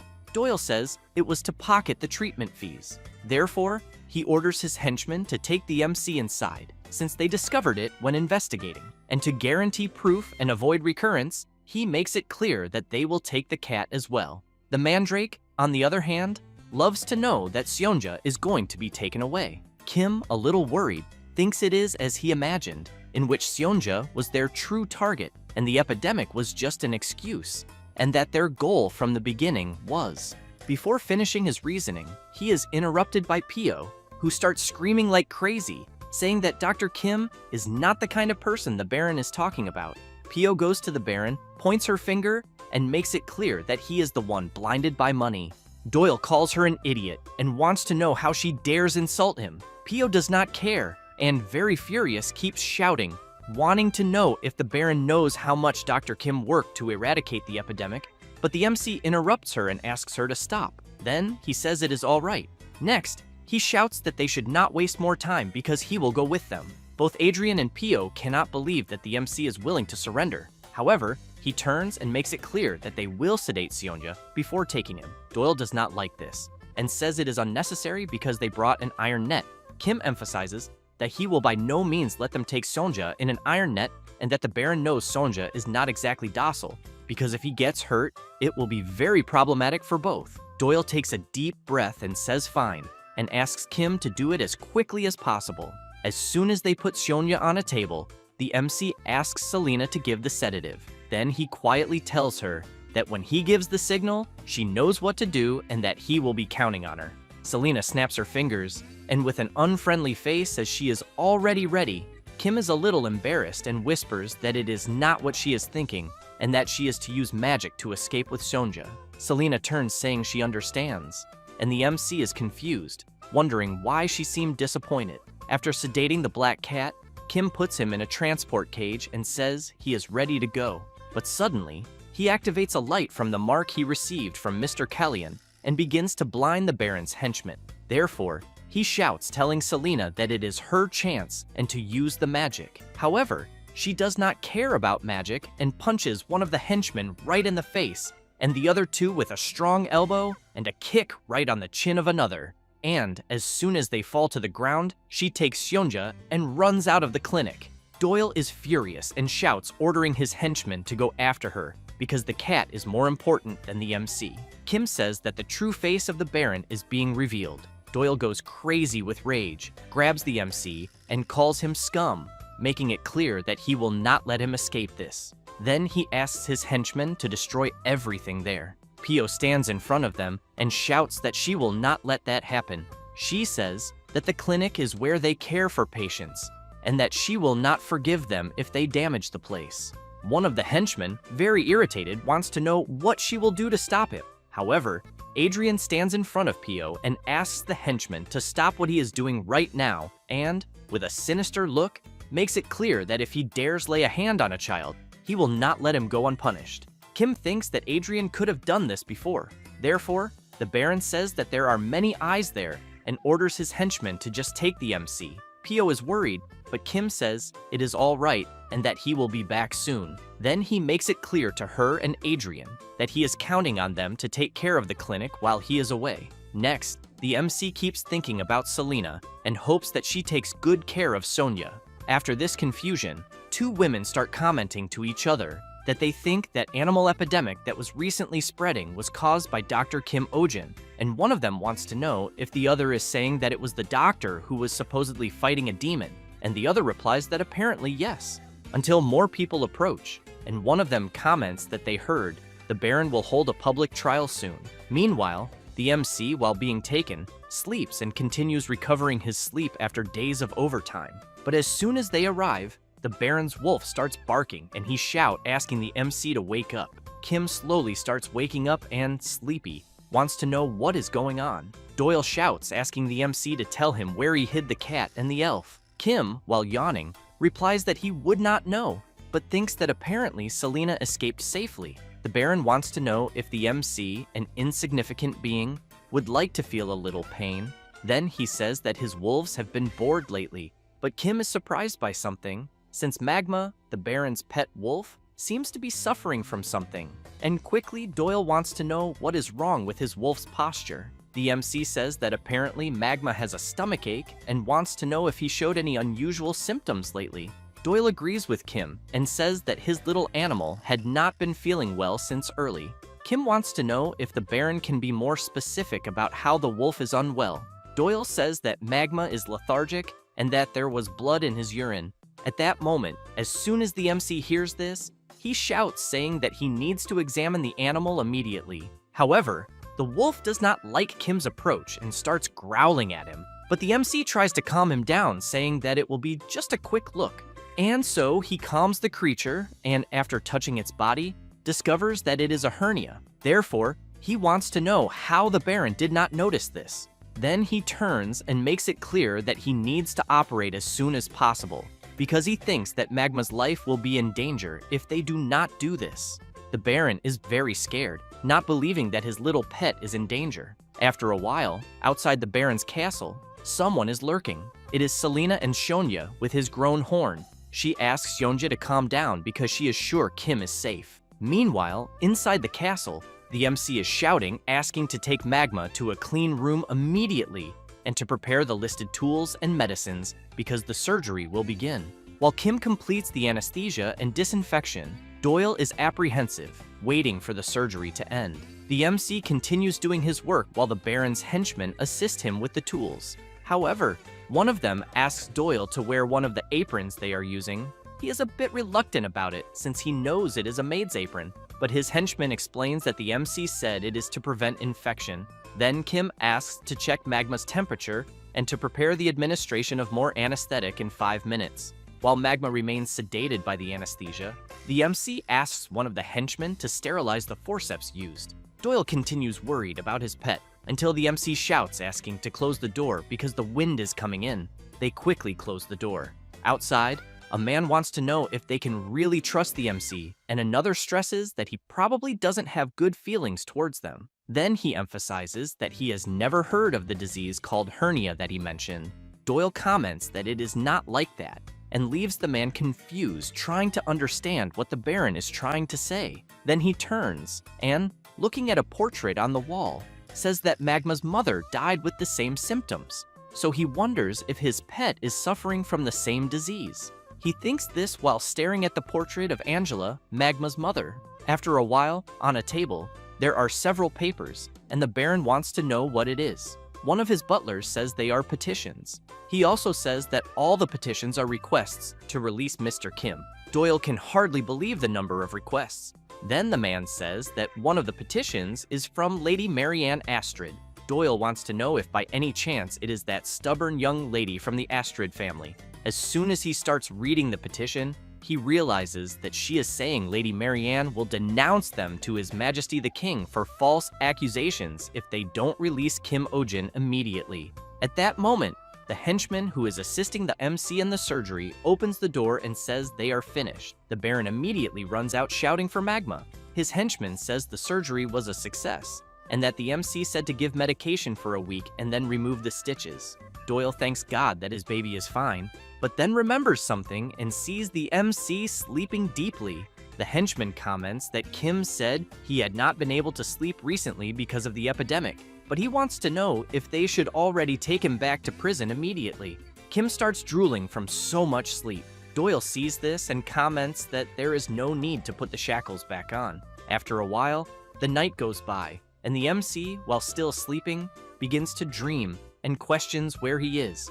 And as soon as he hears voices, he also wants to know if they could be from his mother and father. Then he understands that he is at his parents' house. And while he sees his mother commenting that she thinks her son's clinic is in trouble again, the MC realizes that it is a dream, until his father sighs deeply and comments that they had told their son to go to medical school, but he didn't listen. Then the scene changes, and a creature walks slowly. Kim wonders if it could be a cat or a lion, and, while being licked, he asks himself if it might be an animal he treated. Hugged warmly by a mangacaps, he feels warm and pleasant. Meanwhile, Prince Theo is furious, wanting to know if the Baron really lost the mangacaps again. Doyle says that apparently the creature was delivered to the Order Etherion. The prince is very surprised and immediately wants to know what the Baron is talking about. He says that the elf named Selena, who was with Kim Ojin, seems to have been an agent of the Order Etherion,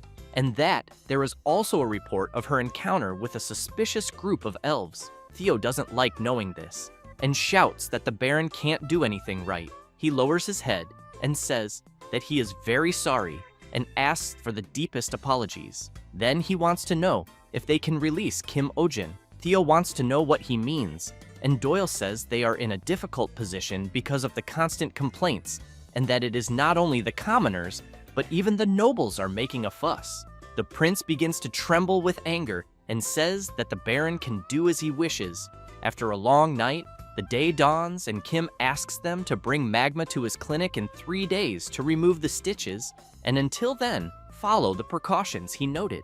One of the henchmen says he will also bring his pet soon. Kim smiles and says that he had indeed mentioned a hunting dog with bad knees, and that he should bring it as soon as possible. The other man asks the MC to be careful from now on, and Kim thanks him, until the MC is surprised by something as he sees his whole group along with the animals running towards him. The mandrake, so happy, jumps out of the ground and goes straight to the MC, who immediately wants to know what everyone is doing there. The Lord wants to know what he means by that, since they were all waiting for him to come out. Kim can hardly believe it and asks if it is really true that they are all there for him. Then Mr. Schwein says that if they had arrived later, he thinks they might have had to enter the castle.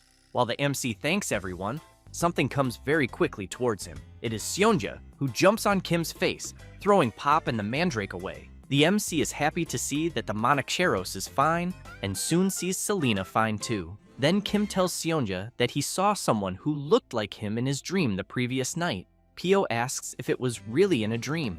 Kim replies yes, and, surrounded by his pets, explains that it was a dream where he thought being a veterinarian was the right choice. From the top of the castle, someone is watching the MC's group, and someone asks the Baron if they will really let him go.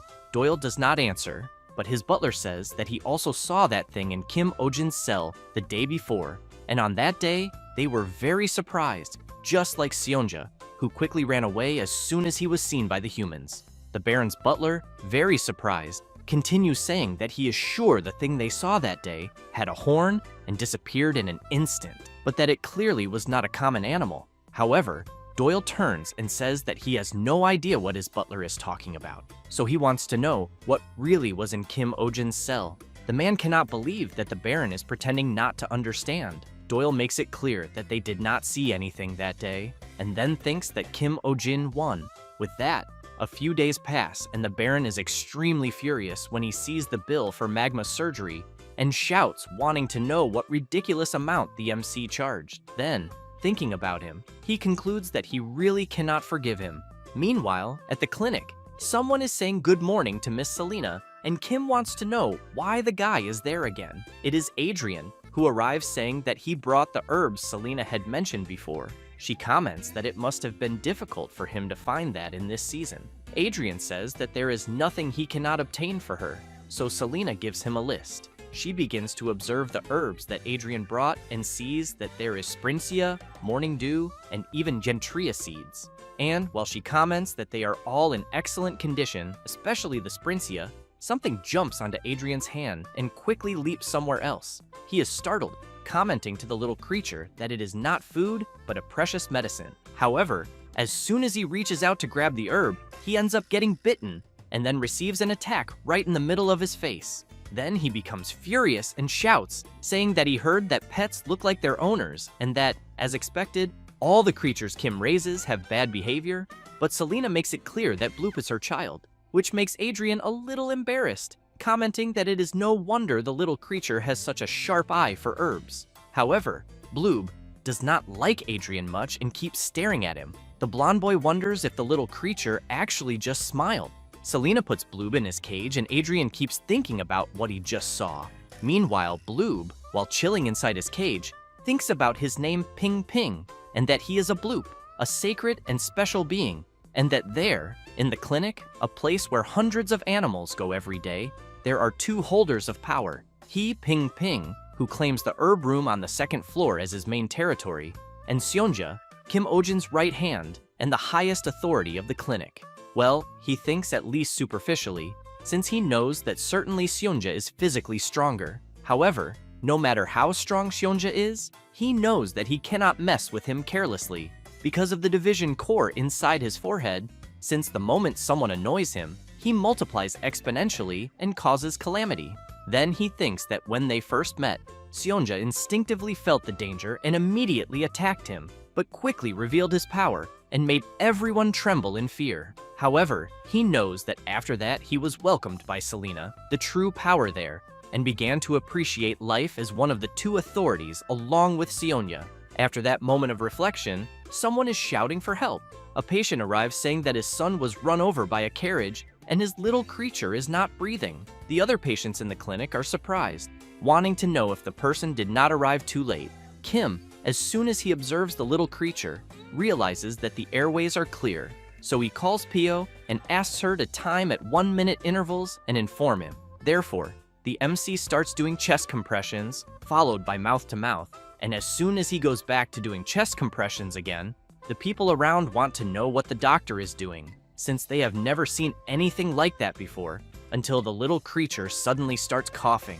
With that, Kim says that the animal's breathing and pulse have returned, but that he will move it to the examination room immediately. People cannot believe what they just saw, as they thought the little creature was dead. Ping Ping, just observing all this commotion, thinks that the MC really is someone extraordinary to bring the dead back, and that now he can clearly see why Selena made him her subordinate. At that moment, Kim asks the mandrake to let him borrow a leaf. While the mandrake is moved by the MC's request, Ping Ping thinks that he had forgotten her, Seonja's servant, and as soon as the plant gladly hands over one of her leaves, Ping Ping knows that she is a medicinal plant cultivated there, but finds it very amusing to see her doing such pathetic acts. However, the mandrake realizes that she is being watched by the Bloop and puts on an unfriendly face. Ping Ping realizes that she did not like being watched, but wonders what she will do if he keeps staring at her, and then thinks that she is really insignificant. After that, later, Ping Ping is running on his wheel, and as soon as he stops, all tired, he thinks that the daily training is complete.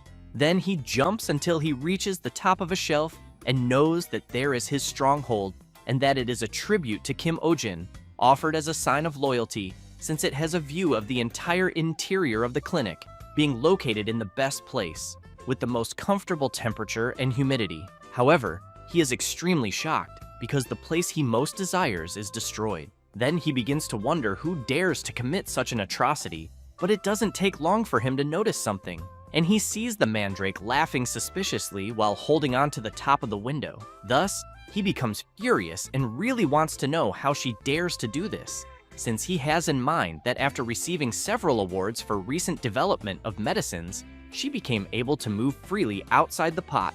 Therefore, still very furious, he thinks that just because she learned to take a few steps with her pathetic legs, she thinks she forgot her place and dares to challenge him. Then, while jumping, he thinks that he will immediately establish who is in charge there. He then tries to land a kick on her, but the mandrake defends the attack and throws Ping Ping back. He does not like this very much, because he knows that thanks to medicinal herbs, not only did the plant's body grow, but also its durability improved a lot. However, he thinks that no matter how much she fights, she is still just a humble plant. Thus, he jumps high, and this makes the mandrake very worried, and while he lands a kick on her pot, he knows that when she loses the pot to return to, she will simply wither and die. The pot falls from the shelf and shatters completely upon hitting the floor, scattering all the soil. The mandrake cannot believe it and begins to cry as she sees her home completely destroyed. Ping Ping watches her from above and thinks that this is the difference in level between them. However, the mandrake turns furious, and Ping Ping thinks that this is not a good thing, since he knows that the plant has a secret weapon, a sonic attack that can easily rupture eardrums. So he prepares himself, thinking that she will use the attack, but realizes that his arms cannot reach his ears. But as soon as the mandrake tries to unleash her secret attack, nothing happens. Thus, Ping Ping starts laughing and thinks that she not only lost the pot, but also her voice. And while he keeps laughing, the mandrake panics, unable to believe it, until the MC opens the door and, a little sleepy, wants to know what is happening there and ends up seeing the mandrake on the floor with a crying face. Kim picks her up and realizes that her pot broke, then begins consoling her, saying that everything will be fine, until something comes to his mind, and looking at the plant, he comments that he understands. That said, he says that it is already time to replant her, since he has in mind that the mandrake, which recently received quite a bit of super growth serum, had its height increased by an incredible 1.5 times. Therefore, the MC takes a new pot and says he had prepared it, a new spacious home. Then he says that the inside was carefully filled with layers of top quality soil, and that to finish, he used a premium organic nutrient service. Kim gets excited, claps his hands, and congratulates the mandrake on the new home. However, he sees that she is very weak and discouraged, and immediately wants to know why she is like that. He tries to play with her, but the mandrake is very frail. The MC wants to know if she didn't like the new home. Selena notices this and decides to pull one of the plant's leaves, which makes the MC quite scared, wanting to know what Selena is doing. Kim immediately prepares for the mandrake's scream, who in turn gets irritated for having one of her leaves pulled out without permission. But when she tries to scream, nothing happens. And while the plant feels embarrassed for not being able to scream, Kim says that apparently she going out of the pot so often lately made her lose her voice. However, he emphasizes that she doesn't need to feel so hurt in her pride, as they already replanted her and her voice will return soon. After that, the next day, the mandrake is even more withered and almost lifeless, and the MC, as soon as he sees her, gets very worried, wanting to know why the plant is aging so fast, as he fears that if she continues at this pace, she will completely wither and die. Selena wants to know if by any chance the fertilizer wasn't enough until Pio appears shouting, worried about the plant. And as soon as she goes to the mandrake, she wants to know how the MC can be so ignorant as to have completely changed all the soil in the pot, and if by any chance he never dedicated himself to agriculture. He feels embarrassed and replies that apparently Pio must be from a cold city. Pio explains that the soil is like blood and flesh for plants, and that humidity, microorganisms, and nutrients live together. Therefore, she makes it clear that the MC, by changing the familiar soil for new and unknown soil, caused a rejection reaction. Pio gets even angrier and shouts warning that if she had arrived a little later, she's sure the mandrake would have withered to death. Kim falls to his knees on the ground and keeps apologizing non-stop and asking what he can do to help. She replies that there's nothing they can do except let the mandrake overcome it with her own willpower. Then, she starts removing all the plant's leaves to prevent moisture loss. After pulling them all off, the plant looks even more embarrassed. However, Pio places the pot in a place with good ventilation but covers the area to block sunlight and prevent photosynthesis. While blocking the window to prevent sunlight from entering, the MC tells the mandrake that all of this is for her own good and that she just needs to wait a few days. Night falls, and where the mandrake is being kept, she notices that more of her leaves are falling, so she starts to cry. However, someone starts to approach very slowly, and the plant quickly notices it. It's Ping Ping, who with one of the mandrake's leaves and a mischievous look, keeps staring at the plant, who in turn gets very frightened. The little hopping creature starts eating one of the mandrake's leaves as if teasing her. However, someone appears and catches Ping Ping. It's the MC, who says he was wondering who kept stealing the medicinal herbs and wants to know what kind of rodent eats things like that. After taking the leaf out of the little creature's mouth, he wants to know if she realizes how precious the mandrake's leaves are. But Ping Ping doesn't like that, jumps from the MC's hand and bites the finger of his other hand. While Kim tries to pull the rodent away, Xionyia quickly approaches and strikes the little creature with a paw. However, due to the blow it took, Ping Ping activates the multiplication core on her forehead. Kim becomes very frightened and shouts, asking the little creature not to do that. Then, while shouting that he'll do anything for Ping Ping not to divide, his dragon necklace glows intensely, and a power shoots out from it, hitting Ping Ping squarely. A strange reaction begins to happen, and then the power from the dragon necklace manages to remove Ping Ping's division core. Kim is frightened, wanting to know what the hell is happening, until, as he steps back, he bumps into a chair and ends up falling on his butt. The power starts ricocheting everywhere and goes straight toward the poor mandrake, who just stares at the power coming her way. Kim screams, worried about her. However, as soon as she is hit by the power, she instantly recovers from the state she was in and becomes radiant. Taking advantage of the beautiful moonlight outside, the plant makes a little scene, which leaves both Ping Ping and the MC wondering what the hell the plant is doing. The next day, after Selena observes a bit of what happened the previous night, she says that it's a normal plant cell division. Then she explains that the energy from Ping Ping's division core came into contact with the mandrake, causing abnormal cell division, and that's why her body instantly recovered and became even stronger. Pio is happy to know that the plant will be fine in the end. Meanwhile, Selena looks at Ping Ping, picks him up in the cage, and asks the little creature not to be sad because his core is safe. And while giving him one of the mandrake's leaves to eat, she points out that he'll recover soon once he regains his energy. Then Selena becomes intrigued by something and, thinking about her master, reflects that, as expected, the division core he created is truly excellent. Next, Pio says there's a scary ghost story in the Western Forest known as the Tale of the Legless Beauty, and that, although she appears to be a beautiful woman with long hair, in reality, they say she's a man-eating monster with vicious teeth. Without hind legs, she crawls on her front limbs, appearing when she hears a baby crying, and some even say she's the vengeful spirit of a yokai who went mad after losing her child. Kim grabs Xionyia tightly and, terrified, asks Pio to stop, saying she should say something that makes sense. She insists it's true.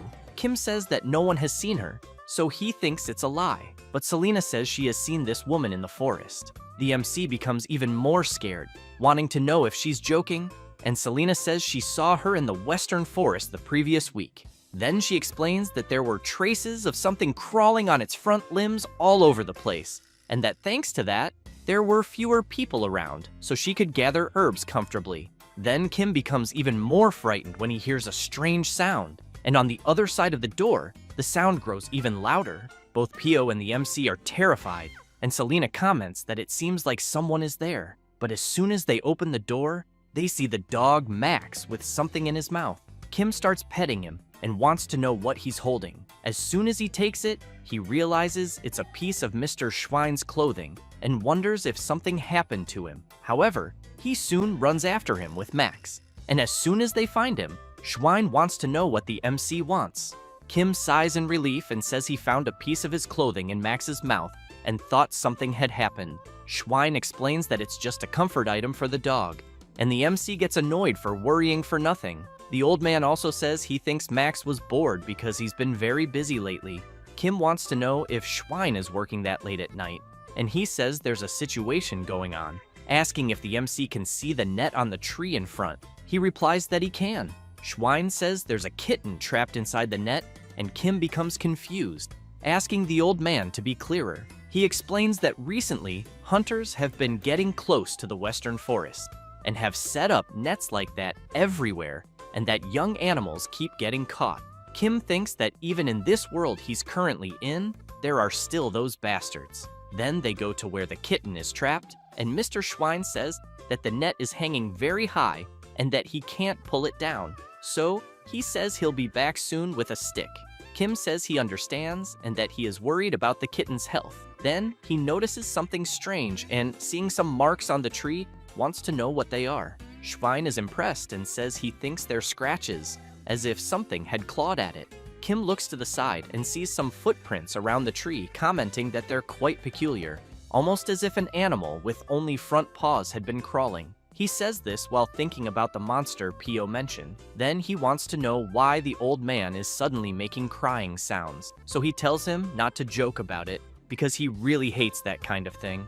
Schwein starts sweating nervously and replies that he's not making any sound. At that moment, a creature with sharp teeth approaches and begins moving toward them. Both the old man and the MC get scared and scream, saying that the legless monster has arrived. However, as the creature gets closer, they see that it's not the monster the MC was imagining. Then he realizes it's just a fox, and that apparently the animal injured its hind legs, which is why the footprints were dragged. Then, from inside the net, the creatures trapped there begin to make noise, and the fox reacts to it, quickly trying to climb the tree with her claws. Kim notices that the creature is reacting to the kitten's cries. The fox tirelessly continues trying to climb the tree, and the little animals trapped in the net start moving, causing the net to sway from side to side. Kim comments that at this rate they're going to fall, and it doesn't take long for the net to come loose. The MC prepares himself and jumps, grabbing the net with the little animals inside. As soon as he sees they're safe, he feels relieved. However, he notices something and sees that it's not just a kitten there. There's also a fox cub that already seems to be dead. At that moment, the fox appears behind the MC with bloodshot eyes, and he turns around, very worried. Seeing the furious creature, he thinks he let his guard down, but a vial is thrown and hits the fox, spilling something over her. Kim realizes it's a tranquilizer that quickly knocks the fox to the ground. The MC sees it was Selena's doing, and she wants to know if he's hurt. He is very happy to see her and thanks her several times, but wants to know what she's doing there. Selena says she was curious about the creature they mentioned earlier, but in the end, it was just a celestial fox, which is known for having a cry that resembles a woman's voice. Kim wastes no time and quickly starts treating the creature since she's in bad shape with many wounds. When he touches one of the fox's paws, he sees there are also bullet wounds on the hind legs and thinks that's why the creature was only using the front ones. Selena comments that apparently the fox gave birth recently since her teats are swollen, but there are slight traces of nursing, suggesting she hasn't been feeding her young for a while. Kim becomes intrigued and wonders if the fox cub that was caught in the net was her child. The night before, in the middle of the forest, someone stood before a fox cub complaining that it would be better if it were an adult fox. The other hunter says that even so, he thinks a white fox is rare, so it must fetch a good price. Then one of them notices something, and the mother fox of the fallen cub appears. She quickly charges at one of them, who becomes very frightened, but several shots are fired. One of them, badly injured, says he thinks he got lucky and tells his friend to get out of there. The fox returns to her cubs, and one of the little creatures becomes very alert upon noticing that its mother has returned. However, her hind legs are completely injured from the gunshots she took. But even so, she doesn't stop from picking up her cub to take him away. Once they reach a safe place, she places her cub on the ground, and he begins to nurse. The fox feels happy to see that her cub turned out fine in the end. However, as the night went on, because of her injuries, the fox ended up falling asleep. From the bushes, a kitten emerged, and the fox cub went up to it, and the two began playing together, until the fox cub stepped on a trap that instantly caught them both. Because of the noise the little creatures made, the fox woke up. The cubs, while trapped in the net, kept making noise, and the fox started sniffing around to find where her cub was. Then she heard him making noise and realized he was trapped high up in a tree. The fox, remembering what happened the previous night, wakes up startled and immediately prepares her claws. But the MC grabs her and asks her to calm down. However, she bites his arm, but soon calms down because the MC just applied a sedative to her. He tells her to stop moving or her wounds will open again.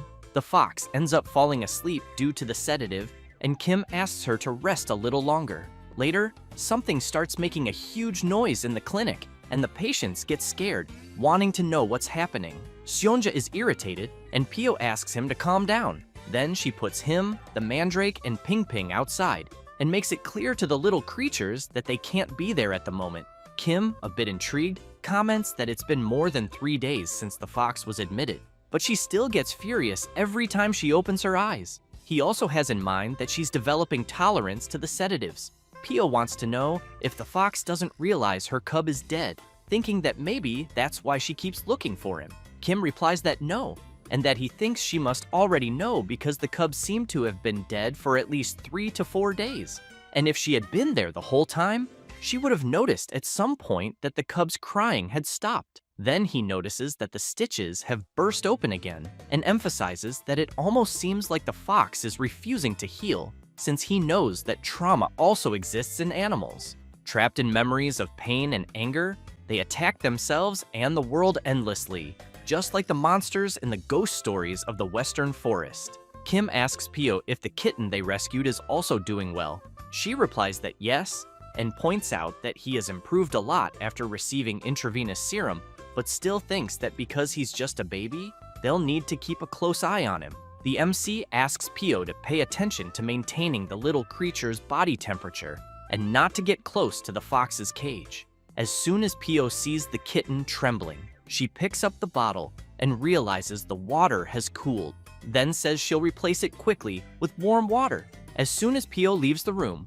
the kitten wakes up and sees the fox in the other cage. After Pio returns, she feels a bit embarrassed but apologizes to the kitten and says she was delayed warming the new water. However, she sees that the cage is empty and the door is open, so she gets worried and starts shouting, wanting to know where the little creature went, until she sees that the kitten went into the fox's cage and is nursing. So she starts shouting for the MC, who at that moment was attending to another animal. Pio says that the kitten went into the fox's cage, and he becomes very surprised. Then he thinks that this is really bad, since he knows that in the fox's current state, she would definitely kill the little creature.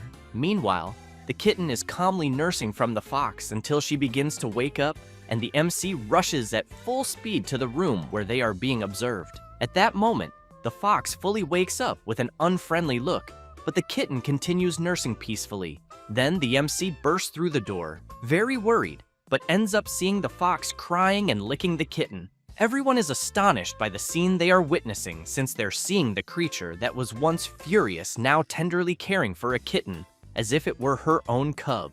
After a while, the kitten is running with something in its mouth, and Pio runs after it, shouting that the little rascal is running away with his glove again. However, the kitten goes straight to the fox, who looks at Pio with an angry face, and he awkwardly says that he will get the glove later. A little later, while watching the fox and the kitten, Kim comments that it is quite amazing because before the fox's wound kept getting worse, but now it is starting to heal, and apparently she is no longer having nightmares either. Pio says he thought the fox would never be able to use her hind legs again. The MC emphasizes that fortunately the nerves were still alive and that it is nothing short of a miracle. He feels very happy, thinks about her with her cubs, and reflects that he knows he cannot fully return what humans took from her, but at least he can repay her a little. Therefore, they take her and the kitten to the middle of the forest, to their natural habitat. Kim asks them to live well, and Pio hopes both will stay healthy. The MC thinks that he hopes they will never have to meet under such circumstances again. With that, the fox nodded once, as if saying goodbye, and soon disappeared. After that, the rumors about the monster in the Western Forest disappeared, and a new story emerged. that of a strange fox accompanied by a kitten. Back at the MC's clinic, some people are very scared because they are seeing the mandrake walking and immediately want to know what the hell is going on. Then a patient arrives and comments that apparently it is their first time at the clinic, so she explains that what they are seeing is a mandrake. She then says she heard that it is like the guardian spirit of the clinic. However, a guy interrupts and makes it clear that she doesn't know what she is saying, because as far as he knows, that clinic has a different guardian spirit. A little girl says she heard that there is a very scary cat there and that even fierce animals don't dare move in front of the cat. The mandrake keeps listening to people talk about Sonya and doesn't like it one bit. Then it goes to where his food and water are, grabs the bowl, and throws it high into the air. While striking a proud pose, people want to know how it dares to knock over the food bowl of the true boss there. The mandrake feels embarrassed and doesn't notice something that just arrived behind it. And as soon as it turns around, it gets very scared because it sees Sonya glaring at it angrily. The plant prepares to release its scream, and Sonya takes a deep breath. However, he starts coughing like crazy, almost as if he had swallowed a ball of yarn. People get worried, wanting to know what suddenly happened to the cat. Sonya coughs so much that he ends up vomiting, and the vomit hits the mandrake squarely. While the plant lies knocked out on the ground, people wonder if the cat really vomited. Then someone comments that it is just a hairball. It is the MC who explains that cats usually clean themselves by licking their bodies, and that the dead hair that enters their bodies during this process clumps together and is expelled through defecation or even vomiting. The poor mandrake feels desolate hearing about it. Then Kim grabs a brush and says that he has been too busy to brush Sonya's fur lately, as he knows he should give him a good brushing after all this time. However, an hour later, the MC, terribly tired and covered in fur, finds it very strange because it never seems to end. He then comments that at this rate, it might be possible hair loss, and that if it continues like this, Sonya might go bald.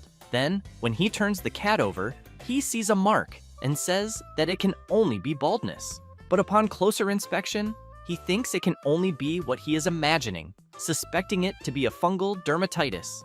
Kim becomes worried and thinks that he still calls himself a veterinarian, yet he didn't even notice that his own cat had a skin disease. Therefore, he quickly goes to a drawer, grabs a hair trimmer, and thinks that he prepared it for a day like this, being custom made by the best craftsman in the city.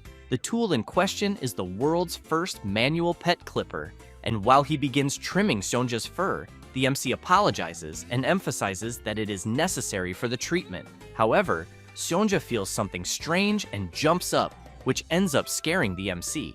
Upon landing, the cat becomes furious and growls. Kim is frightened and questions whether Sonya really growled at him. Then both stare at each other, and the MC thinks that normally, in a situation like the one he is facing, a pet owner should take a step back to maintain the trust of their animal.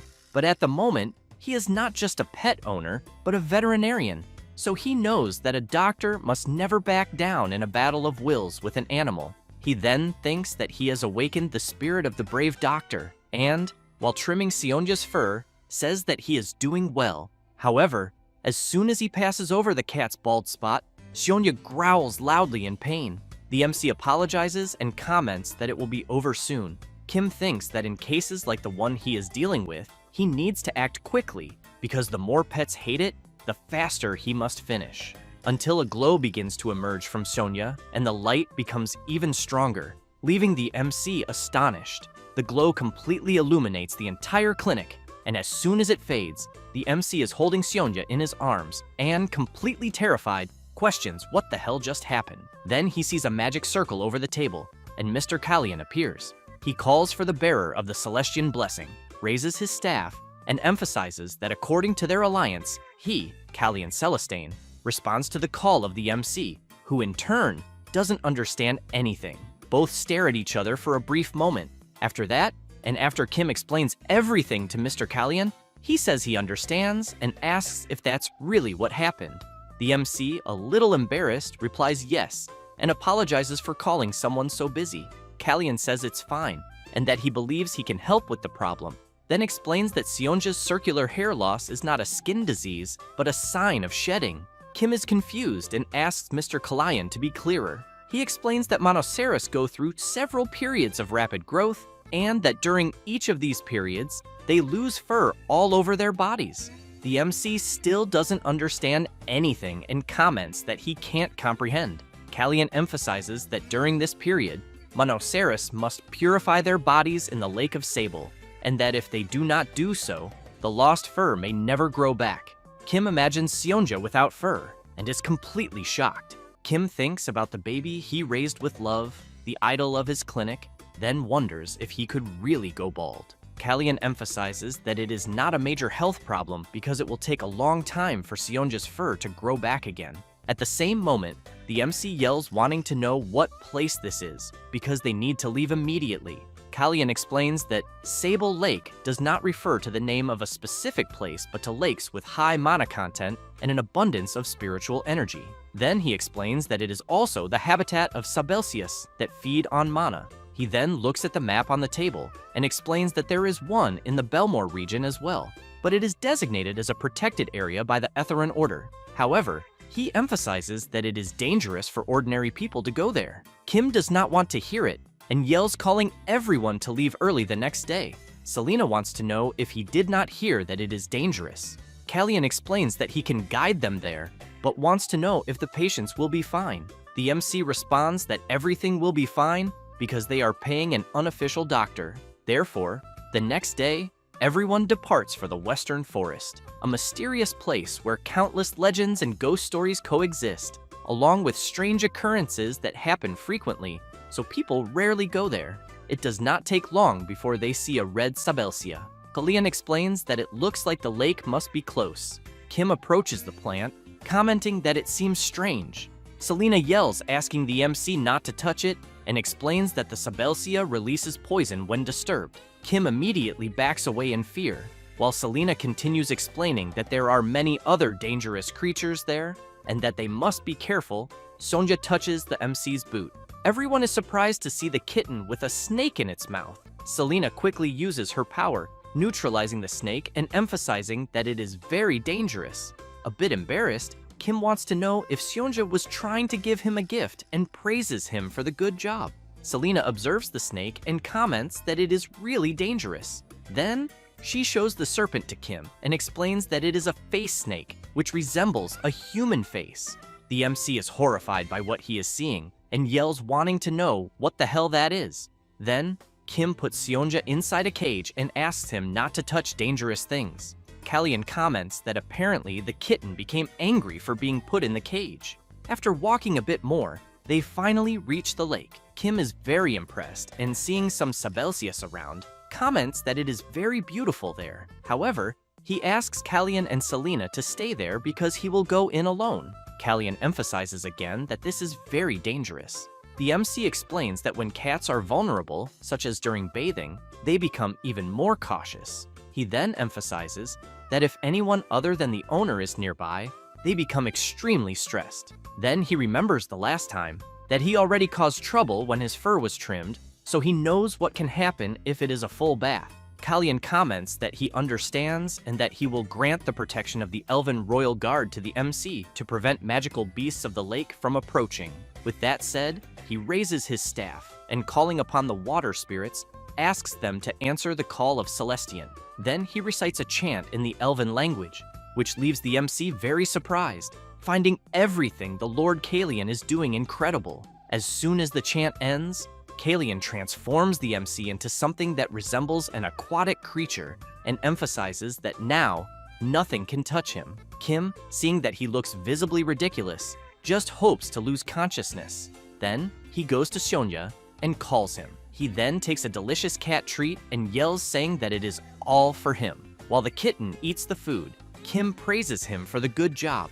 Thus, he begins to take him into the lake. But as soon as Seonja's paws touch the water, he gets terribly scared and jumps with full force from the MC's hands, but ends up falling into the lake. Kim yells worried about his little creature until Seonja sticks his head out of the water, which leaves the MC a little surprised. And while he watches Seonja swimming, he wonders if this is the one they say a person can only encounter if 3 generations accumulate good deeds. because he thinks Seonja is a water attribute cat since he knows such a thing is extremely rare. Kim begins to cry, thinking that his kitten is so cute and that he wanted to show him to everyone. Then the MC, while running his hand through the water, notices that there are bright particles in it. He then wonders if they are monoparticles since the sensation he feels almost resembles a hot spring. After thinking about this, his eyes fill with tears as he thinks about how much he misses his beloved civilization because there he had barbecue, his beloved draft beer, and refreshing, delicious milkshakes.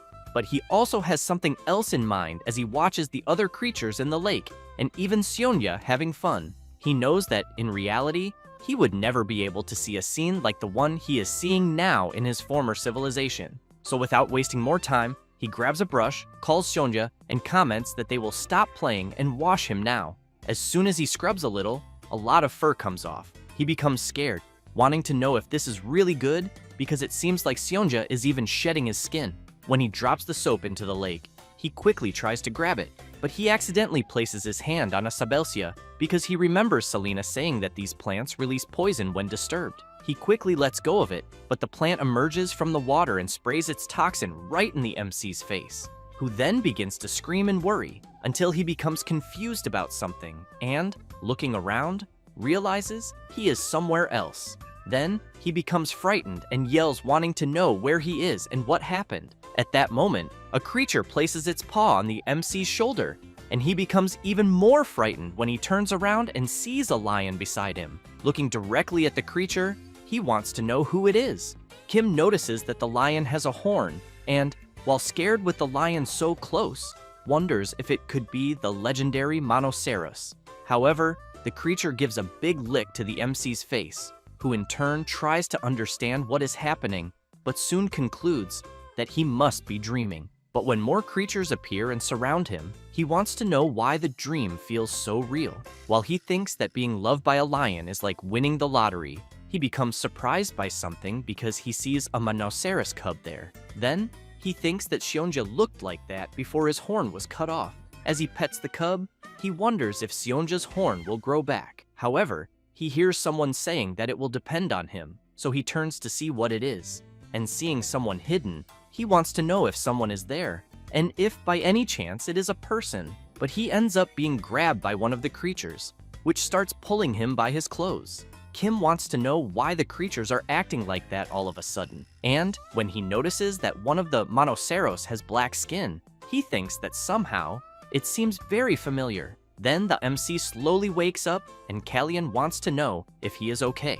Kim asks what just happened. Kallian explains that he passed out after inhaling the Sabelsia's poison. Then he makes it clear that if it were not for the protective barrier he placed, he thinks the MC might have been in serious trouble. Kim wants to know if Seonja is okay, and Selena responds that the kitten is safe. The MC becomes excited to see that his little creature is fine, and Kallian explains that Seonja dragged him out when he lost consciousness.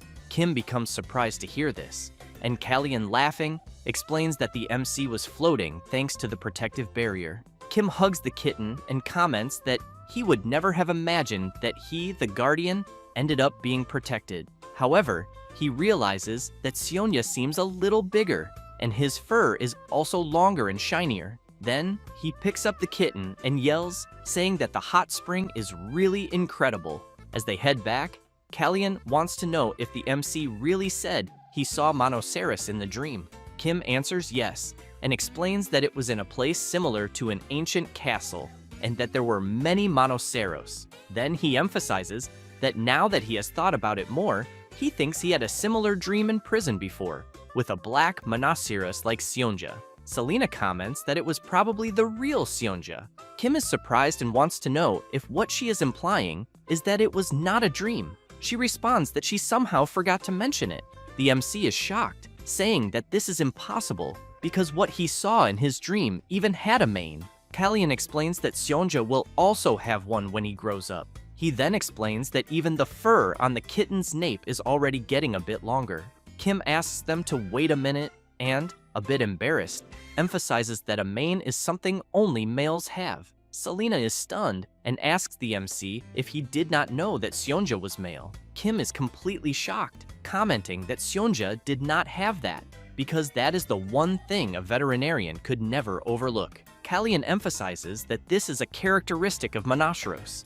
He then explains that this part only becomes externally visible during mating season. After that, and already the next day at the MC's clinic, Kim wants to know if all the letters there are requests for house calls, because he has in mind that his clinic no longer accepts such requests. He feels tired just seeing that there are so many, but he thinks that exceptions are made in unavoidable circumstances, such as when the patient is very large or even extremely ferocious. But among several other reasons, such as when the patient says their animal melts in sunlight or that the creature spits poison, he knows that even then they do not consider such requests when the clinic is crowded. Kim wants to know if Adrien will not go home. Very angry, he responds that the MC is overworking the ladies, and the MC in turn thinks that there are already cases of employees who voluntarily refuse to go home. Then Kim picks up a request and comments that maybe he will accept a house call request for the first time in a long while. In the request in question, the MC sees that it concerns the giant lop-eared rabbit, Elizabeth, and other rabbit species, and that the requested treatment is vaccination. However, at the end of the letter, he sees in the notes that there are 33 babies. Then he starts thinking that he feels a foreboding sensation. But even so, he decides to go there. And while they travel, Pio emphasizes that giant lop-eared rabbits have very soft fur. Kim comments that she is right. After all, they are rabbits.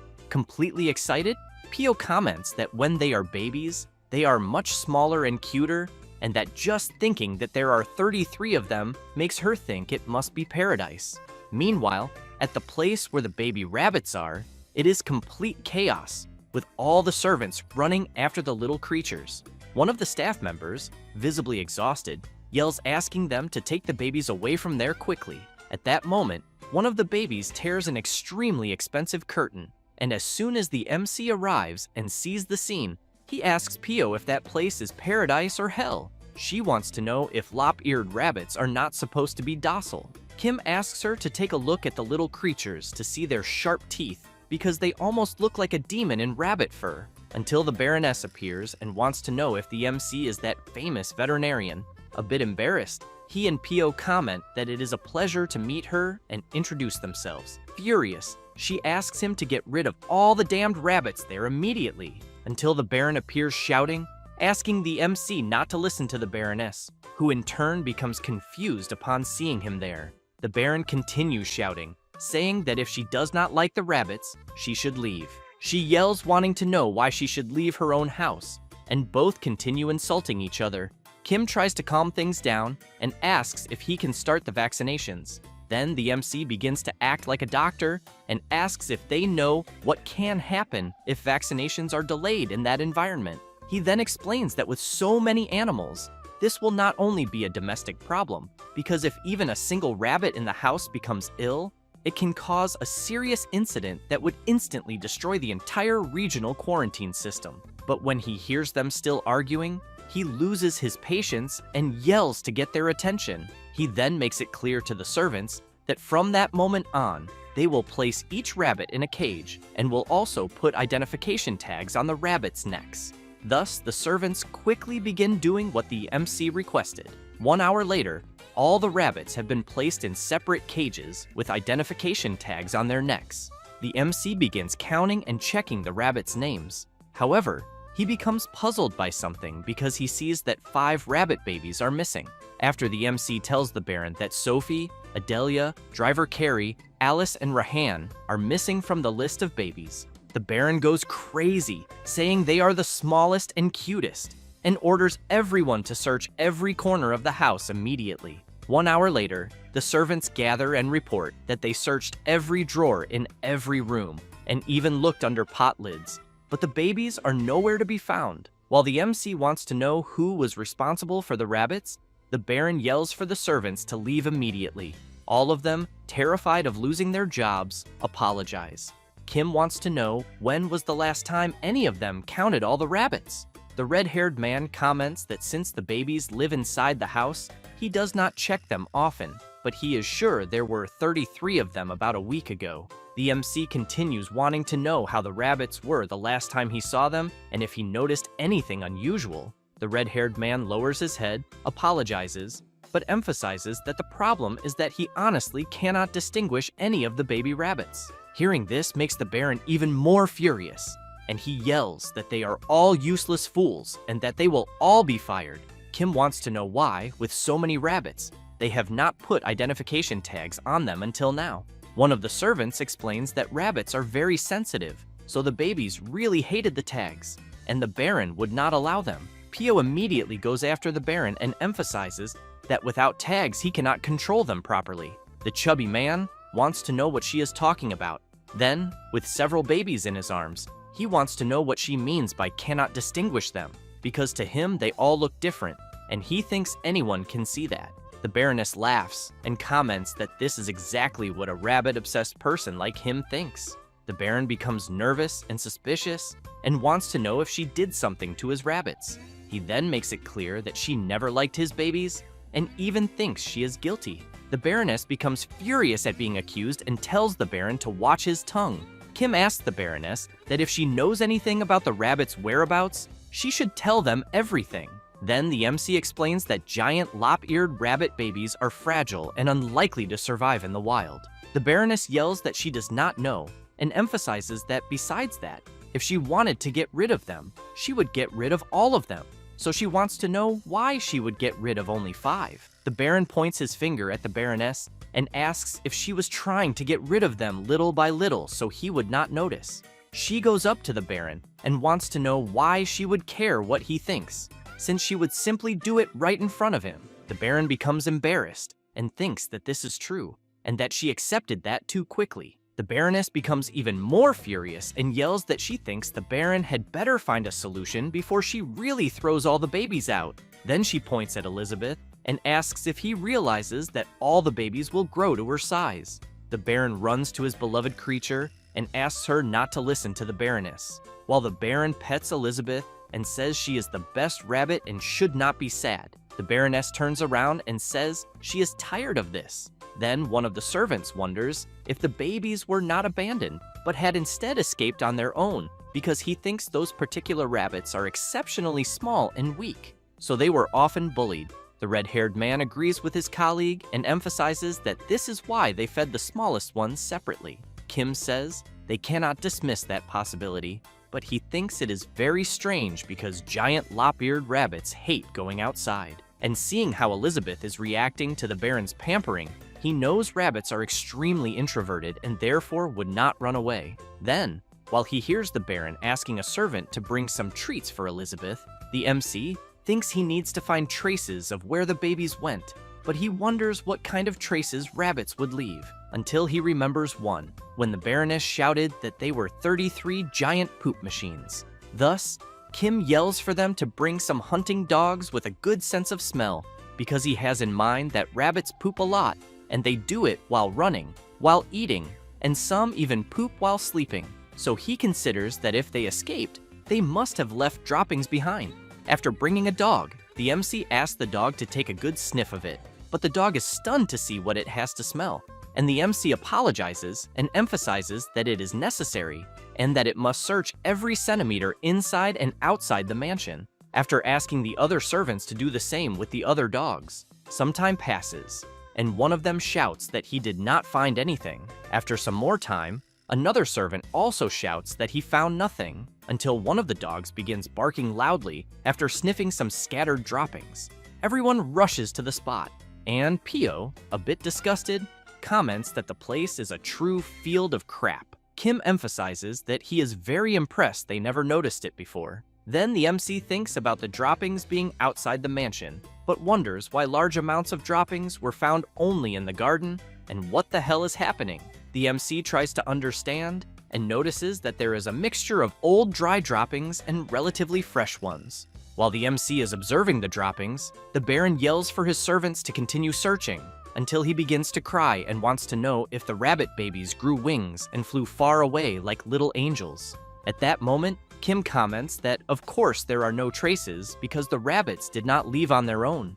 Thus, he wants to know where the servants who work in the mansion live. The Baron says they use the annex.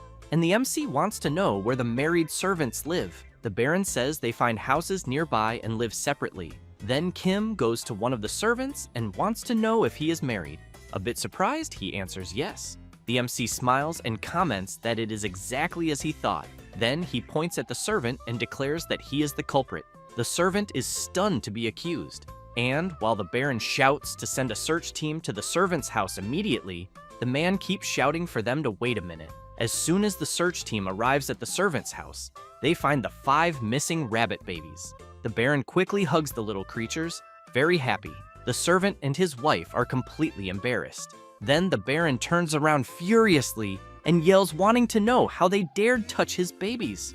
While the servant keeps his head down, the Baron continues wanting to know if they plan to sell his rabbits for profit, and if the salary he pays them is not enough. Kim comments that if they had planned to sell them, they would not still be there. He then explains that he heard that giant lop-eared rabbits are more valuable when smaller, but when they grow a bit, they do not sell well. But for some reason, the rabbits there seem much fatter and bigger than when they were at the mansion.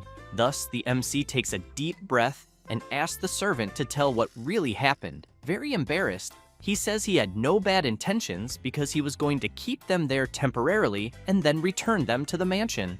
The Baron, confused, asks why. The servant shouts that he was sure the rabbits he took would have died if they had stayed in the mansion. The Baron wants to know what he is talking about and how he could think the babies would die there. The servant says that giant lop-eared rabbits are extremely sensitive to environmental changes and easily feel anxiety, and that they are also very attentive to their owner's emotions. He then says that the Baroness was angry at the Baron, but the rabbits felt her negative emotions, and that made them anxious about the possibility of being abandoned someday. The Baron is very surprised to hear this, but the servant continues, saying that when rabbits feel their survival is threatened, they eliminate the weaker members to ensure their own survival, and that if left alone, the small ones there would have been killed by bullying. The Baron thinks this is nonsense and says it is impossible, but the MC says it was as he had suspected, and that this is why the babies there were so small, because considering Elizabeth's size, they should be about twice as big as they are now, and he thought they looked unusually small, so supposedly their growth may have been stunted by stress. Hearing this makes the Baron less agitated, thinking he would never have imagined that. Then Kim goes to the servant and asks if he tried isolating the babies in the garden at first. The servant is surprised and asks the MC how he figured it out. Kim says he saw rabbit droppings in the garden, and that they looked like traces of a small number of rabbits that had briefly visited the area over several days. The servant takes a deep breath and says the MC is right, since he initially tried separating them the way he said. However, he emphasizes that keeping them separated for just a few hours a day and feeding them separately was not enough to protect them from bullying by the other 28 rabbits. Kim says that this was why the servant took the babies home. He answers yes and explains that he was planning to bring them back when they grew a bit. The Baron wants to know why a mere servant would go to such extreme trouble. Kim responds that the Baron already knows. He then says that the servant there has far more rabbit fur on him than any other servant, and that he can distinguish the babies precisely without identification tags, because he loves and cares for the rabbits just as much as the Baron himself. The Baron, embarrassed, asks the servant why he didn't say so earlier, because he thinks that if he had said it earlier, he could have separated the babies and raised them differently. The servant responds no, and emphasizes that this would have been impossible, because currently the only rabbit-free space in the mansion is the second floor used by the Baroness. While the Baron is surprised to hear that as well, the servant continues explaining that the Baroness would never give up her space. He then says he knows the Baron truly loves the rabbits, but that he loves the Baroness much more.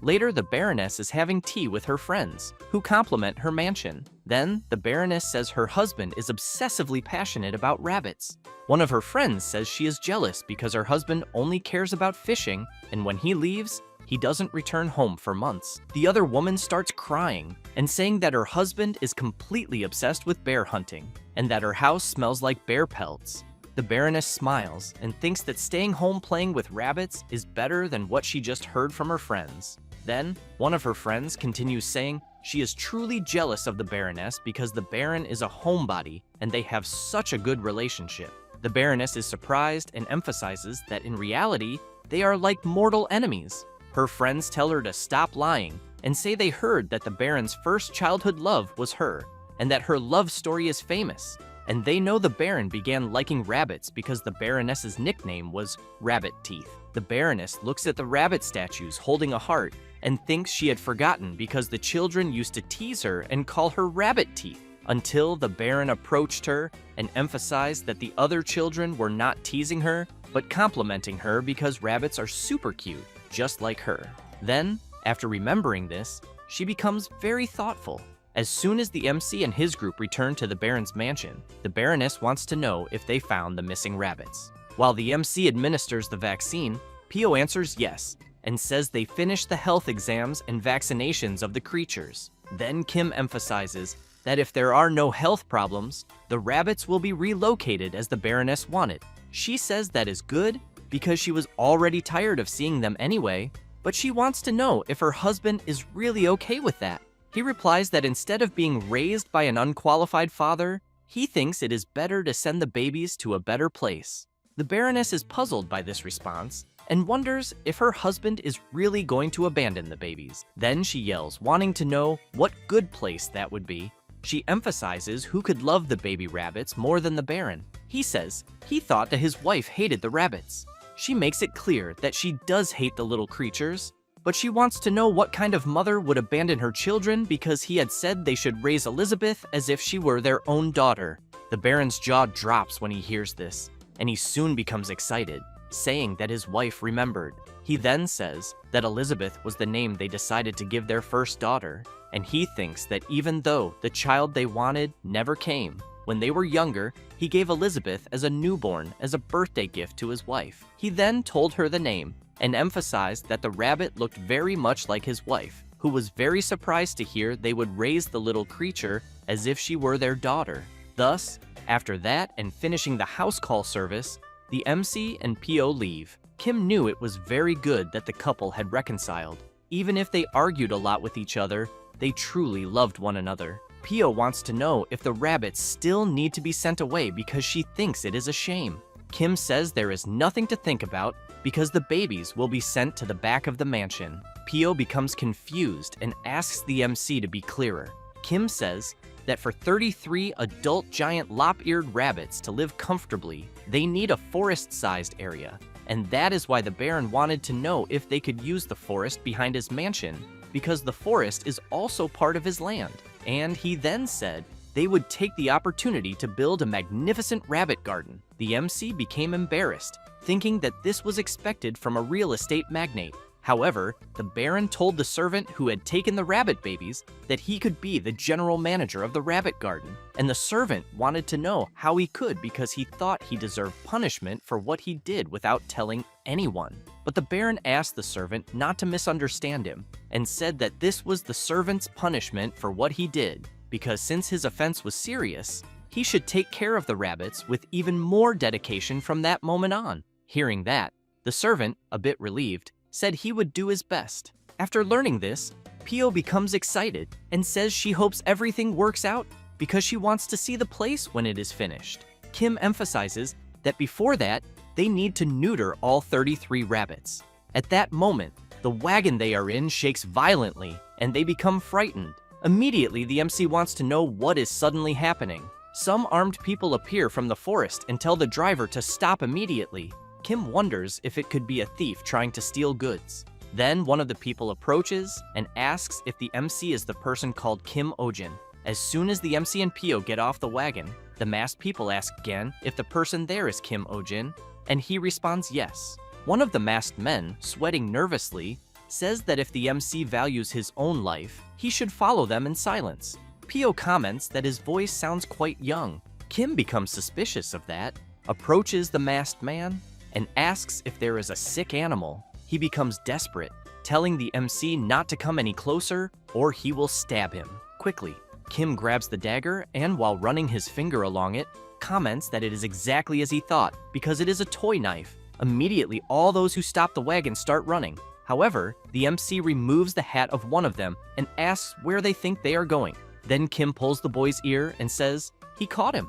After teaching the boys a lesson, they apologize. Thus, Kim makes it clear that if they need medical care, they should just go to the hospital and that they do not need to pretend to be thieves. One of the boys yells that veterinary hospitals are too expensive. The MC becomes embarrassed by this and, while tugging the boy's ear, wants to know if he tried to kidnap a doctor to get free treatment. He then makes it clear that they are getting themselves into serious trouble. Then, Kim wants to know who they are and where they live because he will talk to each of their mothers about what happened there. The boy yells that they never asked for it to be free. Then he shows some coins and asks the MC to take them for now because he will pay him later. Kim thinks for a moment while looking at the boy's money. The other children begin shouting that they will also contribute to the treatment. The boy, desperate, yells begging the MC to save his cow Mary, and the MC takes a deep breath and thinks he has no choice. Thus, while following the children, he wonders why he is so soft-hearted. And looking at the place ahead, he realizes it is his first time in such a remote village in this world. And he knows it is a big problem when a cow becomes sick on a farm because their livelihood depends on it. However, he becomes intrigued by something he is seeing because he sees a flag with the symbol of a skull of a sinister creature. So he quickly runs behind a tree and asks Pio what suspicious flag he just saw. Pio says that is the flag of the Church of Euros. Kim is puzzled and asks her to be clearer. Pio says that it is a common religion in that region and that they worship a legendary six-legged cow as their deity and pray for good harvests. The boy emphasizes that his village has many people who are excessively zealous in their faith, and that, in other words, when a cow becomes sick like the one at his home, they say the god is angry and the rest intimidate them, saying the person brings bad luck. He then says that the other people harass them, saying they are cursed. Kim is shocked to hear this and asks how long that lasts. The boy replies that it lasts until the cow recovers or dies. The MC emphasizes that the boy needs to take the cow to a doctor quickly for treatment. Pio says she thinks most rural families there cannot afford that because it is already hard enough to go to a hospital when people get sick. The MC thinks about this, and Pio continues explaining that usually people there use home remedies or write talismans and pray. Then Pio emphasizes that people go to the MC because his fees are affordable. Kim thinks about what Pio just said and thinks that he believed people sought him out because he was a good veterinarian, but Pio says it is not for him to feel sad because she is sure people also look for him because he is famous for his skills. After a while, the boy reaches his home and it is covered with many talismans. The MC sees some marks that other people made on the boy's house and wonders if it is not collective bullying. As soon as the boy's mother comes outside and sees that he brought a doctor, she quickly apologizes to the MC and says they do not have enough money for treatment, so she asks him to leave. Kim goes to her and says she does not need to worry about the treatment fee because he wants to take a look at the cow's wound first. As soon as the woman leads the MC to where the cow is lying, she says the animal has been sick since before giving birth, that it delivered earlier than expected, and since then, the cow has had a high fever and emits a foul smell. While examining the animal, Kim wonders if it could be what he is thinking, until the boy's father appears, and upon realizing that the MC is a veterinarian, he becomes furious and tells him to leave. The boy tries to explain to his father, but he does not want to hear it and keeps telling the MC to get out of there. Then the boy's father calls his son and tells him to give up because he is sure Mary will die anyway. But Jack keeps shouting, saying Mary will not die. Seeing this scene, Kim remembers a similar story at his old clinic in the real world and ends up feeling very bad about it. Thus, the MC places his hand on the boy's shoulder and says it is too early to make such a judgment. He then says that Mary does not have a fatal disease and that he has already received advance payment. Jack's father is confused upon hearing that the veterinarian has already been paid. He then asks his wife if the MC is perhaps a scammer. She asks her husband to calm down and says she thinks the MC does not seem like a bad person. With that said, Kim begins treating Mary.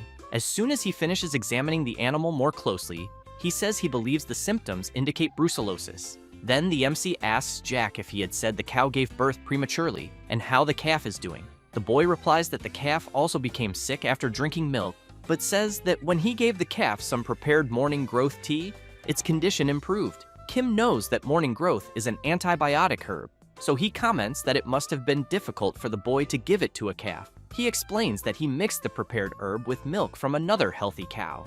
Kim says that what he did was a good method. However, Jack makes it clear that the herbs did not seem very effective for Mary. Kim explains that this is because Mary is an adult and has been sick for some time, so the effectiveness would be reduced. But even so, he thanks the boy for the good care he gave because the cow managed to endure until now. Otherwise, he believes Mary might already be dead. After applying the proper treatment, the MC says the crisis has passed and that fortunately, he had the necessary medicinal herbs. Jack looks at what the MC did and is impressed, thinking everything is amazing. The MC says there is some improvement, but it is not a disease that heals easily, so he asks the family to give the cow the herbs. He prescribed consistently for a while. Jack's mother, very worried, wants to know if those herbs the MC mentioned are extremely expensive. Kim makes it clear that there is no additional charge and that they should accept them without worrying. At that moment, they hear several people calling Mr. Howard and saying they know he is there.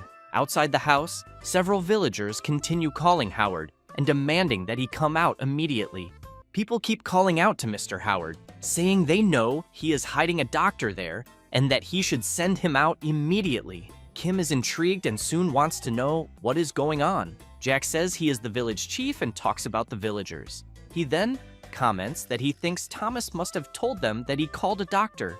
The MC says he will go outside, since it seems they are looking for him. As soon as he goes outside, the villagers are surprised. Kim does not want to hear excuses and immediately asks what the problem is. The villagers hide and, very afraid, ask the MC not to come any closer, because he could bring bad luck. Then the village chief wants to know if Kim is the doctor who came from outside. Howard becomes nervous and shouts, asking whether it was not enough to torment only his family and why they are causing trouble even there. The village chief replies that they are only doing this because they are worried about him, since they think all doctors are the same, and that they take all the money under the pretext of treatment. Kim does not like hearing this at all, and makes it clear that he is not the kind of person they are thinking of. He then says that the treatment fee has already been paid and there will be no additional charges. At that moment, one of the villagers comments that this is not true and asks how Howard can have so much money. The MC remains nervous and says that if they do not believe him, he wants to know whether they have any receipt.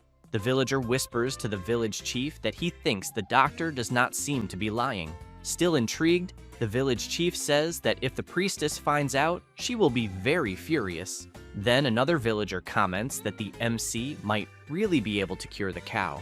Kim hears them talking among themselves and soon wants to know what this is about, since it seems they are openly conspiring. Then the village chief stands up and says that everything is fine and explains that he will not expel the MC, but stresses that this does not mean he trusts him yet, because he thinks he will have to stay in the village until the priestess arrives.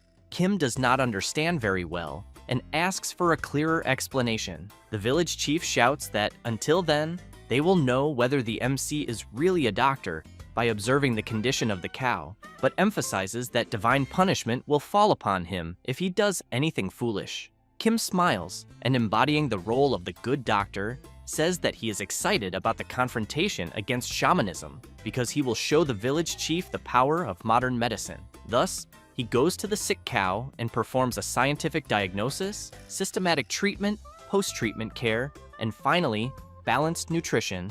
A few days later, the cow appears to be completely cured. Jack is very happy about this and thanks the MC, who in turn emphasizes that Jack did well by helping him. The villagers, seeing this, comment that they cannot believe it, and while Howard pets the cow, one of the villagers, very surprised, comments that even the cow's coat is shining. Kim begins to brag, saying that it was nothing special, but he knows that he really did his best. At that moment, Pio takes a guide for emergency treatment of common diseases in animals and recipes for homemade remedies that they can prepare. She then emphasizes that this will help a lot in emergencies. The villagers thank her for her kindness and for explaining. The village chief, however, appears dissatisfied and suspicious, until he calls the MC and asks what exactly he is planning. Kim is confused and asks what he means. The village chief wants to know what the MC wants from them and says he should tell everything. Kim asks why the village chief cannot trust people. The blonde man replies that it is because doctors do business with lives. He then says that for decades villagers have sought countless doctors whenever animals fell ill, but no doctor was willing to take care of the animals of poor people like them, and that even when animals were dying in large numbers, they only cared about the pets of nobles. He then says that no one was willing to go to a rural place like where they lived there. Kim feels somewhat awkward about responding to this, but emphasizes that those people the village chief mentioned were not qualified doctors, and that he thinks there is nothing wrong with the medical profession. Thus, he makes it clear that what he said before about not planning anything is the purest truth, because as a doctor, he cannot refuse an animal that can be treated because of money. Having said that, he emphasizes that this is his belief. Jack keeps watching the MC and is impressed, thinking that he wants to be an adult like him. At that moment, someone opens the door, wanting to know if this is the place. The village chief turns around and is surprised. The person who has just arrived, holding a strange staff, comments that the place is full of impure energy and soon asks everyone to step back. Kim is surprised by this, since he is finally meeting the priestess. While the village chief is frightened to see that she has already arrived, one of the villagers comments that they were just accompanying her. The MC, in turn, watches the old woman and wonders if she is really the village priestess, who then says that the divinity personally ordered her to be there. Kim thinks that the old woman seems familiar in some way, because the profession she claims to have has similar dress codes everywhere. Then the priestess wants to know if what she is seeing is the cow that received divine punishment, and the village chief replies that it is. Thus, the priestess makes a bizarre face and then starts dancing and speaking in a very strange language. The villagers immediately comment that they believe, and the MC, surprised, wonders if this really works. After the priestess finishes, she shouts saying that the divinity cured the cow's disease and that everyone should thank the merciful divinity. Kim and Pio hear the villagers thanking the divinity for curing the cow, and Kim becomes very nervous, wanting to know who cured what. The old woman turns around with a sinister look. Kim, nervous, says that they need to talk properly, then says that he treated the cow all night long and therefore wants to know how this is a divine blessing. The priestess calls the MC strange and emphasizes that he is full of blasphemous energy. Then, while she keeps saying some strange things, the MC becomes confused by what he is seeing, until the priestess raises the staff and shouts thousands of prayers, saying that she smells something, the smell of beasts, and that beasts are crawling everywhere. Kim is quite stunned hearing this, but the old woman continues what she is doing and ends up leaving the villagers frightened. Then the priestess shouts even louder and, pointing her staff at the MC, says that in the name of the divinity, she will punish him. The MC begins to remember his past, when every year during the national exam season, the department let them get involved in occult practices, and a woman commented that she was in her unlucky phase that year, and that, because of that, she had 2 talismans.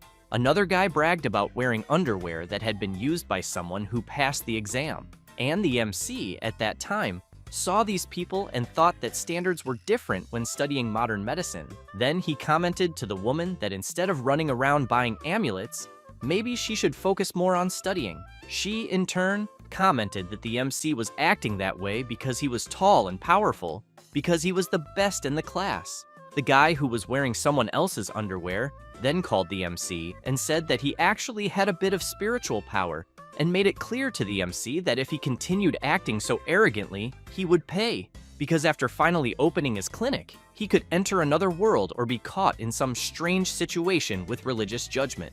Kim was just stunned listening to all that nonsense and simply laughed at it. However, now he finds himself in this dilemma he had heard about before in his life, and, at that moment, with talismans all over her body and strange garments, he thinks that it was really real. The priestess continues shouting that in the name of the gods she will punish the MC and other strange things, and Kim, not knowing what is going on, wants to know what the old woman is talking about, and whether it might happen to be some Indian dish.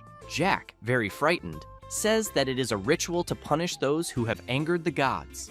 He then explains that they would make the person who angered the gods sit down and perform a ritual asking for forgiveness. And after that, they would throw that person into the corral with the sacred bull, because if the gods forgave them, the person would come out unharmed. Kim feels awkward and asks if the boy is joking, because he thinks that no matter what happens, they could not throw a living person to a bull. However, when he is taken to the corral, he sees the terrible bull and thinks that this is madness. Then the preparations for the ritual begin. Kim, sitting and crying, wonders why this is really happening.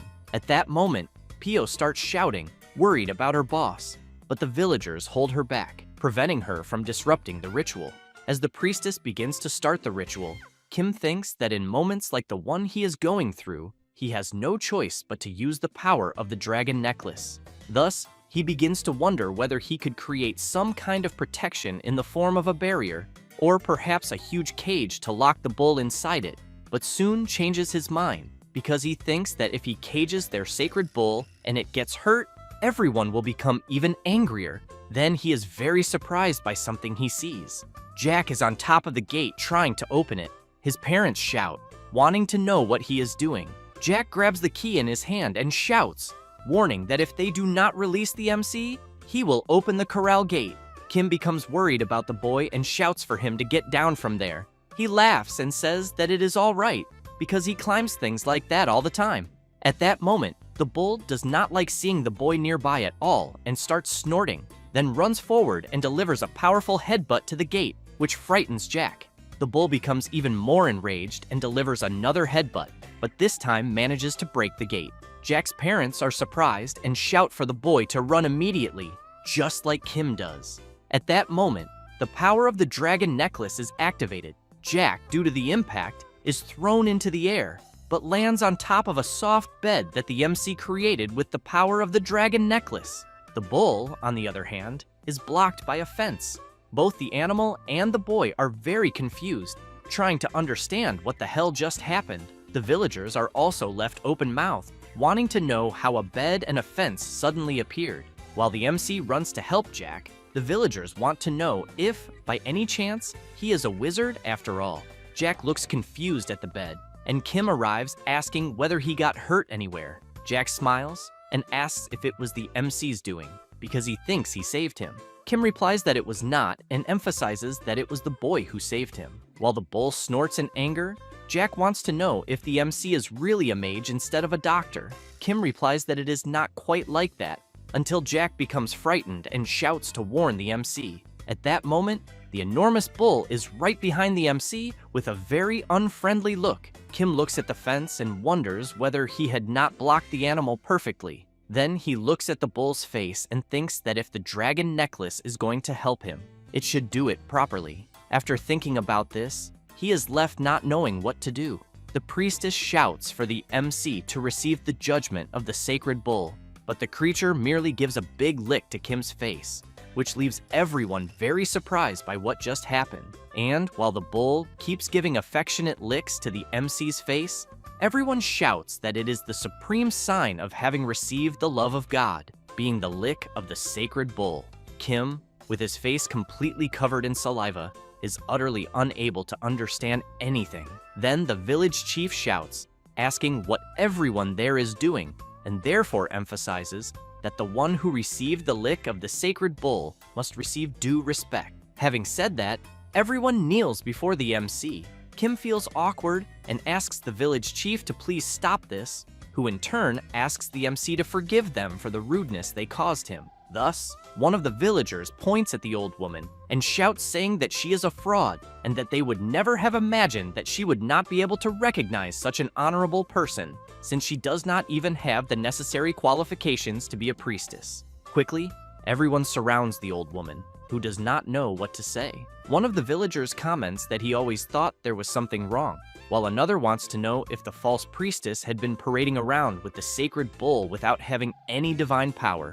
After that, some time passes, and once everything is resolved, the MC gets ready to leave and is very happy to have received many gifts from the villagers, but tells Jack that he does not need to say goodbye. Jack emphasizes that the MC is the benefactor of his village, and that he could not fail to do so. He then makes it clear that, thanks to the MC, everyone was able to expel the false priestess, even though the village's religion remained the same. Kim comments that he does not think faith itself is a bad thing, then explains that sometimes people need emotional comfort and something to rely on. Thus, he asks Jack to be careful not to let that faith become excessive. The boy is happy and says that he wants to become a wonderful veterinarian like the MC someday, then asks whether he thinks he can do it. Kim smiles and says that he believes so. Having said that, he says goodbye and emphasizes that if Jack needs his help, he just has to look for him. After some time traveling, the MC comments that they have finally arrived.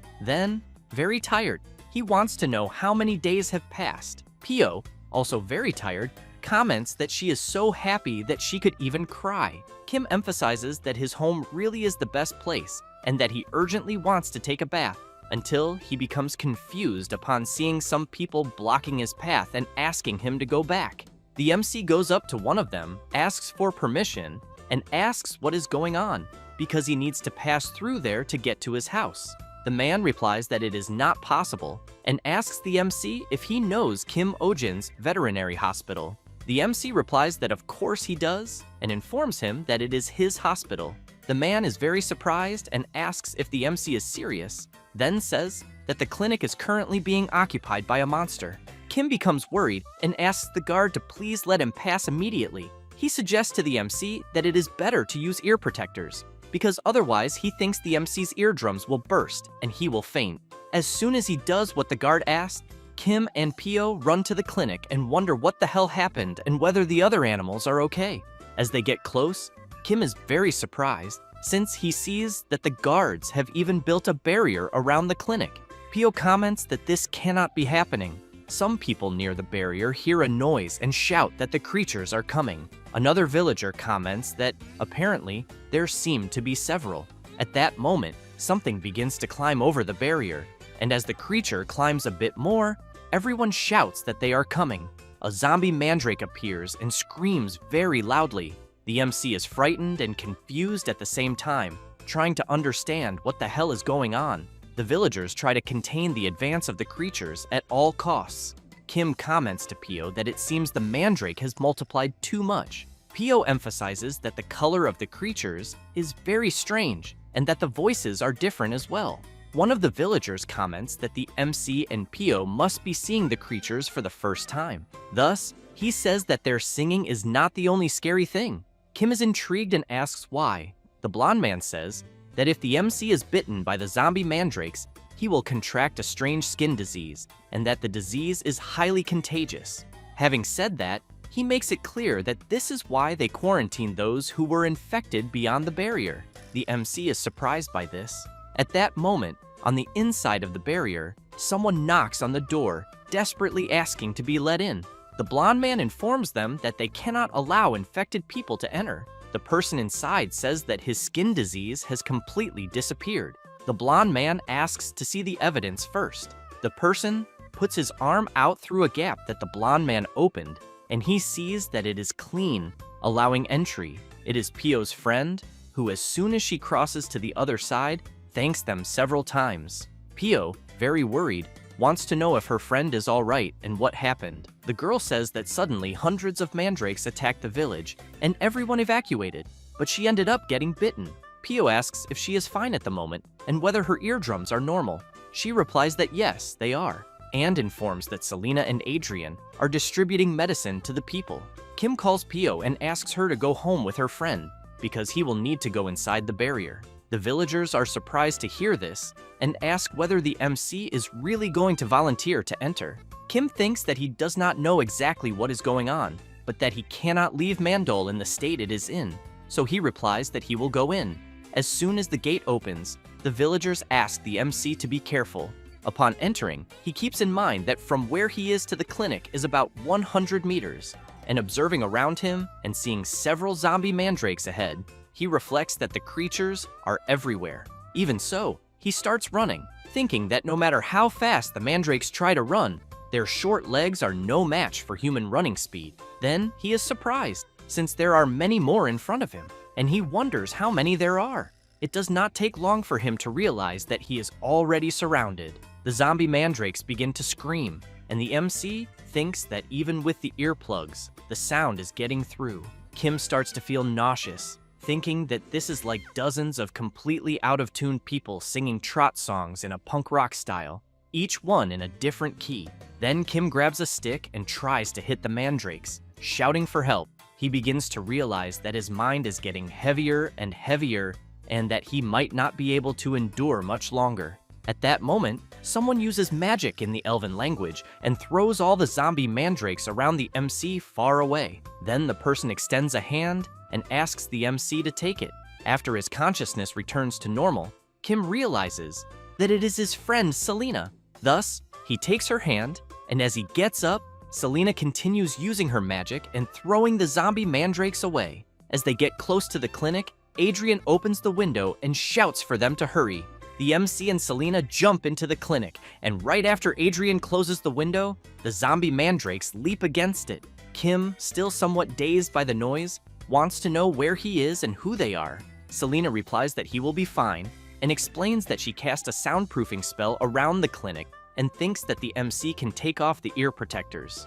Kim, regaining his senses a bit, grabs Adrien and Selena and thanks them. A few minutes later, while they are drinking tea, the MC wants to know what exactly happened to Mandel. Selena says that it is because of Ping Ping's division core. Kim comments that he thought that last time the division core also caused Mandel's rapid growth. Selena says that last time only part of the energy was reflected, so it did not lead to individual division. However, she emphasizes that this time a magical formula that amplifies the division core was added, causing it to divide into hundreds. But she thinks that something must have gone wrong in the process, leaving only the darker nature of the original. Having said that, Selena comments that she keeps wondering what went wrong. Kim asks her to wait a moment and asks what exactly is happening on the panel being displayed. Selena replies that it is showing Mandel falling into the magic circle. Then she explains that she recently managed to replicate Ping Ping's division core and was conducting several experiments. But unfortunately, Mandel, who was playing with Ping Ping, lost her balance and fell into the magic circle. Completely stunned, the MC wants to know if she really used magic without checking whether there were animals nearby. Selena replies that she checked, but that unfortunately they approached during the process. Kim goes completely mad with rage upon hearing this and asks if that is her excuse, because he knew she would cause an accident someday, then makes it clear to her not to carry out any more magical experiments near pets.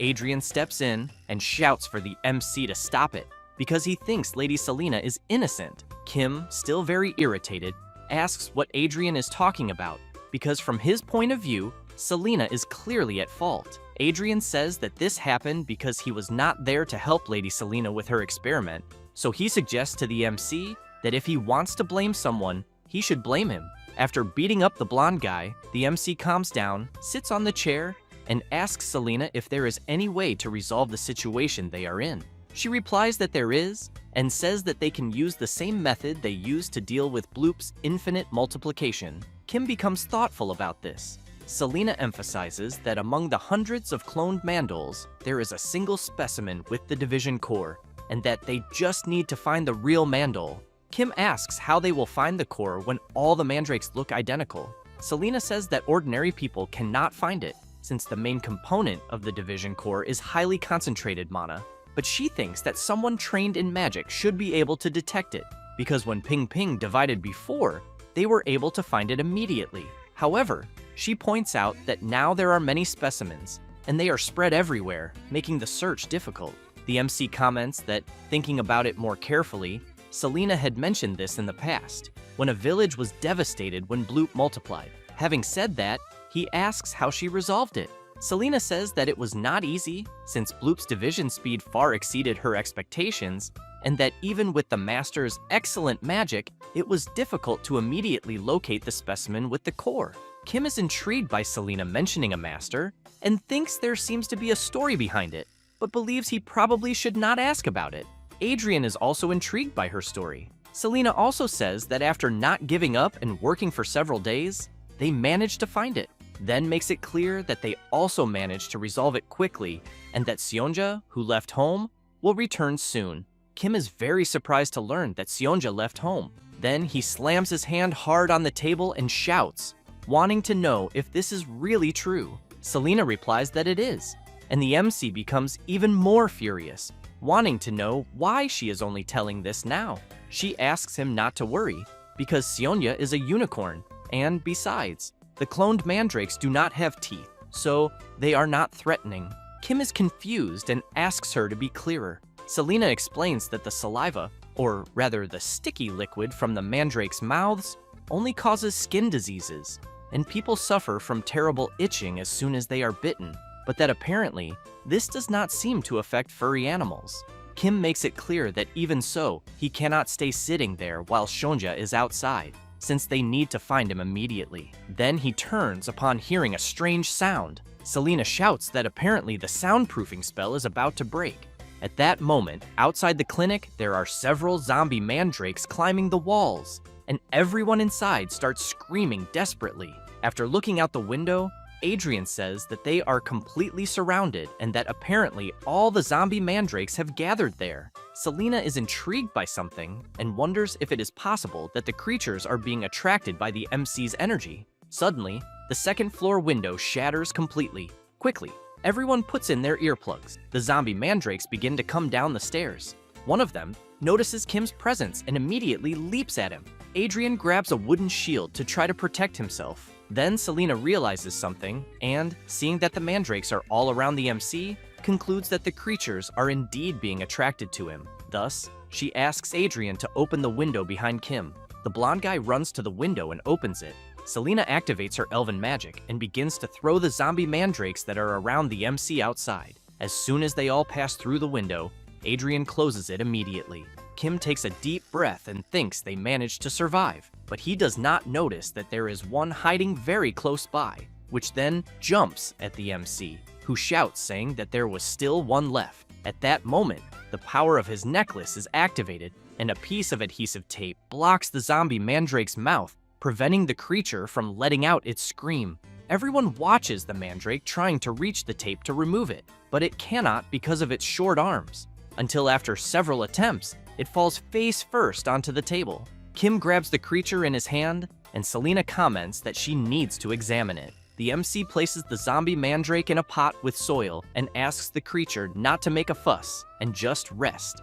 And it does not take long for the mandrake to fall asleep. Kim laughs and comments that the creature is as eccentric as Mandel. After that, the very next day, they notice that the creature's face has disappeared. The MC, very sad, comments that the zombie mandrake turned into a normal plant, even though it was already a plant. Selena comments that apparently the cloned mandrakes consume all their mana after one day and turn into common medicinal herbs. However, their number is not decreasing, which means that the original body continues to divide and that they urgently need to capture the original.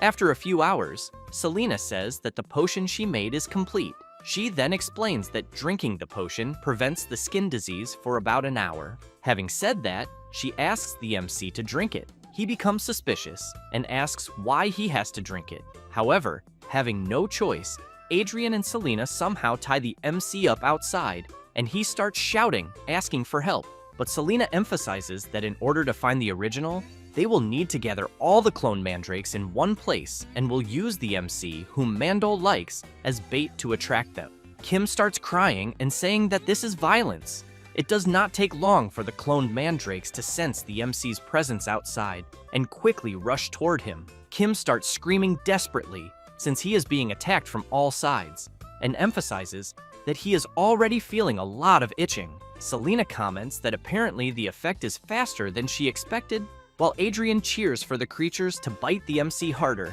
With every passing moment, Kim is attacked by more and more mandrakes. Selena closes her eyes, thinking that she needs to find it and that she believes it must be among the others, and that she can feel it and that it is very close, until she is surprised, since the real one is right next to the MC. At that moment, something approaches from the sky at high speed, and a clawed paw reaches toward the real mandrake.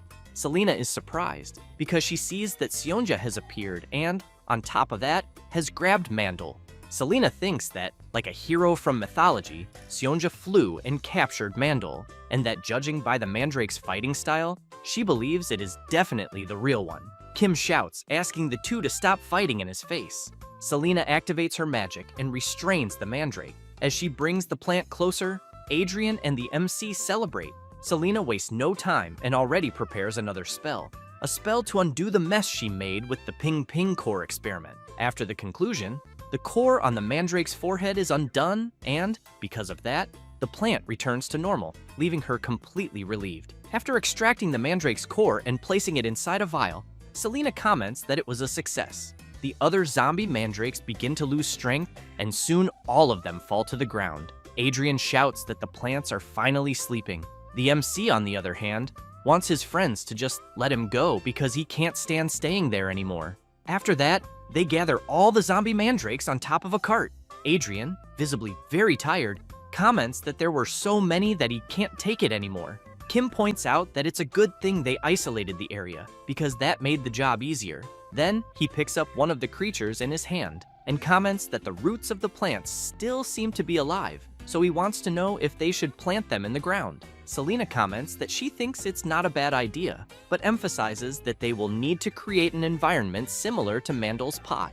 Adrien hears this, and soon feels a bad premonition, since, looking at the pile of mandrakes in front of him, he wonders if they will need to plant each one individually. A few days later, a cozy environment for the mandrakes was created, with special and efficient organization, in addition to the magical nutrient serum developed by the clinic's chief researcher, Mrs. Selena. While Adrien is very tired on the ground after planting several mandrakes for days, Kim shouts that he is happy to have created the world's first smart farm of organic mandrakes. Then, the MC asks Selena when she thinks they will harvest them, since he has in mind that, with the mass cultivation of rare mandrakes, they could become the world's first medicinal herb magnates. However, Kim becomes completely dejected upon hearing Selena say that the plants there will not have the same medicinal potency as Mandel. Selena explains that Mandel's body accumulated mana over time, and that, thanks to this mana, when used as medicine in other organisms, it shows magical effectiveness through powerful vital activity. Then she emphasizes that she can barely sense any mana from the copies of the original mandrake, but that, even so, she thinks they have basic medicinal properties and can be used just as well as common herbs. Kim, at that very moment, remembers the chief of the village of the boy Jack, saying that there wasn't a single doctor who treated animals for poor people like them. Therefore, when he picks one of the mandrake leaves there, he ends up having an idea. Then, a few days later, Kim goes to a house and calls for someone. After the person comes outside, the MC, a bit awkwardly, says that he is the veterinarian Kim Ojin. The man wants to know what he wants, and Kim says that he is there to offer a small gift as an apology for the recent inconvenience. The resident becomes intrigued by what he is seeing and asks what it is. The MC says that it is an ointment for wounds and oral painkillers. Meanwhile, Pio is at another house explaining to people that if they adjust the dosage, animals will also be able to take it, but asks them to check the instructions first to get more details. Adrien, who is no fool, does the same thing, but includes a beautiful rose, which makes the woman very grateful. And after an entire day distributing medicines to the villagers and explaining the instructions, they finish the job. As soon as everyone gathers, Kim thanks everyone for the help. Then he points out that, thanks to them, they managed to resolve this incident without problems, but thinks that if it were in his modern world, he would have already been sued into bankruptcy. Schwein laughs and comments that it's not as if magical creatures causing trouble were anything new. Kim hears this and starts questioning what kind of life they were living. However, Schwein wants to know if the MC remembers that incident in which herds of Flopier multiplied enormously. Kim wonders if the old man is talking about the bloops. Schwein says that not a single village survived after getting involved in those incidents, and that he was even worried they would end up the same way, but emphasizes that he is very happy that everything was resolved safely. Kim lets out an awkward laugh and replies that indeed yes, but the old man becomes intrigued by something and asks what the boxes there are. Kim says they are mandrake seedlings. As soon as he opens one of the boxes, he explains that there is a nearby village with proper facilities for animal care and that, Because of that, he thought it would be good to cultivate and supply herbs there, since they are already there. Schwein is left open-mouthed and asks if they really are going to send these precious herbs, since he thinks they must be worth a fortune. Then, he wants to know if the plants really scream like demons. Kim replies that no, but explains that the ones they have there are all cultivated and that, unlike wild ones, they have no consciousness and are less potent, being more similar to ginseng. Kim asks the resident to take the box and the letter to the boy named Jack. Schwein is impressed, saying that the MC is truly an incredible person. Selena, on the other hand, thinks that she was convinced Kim would commercialize all the plants, since she knows he is manic about money, but by observing him closely, she concludes that he really is a true doctor who cares about animals. He, in turn, turns around, calls Selena, and asks her to continue focusing on the smart farm for business. She becomes intrigued and asks him to be clearer. Kim approaches her and makes it clear that Selena needs to compensate for the damage caused to the hospital. She thinks that she was wrong, and that he really is obsessed with money after all. After a few days, Kim puts up a sign in front of the clinic saying that they are open again for normal service. While Adrien installs the windows, Schwein guides him that it should be a little more to the right and emphasizes that he is doing an excellent job with the work. Pio comments to Selena that the seedlings in pot number 2 are developing better than those in number 3. Selena comments that she thinks they should lower the internal temperature a bit more. Some residents, while watching the mandrake sing and dance happily, are afraid that it might sing loudly again like a demon. Kim is pleased to see that when employees work well, everything goes as expected, so he wonders if this is how CEOs feel. At that moment, Pio's friend calls the MC and says that the scheduled patient has just arrived, so she asks if she should already send him in. Kim asks her to wait a moment, as he needs to check the medical record first. After analyzing it, he becomes intrigued by something, since he sees that the animal in question is a type of cerberus. He then gets scared, imagining if it is the creature he knows from Greek mythology, but even so, he asks Pio's friend to send the patient in. She asks the patient to enter. Kim waits, thinking that he will finally meet the guardian of hell and wonders how terrifying the creature will be. However, as soon as the animal enters, the MC sees that it looks more like an ordinary dog with 3 heads. The owner tries to calm his little pet down, saying that if they keep biting each other the way they are, all of them will get hurt. Kim just watches, dumbfounded without saying anything, but wonders who is more idiotic, the owner or the animal. But actually, Kim likes slightly silly dogs, especially when a dog with a brave appearance ends up being goofy, so the MC finds this especially cute. However, when he sees that the animal itself is crying because it hurts from self-injuring, being that silly is a bit too much. The creature keeps playing at biting each other until they are surprised, as the staff are offering food. Then, at that very moment, an immediate separation happens. Kim comments that peace has finally arrived. However, soon one of the creature's heads finishes eating its food, then lunges at the other head's food, and because of that, the food runs out quickly, and once again, the heads start biting each other. Kim, close to losing his mind, asks one of the staff to fetch 3 muzzles, and, after putting them on, the creature's owner says that from right to left, they are Draco, Pen, and Kalba, but explains that Draco is brave and intelligent, Pen is a trickster, and Kalba is the gentlest. Kim observes the creature and comments that he finds it fascinating that the 3 heads have different personalities. Then he says that he has heard that conjoined twins have separate brains, but share the same nervous system, and, because of that, their personalities and tastes are similar. The owner emphasizes that not only their personalities, but also their appetites and preferences are all different. That said, he explains that Draco likes meat and has excellent dynamic vision, while Kalba is the opposite since he has sensitive hearing and likes fish. Pen, on the other hand, has an excellent sense of smell and is omnivorous. Thus, as a result, they end up eating a balanced diet. Kim laughs and comments that he thinks this is very good. The owner goes to his little creature and emphasizes that not only their eating habits, but also their lifestyle and temperament are different, yet they fit well together, especially because they have lived together since they were born. From there, they always went out for walks every day, even though one of the heads would always be sleeping.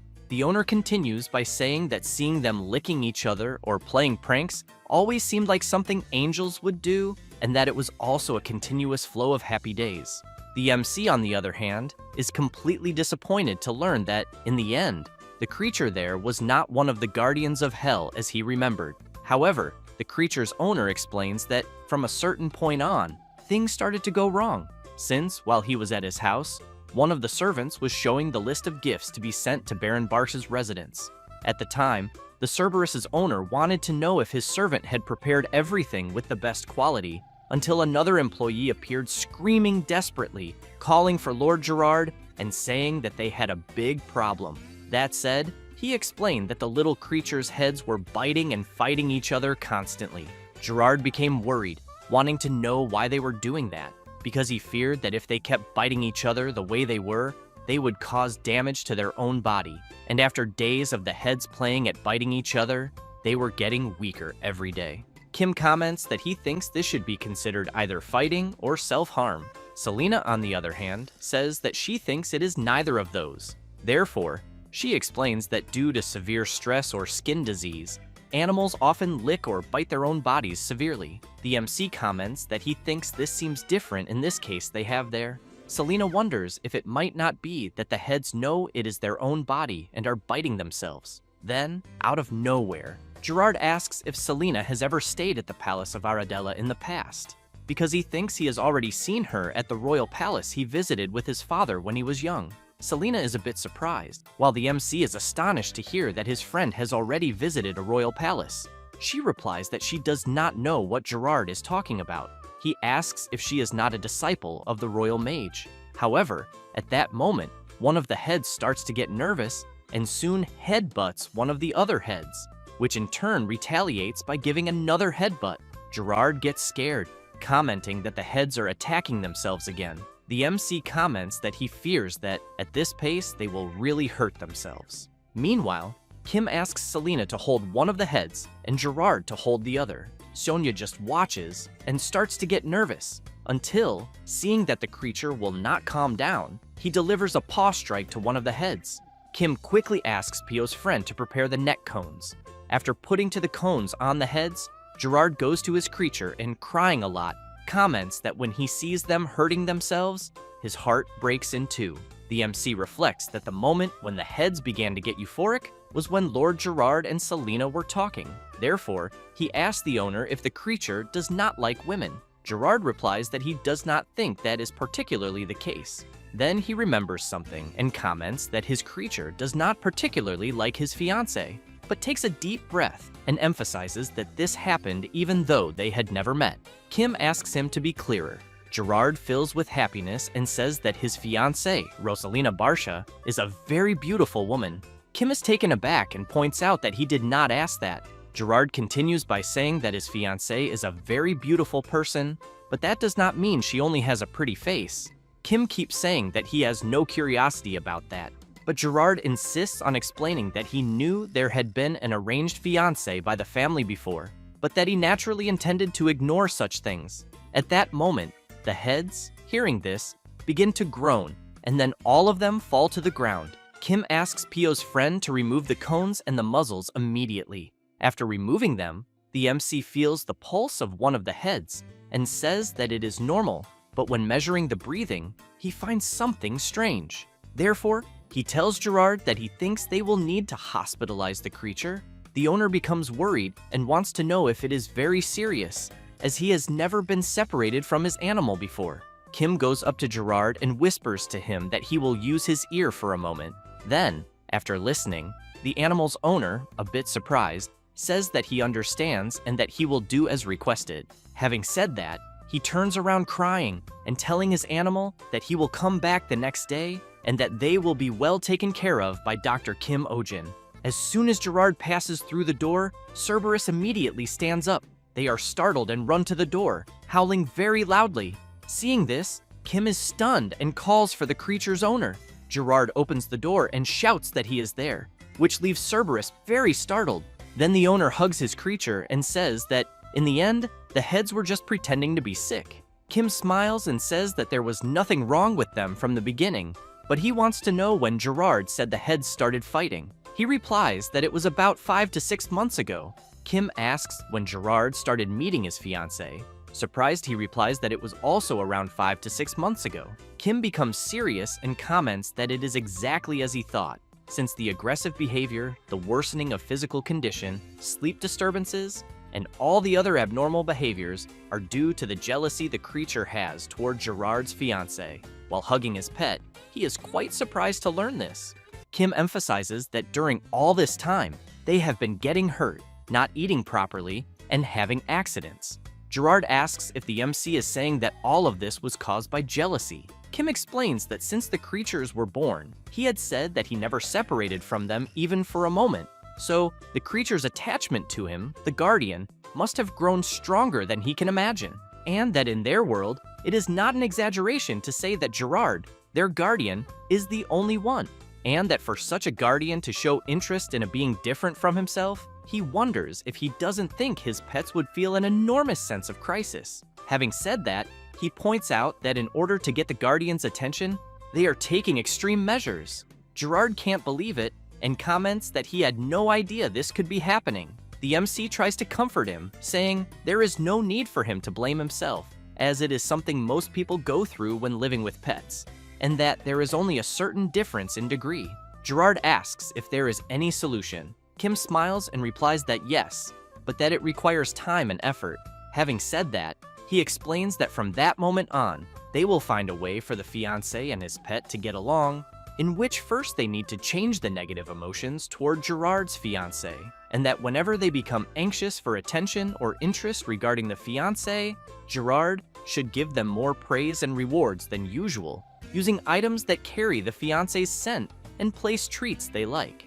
Then, praise them a lot whenever they show interest in the treats, leaving a good impression related to the scent. However, as soon as they try to test this, the pet notices something in the food, then hits the treats with its paw and eats Gerard's fiancé's expensive handkerchief. But the MC asks the owner to continue the training repeatedly. Gerard says that his little creature peed on the treats and crushed the food with its paws, but the MC points out that it is normal and that if they end up eating, even by mistake, they should be praised a lot. Kim says that the next step is socialization training. Now, the attachment bond is so strong that there is no room for strangers or other animals to intervene, and because of that, they will reduce a bit the excessive attention they give to the guardian. Therefore, the MC asks if there are other animals living in the castle with Gerard. He says there are some horses, hunting dogs, and birds, but explains that all of them are terribly afraid of Cerberus.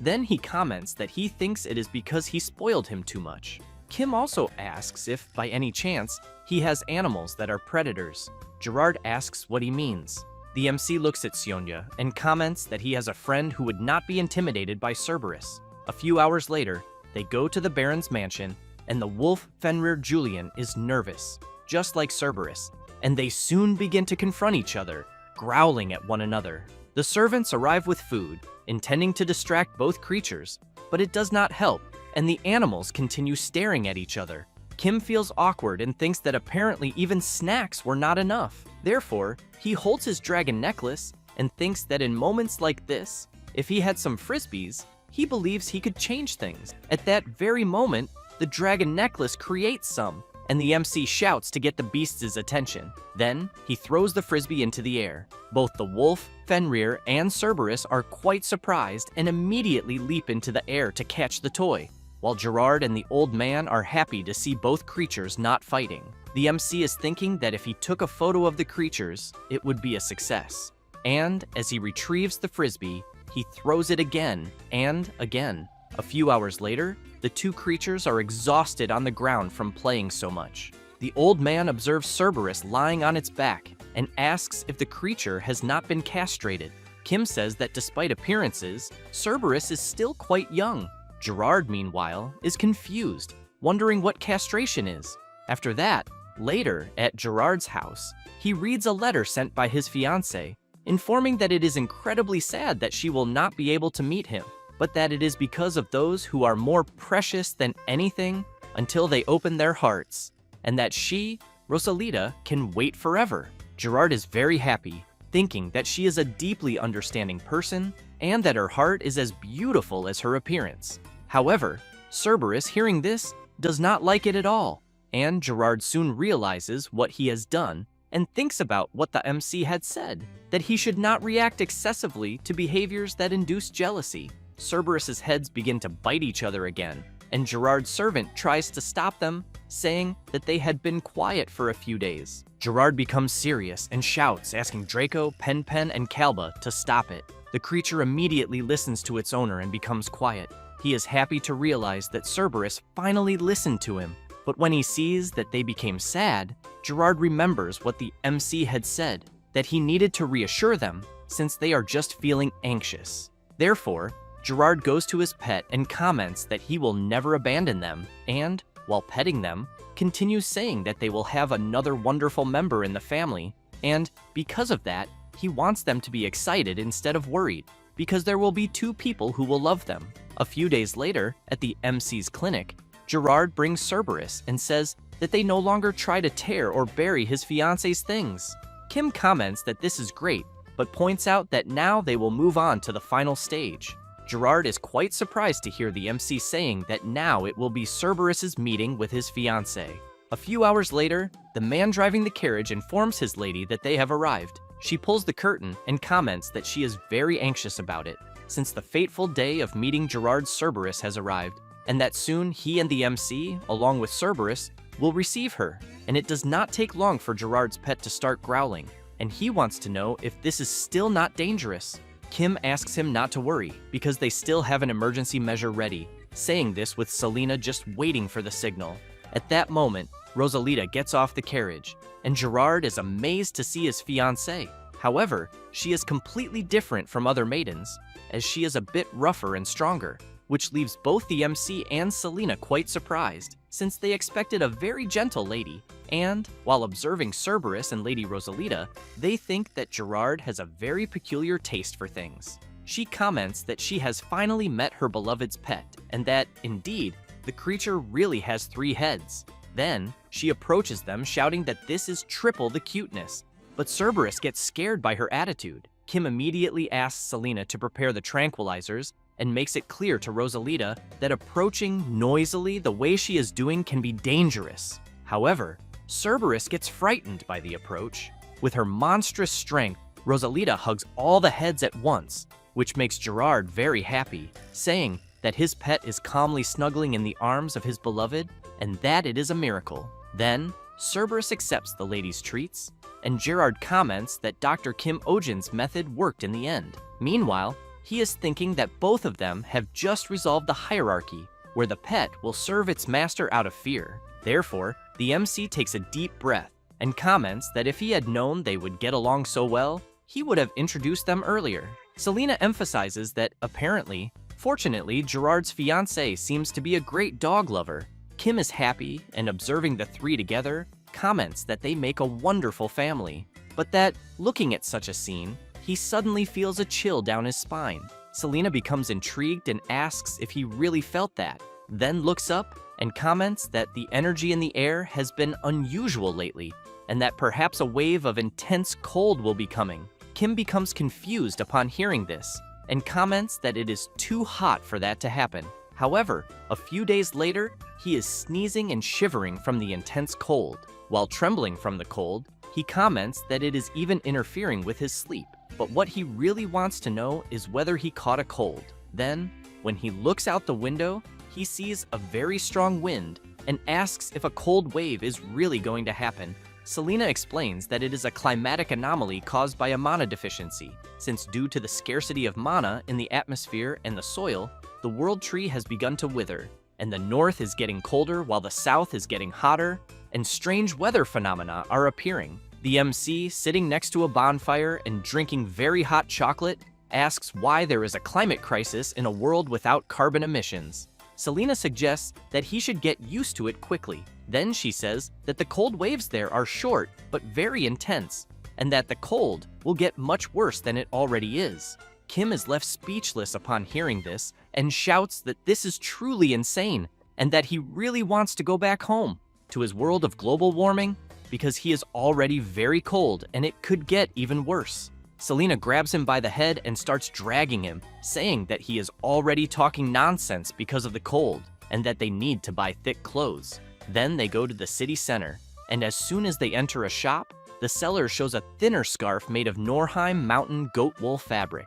Kim picks up the tag of the scarf and is astonished by the price and thinks that he should never have listened to that guy, as he remembers Adrien saying that he had made a reservation at his usual shop and that there would be many clothes that would suit him and Miss Selena. At that moment, the seller puts the scarf around the MC's neck and says that it looks great.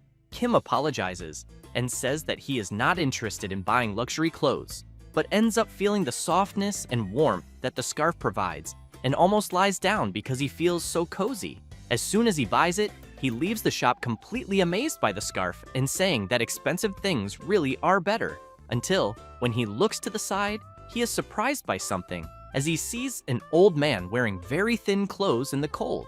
At that moment, a little ear comes out from under the old man's clothes, and the MC notices it. The old man comments that it is very cold outside and that his creature must stay inside his clothes. Kim throws a gold coin into the old man's hat, and he becomes very surprised, wondering who would give so much money. Then, the MC places the scarf he just bought around the old man's neck and says that when it is cold, he needs to protect his neck. Having said that, he explains that the blood vessels that supply the head are concentrated in the neck.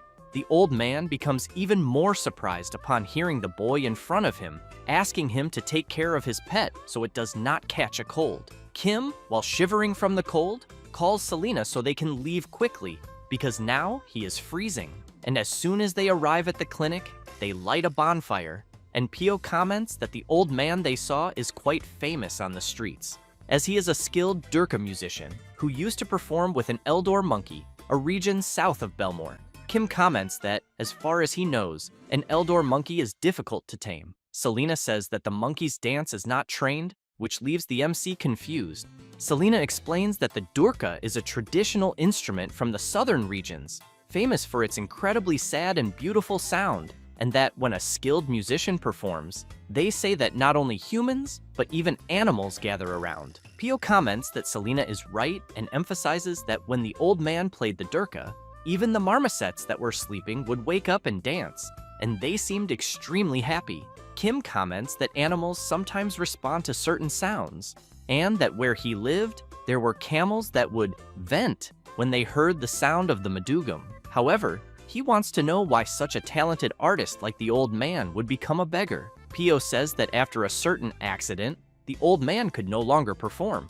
A few hours later, the old man goes to a cabin and asks his little companion to come out from inside his clothes. Then, the old man comments that thanks to meeting a very kind person, he was able to buy firewood and milk, and, while preparing to light the fire, makes it clear to his little companion that he will be warm soon. The monkey comes out of the scarf, and the old man laughs and comments that his little animal must be smelling the milk. The monkey stretches, and as it fully comes out of the scarf, it is possible to see that the little creature has one of its paws amputated. After that, later, at the MC's clinic, several people are coughing a lot and, along with their pets, are wearing masks. At that moment, the old man who owns the monkey arrives, and the people who were already there immediately recognize him.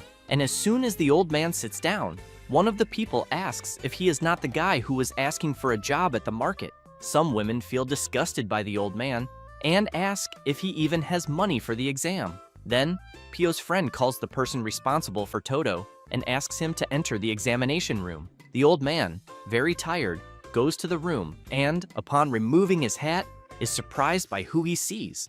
Just like the MC, the old man immediately thanks him and says that he was truly grateful the other day. Kim comments that he does not need to thank them, as he was just helping. Then, he comments that the little creature the old man was keeping inside his clothes the other day is the one he is seeing. The old man says that Toto's cold is not going away and that he is very worried about it. Kim thinks that, in the end, the old man came to his clinic for an examination with the money he had given him. While Toto plays with the MC's stethoscope, he examines the creature's lungs and says that Toto's lungs have a bit of noise. So he asks how long Toto has had this cold. The old man explains that when his little creature catches a cold, it simply does not go away. and that he has even always wondered if his pet is getting old as well. Kim says that Toto is not exactly young, but that it is not serious enough for him to worry too much. But as he picks up the monkey in his hand, he asks what happened to its leg. The old man says that about 10 years ago, he lost the leg in a carriage accident. Kim immediately remembers Pio saying that the reason the old man could no longer perform was because of an accident he had. After that, he says that for the cold, he will prescribe medicine, and that the old man should give it to the monkey regularly and make sure to keep it warm. Having said that, while handing the monkey back, he points out that if the cold gets worse from that day on, it could become dangerous for the creature. The old man says that both he and his little animal are from the warm south, and that, because of that, surviving the harsh winter has not been easy. But he considers that before Toto gets older, he thinks they should leave. Kim is moved and thinks that apparently the old man also does not seem to have a family, but wonders why he cannot return to his hometown. Then Selena appears, saying that it is because of the migration tax. Kim becomes confused and asks her to be clearer. Selena explains that to move to a different region, a person has to pay a high tax to the lord of that region, and that the greater the distance, the more expensive the tax becomes, and that the reason the old man lives in poverty is probably because he is trying to save up for the immigration tax. The MC is left speechless upon hearing this and comments that this is indeed absurd. Later, the old man arrives at his cabin and comments to his little companion that the doctor gave him a good discount on the examination fee, and that, thanks to that, he was able to buy his little companion's favorite apples. And while the little creature enjoys the apple, the old man says that starting the next day, there should be some construction work available, and that, because of that, he will also be able to get firewood. Having said that, he points out that they just need to get through this winter, and, as he picks up Toto in his arms and pets him, makes it clear that next year, they will definitely move to the warm south. A few days later, the harsh cold increases, and Toto appears to be a little sicker and waits for his owner to return until he becomes surprised as the old man has just arrived. The monkey gets excited and stands up to go to his owner, but the old man starts coughing heavily to the point of coughing up a bit of blood. Then he falls to the ground, and Toto becomes worried, and seeing that the old man does not get up, runs from side to side trying to wake him until he thinks of something, goes to the door and looks outside. But as soon as he steps out, he feels a terrible cold, and, because of the strong wind, is thrown hard onto the ground. However, he gets up, shakes his head to remove the snow, and continues walking. A few hours later, in the village of Belmore, people are feeling cold and wondering why it is snowing so much.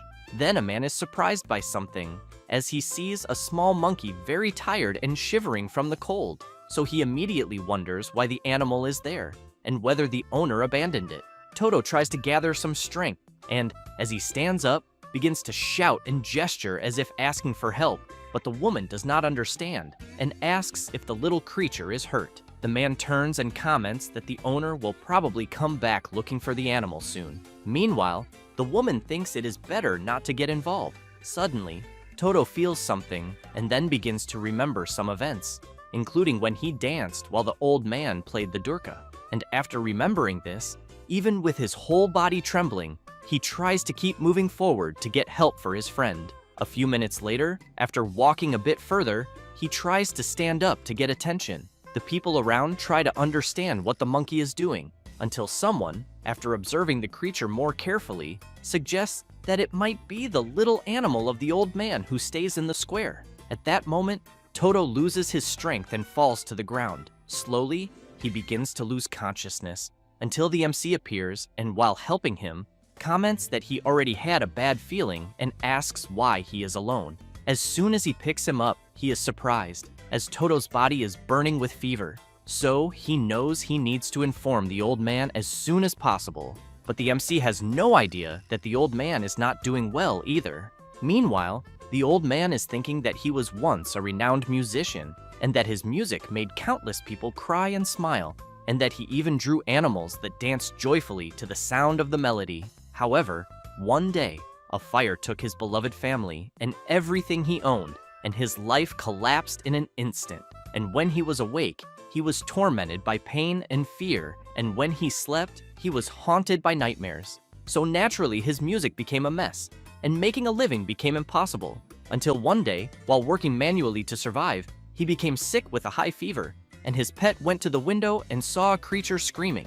Then the monkey, very curious, wanted to know what it was, and when he realized that it had left, he went after it to find out where Toto was, until he became frightened when he heard someone shouting that a monkey had been run over by a carriage. Therefore, the old man concluded that Toto had gone out the window and was run over, and while crying and apologizing for what happened, he thought that he was living in despair, and realized that he had almost lost the only family member he had left. And since then, he decided to live again for the sake of his little creature, because he knew that it was the last hope of his life, and that he would make sure that it would be happy, and that, somehow, he would manage to save up the migration tax and go to his cozy hometown and be happy.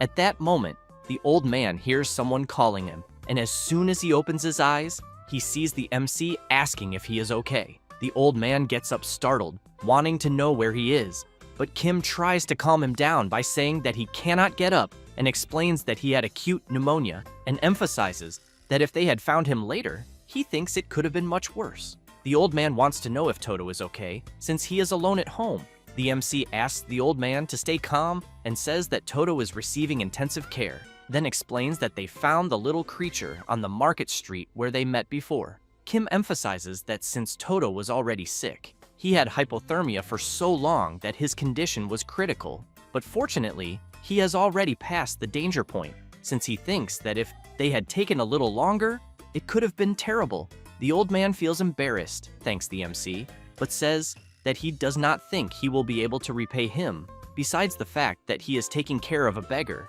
and even saved his pet.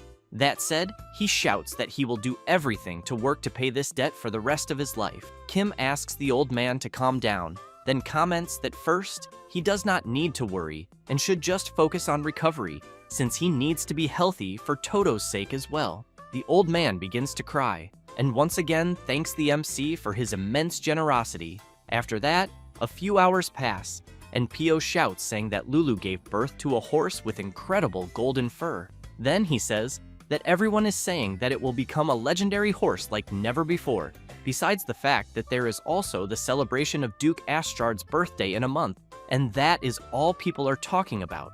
Kim becomes intrigued upon hearing this, but wants to know what is so special about the Duke's birthday celebration. Pio says that Duke Astrard loves culture and the arts, and that, because of that, every year, at his birthday party, people can watch the best performances in the region, and that this time, he thinks they might even get to see the golden horse, and that he even feels jealous of the people who received the invitation.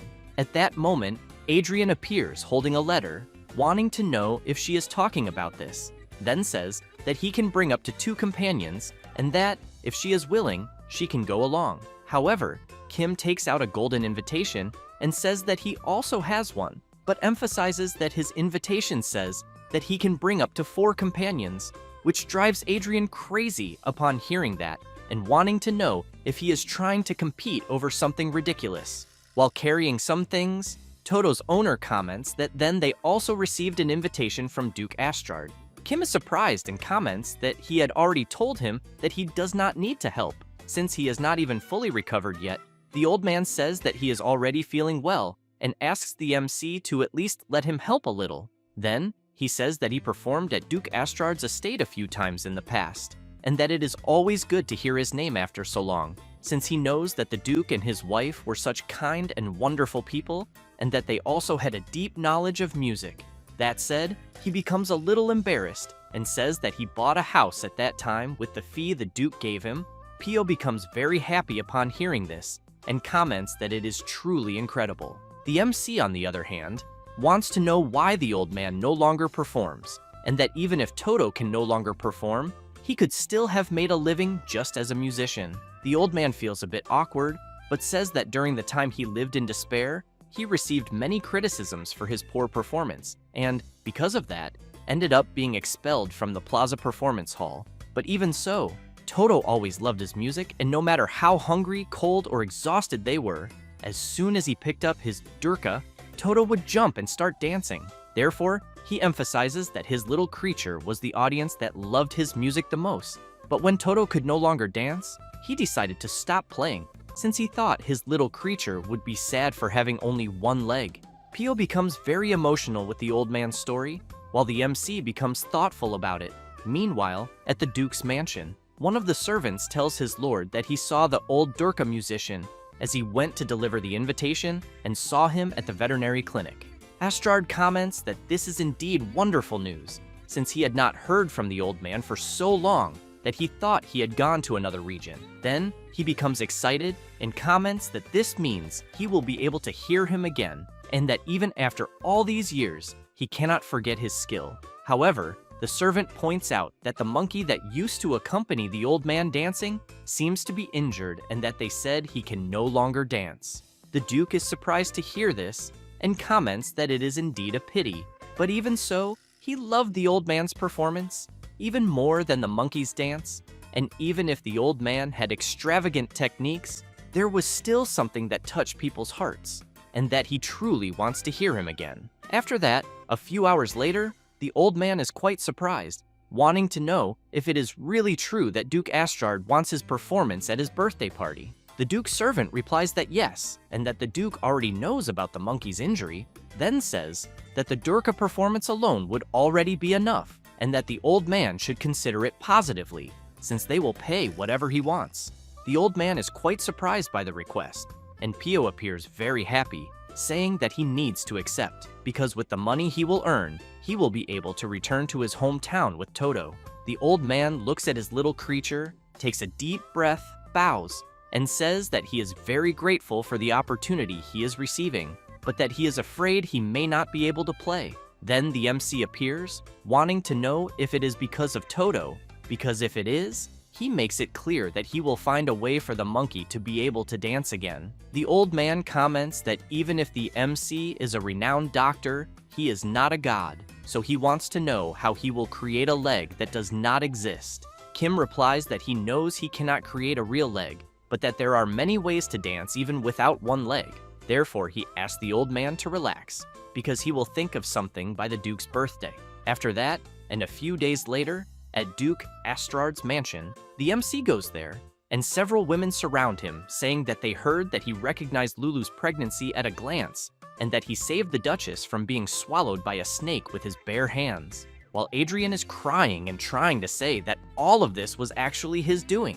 At that moment, Lady Marianne appears greeting the MC. Then she pulls him and says that she will show him where he will stay. Meanwhile, the entrance of the Duke and his wife is announced, and everyone congratulates him. He thanks them and emphasizes that he is very happy that they came to his birthday. That said, he comments that he hopes they all have a great time. The servant informs that, to celebrate the Duke's birthday, they will begin the prepared performance, and that the artist of the day is the Durka player. People are surprised when they see who the player is, and, upon taking a closer look at the old man, they wonder if he is not the guy who used to ask for work at the market. Some women comment among themselves that a beggar at such a prestigious occasion is quite strange, and that they even heard that the monkey is missing a leg. The old man prepares to start playing and thinks that it has been a while since he last performed, and that even his hands are trembling. But he knows that he needs to stay calm and show everyone his best performance. And as soon as he starts playing, the MC is pleased to see the old man performing, as is the Duke's wife, who finds the melody she is hearing beautiful. At that moment, Toto comes out from inside the old man's clothes and then goes to the ground. Lady Marianne is surprised and wonders if that is the monkey everyone is talking about, since she heard that he was missing a leg. Toto stands up and begins to spin according to the melody. The Duke is surprised by this, and the MC is happy to see that his idea worked, since he made a prosthetic for Toto, and now the little creature can move freely once again. However, people are surprised when they see a leg made of metal. The Duke's wife comments that this must have been the veterinarian's work, and that she felt he was extraordinary during Lulu's case as well, since they call him the spirit of healing, and that she heard he has the ability to bring dead animals back to life, and that, apparently, those rumors were true after all. While Toto dances happily, the MC thinks that the little animal seems to have fully adapted to the prosthetic, and that, thank goodness, his movements are quite natural. But he knows that without a 3D printer, it was difficult to create the exact size. So he concludes that the blacksmith who carried out the project truly has very impressive skills, and that, because of that, he thinks he should give him a bonus. Meanwhile, the old man, while playing the durka, thinks that even seeing it with his own eyes, he cannot believe it, since he is watching Toto dance like never before, and that it is as if they had returned to those happy moments. And as he becomes emotional while playing, he thinks that once again, he is very grateful to the MC for making this possible. At that moment, a man begins to cry, and his beloved wants to know why. He replies that he does not know why he is acting like this, since clearly the music he is hearing is joyful, and while watching the old man playing and the monkey dancing, he wonders why tears are falling from his eyes without him wanting them to. 1 hour later, the old man finishes his melody and thanks everyone. The crowd goes wild and begins to applaud him non-stop, as do the MC and PO. Duke Astrard comments that it was the best performance he has ever heard. Then, Toto jumps onto his owner, and both he and the old man are even more surprised, as the applause and cheers continued for a long time, and the performance was a huge success. And thanks to that, Mr. Aulas and Toto were able to depart for their hometown. But before leaving, the MC was showing the plans for Toto's prosthetic leg and said that if there were any problems, he should show the design to a skilled blacksmith. That said, he emphasizes that if that also does not work, the old man should come find him. Aulas comments that he will never forget his kindness for the rest of his life. After that and later, Pio is quite happy and comments that the MC is truly an incredible person, since he did not accept a single coin from Mr. Aulas in the end, even though he knows that producing the prosthetic must have cost a lot, and with the recent expansion of the Mandrake Barns, he wonders if his finances are struggling. Selena comments that she thinks he does not need to worry about that, until, out of nowhere, a man appears carrying his pet, shouting and wanting to know if that is where there is a doctor who can create legs for animals, because his little animal lost its hind legs during the war. Kim places the animal on the table to examine it, and comments that, for this case, he thinks they can try attaching a wheelchair to the lower part of the creature's body. The owner becomes ecstatic upon hearing this, and shouts that if Troy can run on his own again, he will give anything the MC wants, even a grand castle or the most beautiful woman. Kim feels embarrassed, asks the man to calm down, and says that he will try first, but that he will make a budget beforehand. The man wants to know what the hell a budget is, and if it is some kind of book with forbidden magic written in it. Pio, upon hearing this, comments to Selena that indeed they do not need to worry about finances.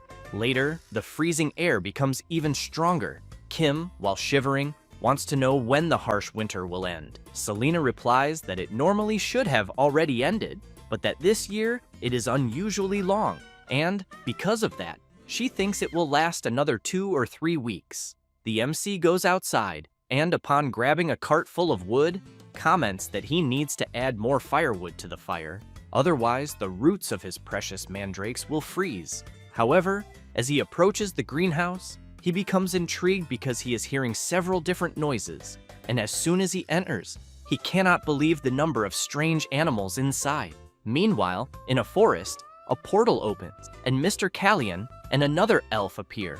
Callion is surprised by the place, and his companion asks if he knows the area they are in. Callion says that it is the western forest of the Belmore region. His partner, while using his magic, reports that the trail they were tracking ends there and that it does not seem to have moved forward. That said, he wonders if it might have run out of energy. Callion comments that they may have found their target and that, because of that, they need to search before it is too late. Back at the MC's greenhouse, he is going crazy, wanting to know why there are so many animals there, and if the place has turned into Noah's Ark, and also why there are bats there. Then, upon seeing a snake trying to catch the bats, he tries to stop it, but soon cannot believe that the other creatures are eating his precious mandrakes. Selena appears saying that this often happens during harsh winters, as animals cannot withstand the cold and move down to residential areas and attack livestock or warehouses, and that, in severe cases, an entire year's harvest is destroyed. Kim goes mad with anger and shouts that this cannot happen and that they need to drive them out.